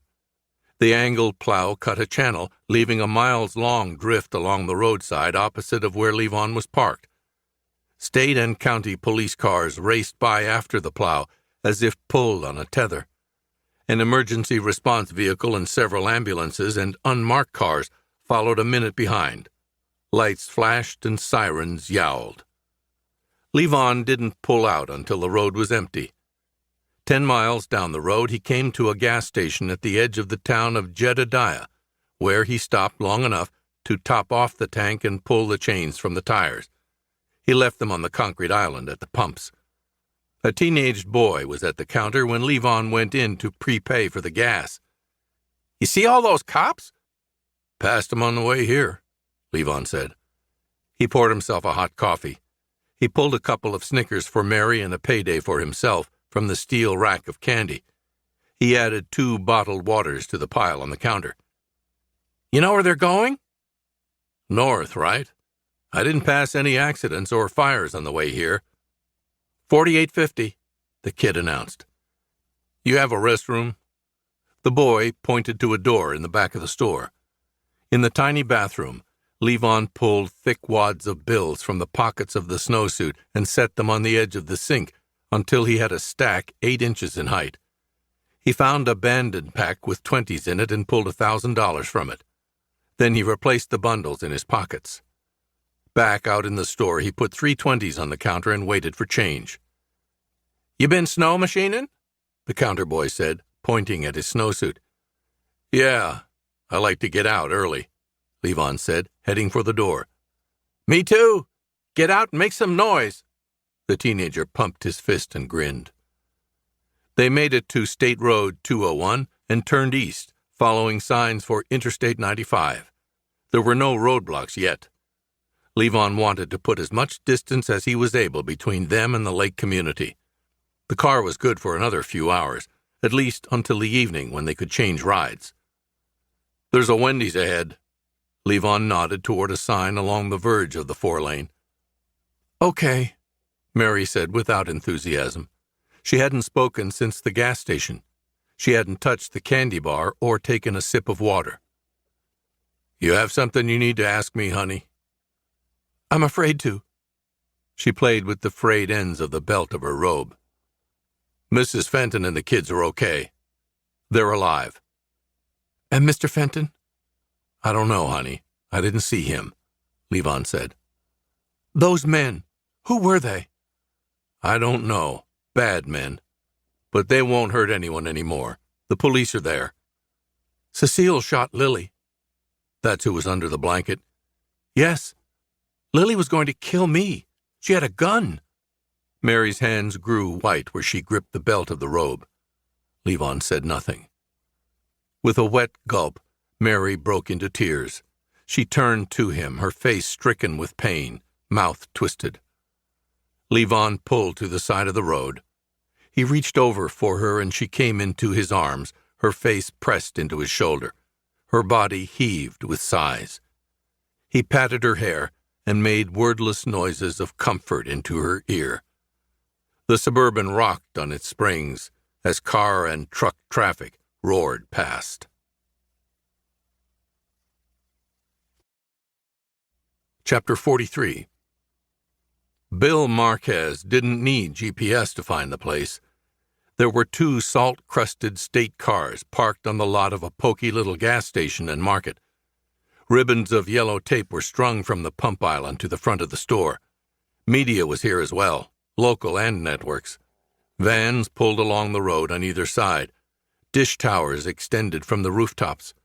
A few intrepid talking heads braved the cold to stand in the slush in the glare of the camera lights to keep the public informed of what little they knew. Another statey flagged him to a stop at the turn onto Mohawk. He showed his ID and was waved in. The trooper assured Bill that he'd radio ahead to let them know Special Agent William Marquez was on his way. The road in and around the lake was plowed clean.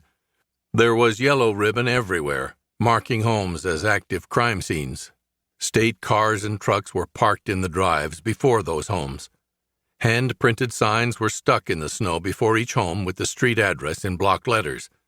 He passed a big state CID trailer, one of their mobile crime labs. The center ring of the circus was in the Blanco house. Unmarked cars and trucks were on the road and in the drive. An RV was by the house with power lines run inside to share electrical service. Yellow tape created a maze around the house. Numbered markers were stuck on poles here and there in the snow, denoting places where evidence was located. Bill carted himself into the Blanco house and accepted the paper booties and vinyl gloves offered to him. He was handed along by the trooper to a state CID guy and up to the second floor, where a forensics team had broken for a boxed lunch. From a balcony that overlooked the large center room of the open-plan chalet, Bill could see 3 kitchen chairs draped with strands of duct tape. They sat 2, one on one side and one on the other. The same scenario he'd seen before. A smear of blood stained the floor beneath one chair. Tape marked where a body lay. The area describing the head was circled by a dark mess of dried gore. The forensics team was in the only room not framed in tape, a children's room decorated with posters and stuffed animals. The team looked like spacemen in their white Tyvek bunny suits, standing in a room decorated in a riot of colors. "It's a fucking mess," Special Agent Ted Brompton said by way of greeting. "It's the Blanco house, right? That's established?" Bill said, peering toward the entrance to the master bedroom. The bright glare of high-wattage stand lamps glowed from within like the heart of a furnace. "We found family pictures. Fingerprints confirm it. It's a Blanco house, though he hasn't been here in a long time," Brompton said, picking onions off the tuna sandwich in his hand. "What'd they get away with?" "Better question is, why'd they leave what they left? There's half my section's annual budget lying in the bed there in cash. There's enough Rolexes for the office Christmas party. They either left it behind when they were interrupted or never planned to take it in the first place. They've been after a bigger prize all along. Maybe they got away with it," Bill suggested. "Who the fuck knows?" Brompton shrugged. Brompton reviewed the situation on the ground for Marquez. There were bodies everywhere, civilians and otherwise. First impression was that the crew was out to eliminate any witnesses. There was a guy, a local handyman, found dead in a garage across the lake, 2 rounds to the back of the head. There was a retired couple 4 properties down from that scene. The man shot dead at the front door, the woman in the media room. And there were perps everywhere, including one found in the woods about 6 miles north, and a woman gunned down by the owner of the gas station down at the highway. "Any early theories?" Bill asked. He'd reviewed the reports on the flight to Bangor. None of it made much linear sense. No clear timeline had been established yet. "Thieves fall out? They found what they're looking for, and someone was reluctant to share?" Brompton said. "Anything to back that up, beyond pure blue sky?" "We found that guy bled out in the woods, and there were 2 vehicles parked with that semi. One of them's gone." Brompton tossed a wedge of crust back into the box lunch. "There's witnesses?" Bill asked. 3, but good luck getting much out of them," Brompton said, rooting in the box and coming up with a cellophane pack of cheese crackers.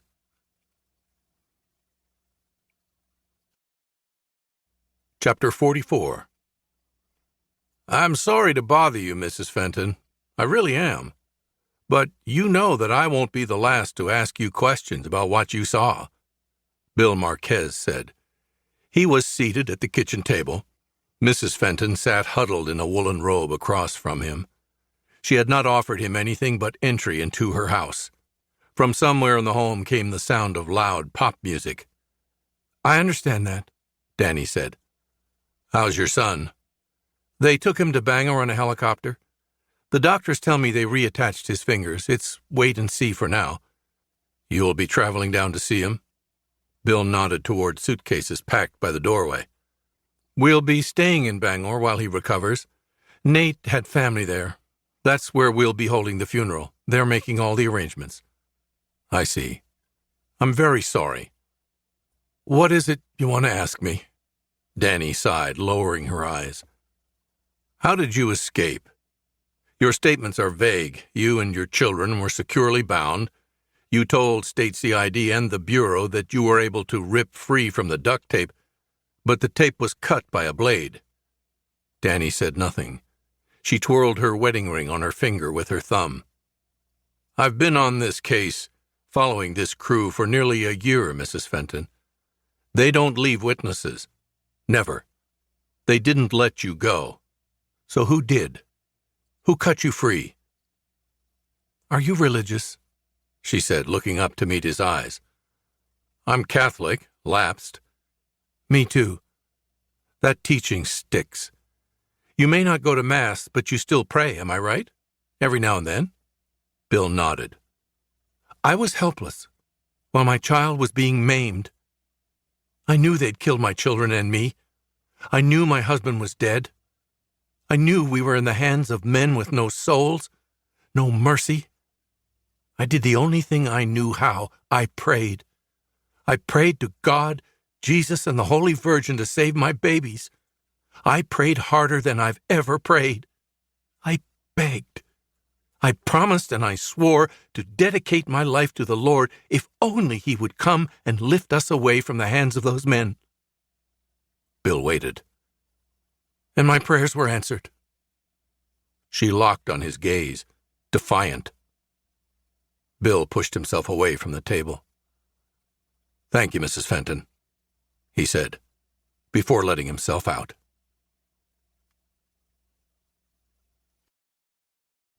Chapter 45. They were sharing a pizza in a Motel 6 in Waltham, Massachusetts.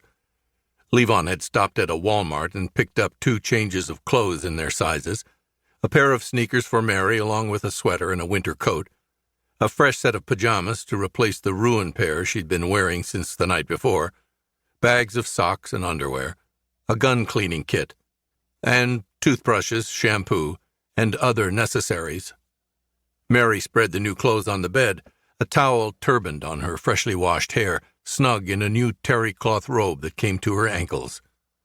And it's not even my birthday yet, she said. Your birthday isn't until August, Levon said. He sat at the room's deskette, cleaning the Sig Sauer he'd picked up. Lying by his elbow were 4 magazines and 2 boxes of 9mm ammo he'd found in the door pockets of the Suburban. He also had a new Kel-Tec 12-gauge shotgun and 6 boxes of buck that was in the cargo area of the SUV. My second birthday. Moira Roeder's birthday is in February, the one on the papers. Mary smiled and took a nip from the end of a pepperoni slice. 2 birthdays, is that right? Well, you might be getting a 3rd birthday. We need to change our name again? Somewhere between here and Mississippi.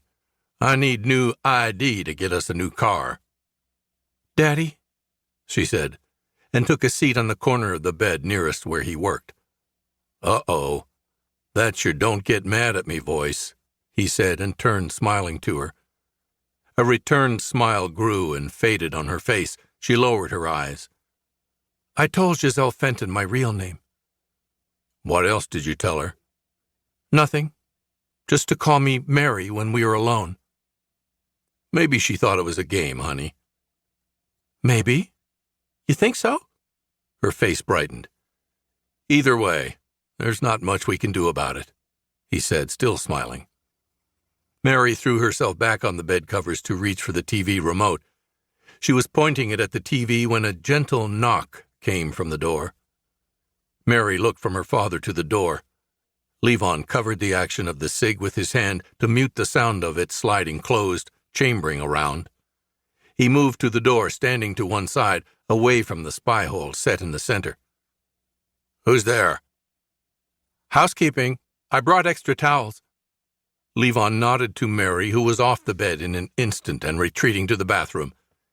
Hand tight on the doorknob, he spun it open as he rammed his shoulder against it. The door struck the person on the other side, sending them sprawling onto the sidewalk. The lot was dark and empty. He'd chosen a room facing away from the highway. A hand held a small revolver. Levon stamped his boot heel on the wrist and tugged the .38 from the gloved hand. He dropped a knee to the visitor's abdomen, pinning them, unmoving, to the concrete. The hood of the anorak fell away, revealing a head of blonde hair. The woman, who called herself Leandra Tesler, snarled up at him, eyes brimmed with fury. He tapped her chin once with his fist, bouncing the back of her head off the sidewalk, and she was still. Kiara Ann Blanco Reeves. She came around at the sound of her own name. The man she knew as Mitch was seated at the edge of the bed with her wallet open. The contents of her purse were spilled on the worn carpet. She was seated in the chair by the deskette. She tried to open her mouth to speak, but found her lips pressed together by tape. More tape secured her hands behind her. An electrical cord bound her legs to the legs of the chair. "Are you a relative? A sister?" he said. He knew the name from the news reports already filling the 24-hour cycle with speculation. She shook her head. A dull ache rose like a tide and turned into a ring tightening around her skull. Her eyes swam in her head. "Don't throw up," he cautioned her with a sharp slap to her cheek. A rushing sound. The shower was running in the bathroom. "You're an ex-wife," he said. Her eyes went cold. She huffed through her nostrils. "Think you can tell me your story without hollering?" She nodded. He tore the tape off her mouth. "That money's mine, and a lot more where that came from." She seethed and nodded to neat stacks of bound hundreds visible in a bag by one leg of the bed. "You knew they were coming, and you didn't say anything to anyone?" Levon said. "That bastard took off on me. We had a divorce settlement, alimony. He ran out on all of that with that bitch of his." "Stolen money?" "Yeah. He fucked some assholes out of their money. That was business. But fucking me out of my money was personal." "And you just watched the house, waiting for those men to come looking, and you were going to help yourself to whatever they left behind." "That's right," she said with a bitter assurance. "Like a buzzard on a kill. Like a maggot." He tore a fresh length of tape from the roll. She drew in breath for a reply to that. He slapped the news strip of tape over her mouth. Rocking in her chair, she screamed into the tape, while he wound a 3-foot band around her head to secure the gag in place. The sound started in her chest as a shriek, but came out as a squeaky mewling. Levon keyed the TV remote. An infomercial for skincare products came on. He set the volume just high enough to mask the muted shrill she was making. Levon went to the bathroom door and knocked. The shower water turned off with a squeak. The door opened, and the little girl who called herself Moira stepped into the room. She was fully dressed in a new sweater and jeans. She slid her arms into a winter coat, then walked past the bound woman, eyes averted. Mary picked up her backpack by the door and waited. Levon zip-closed the bag with the money and carried it and the shotgun wrapped in a bath towel to the door. "I'll call the office in the morning," he said before leaving. Then he switched out the room lights, leaving the room dark but for the flashing light of the TV, making crazed shadows on the walls and ceiling. Mary was walking toward the Suburban, parked nose into the curb 4 rooms down. Levon tabbed a remote in his hand, and another car, parked closer to the office, gave a short bleat and blinked its lights.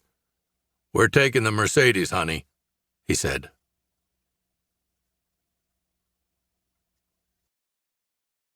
Chapter 46. "Doesn't look like any good news," Cecile said as she handed the bundle of mail over the counter. "That's why I only collect it once a week," Danny said, and snapped the rubber band off the thick wad of envelopes. "Still moving? The HOA wants us out of the house. The kids are back at the cabin packing. Tourist season's coming. The summer residents will be showing up the end of the month." Cecile made a "pff" noise. "They already hired a new handyman. His family shows up in 2 weeks," Danny continued. "Where will you go?" "Down to Bangor. My sister-in-law says we can live with her until we're back on our feet. I know what that means. 6 weeks at the most before her husband starts giving us the stink eye." Danny riffled through the mail. Among the bills and final notices was an envelope addressed to Danielle Fenton in neat block letters. No return address. "What will you do?" Cecile said. She poured a cup of coffee from her personal pot behind the counter and held it out for Danny. "Thanks. I have applications in at a few daycare places. Maybe I can finish my degree. Try to get a teaching job." She tossed the bills into the trash bin by the counter. "I'll miss you, Danielle. You're on my short list of people I can tolerate," Cecile said. "I'll miss you too. I'll miss this place. But we can't stay here," Danny said, and raised the coffee as a farewell. She was behind the wheel of the car when she realized that she still had the handwritten envelope in her hand. She tore it open and found a single sheet of paper with a small silver key taped to it. The letter was written in the same neat block lettering as the envelope. Danielle, I'm sorry to hear about Nate. He was a good man. I know that things will be tight with his loss. You have 2 children to support and Carl's medical bills. This key fits the lock on the bottom drawer of my craftsman chest. In the drawer is a small notebook that I want you to burn. The rest of the contents are yours. Thank you for your silence. Burn this letter with the notebook. M. On the way back from Bellevue, Danielle drove to the Hoffert house and let herself in. In the unfinished kitchen, she found Mitch's craftsman chest, a wheeled steel cabinet with deep drawers. She knelt to place the key in the lock and open the bottom drawer. Atop a faded canvas tool bag lay a moleskin notebook with a Bic pen secured in the spine. She put that aside and pulled out the canvas bag. It was packed full and heavy. Inside were stacks of bills, worn bills, 20s and 50s, bound in 3-inch stacks secured with heavy rubber bands. There were dozens of stacks. Close to $200,000 once she'd finished counting them out on the kitchen table back at the cabin.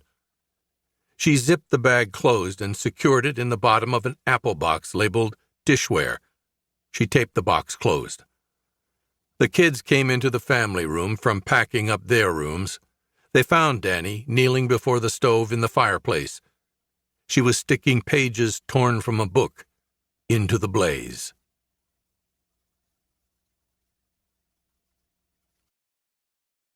This has been Levon's Night, a vigilante justice thriller, Levon Cade, Book 2, written by Chuck Dixon, narrated by Francis G. Carney. Copyright 2022 by Rough Edges Press.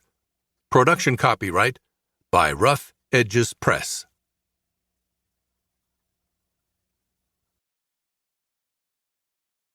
Audible hopes you have enjoyed this program.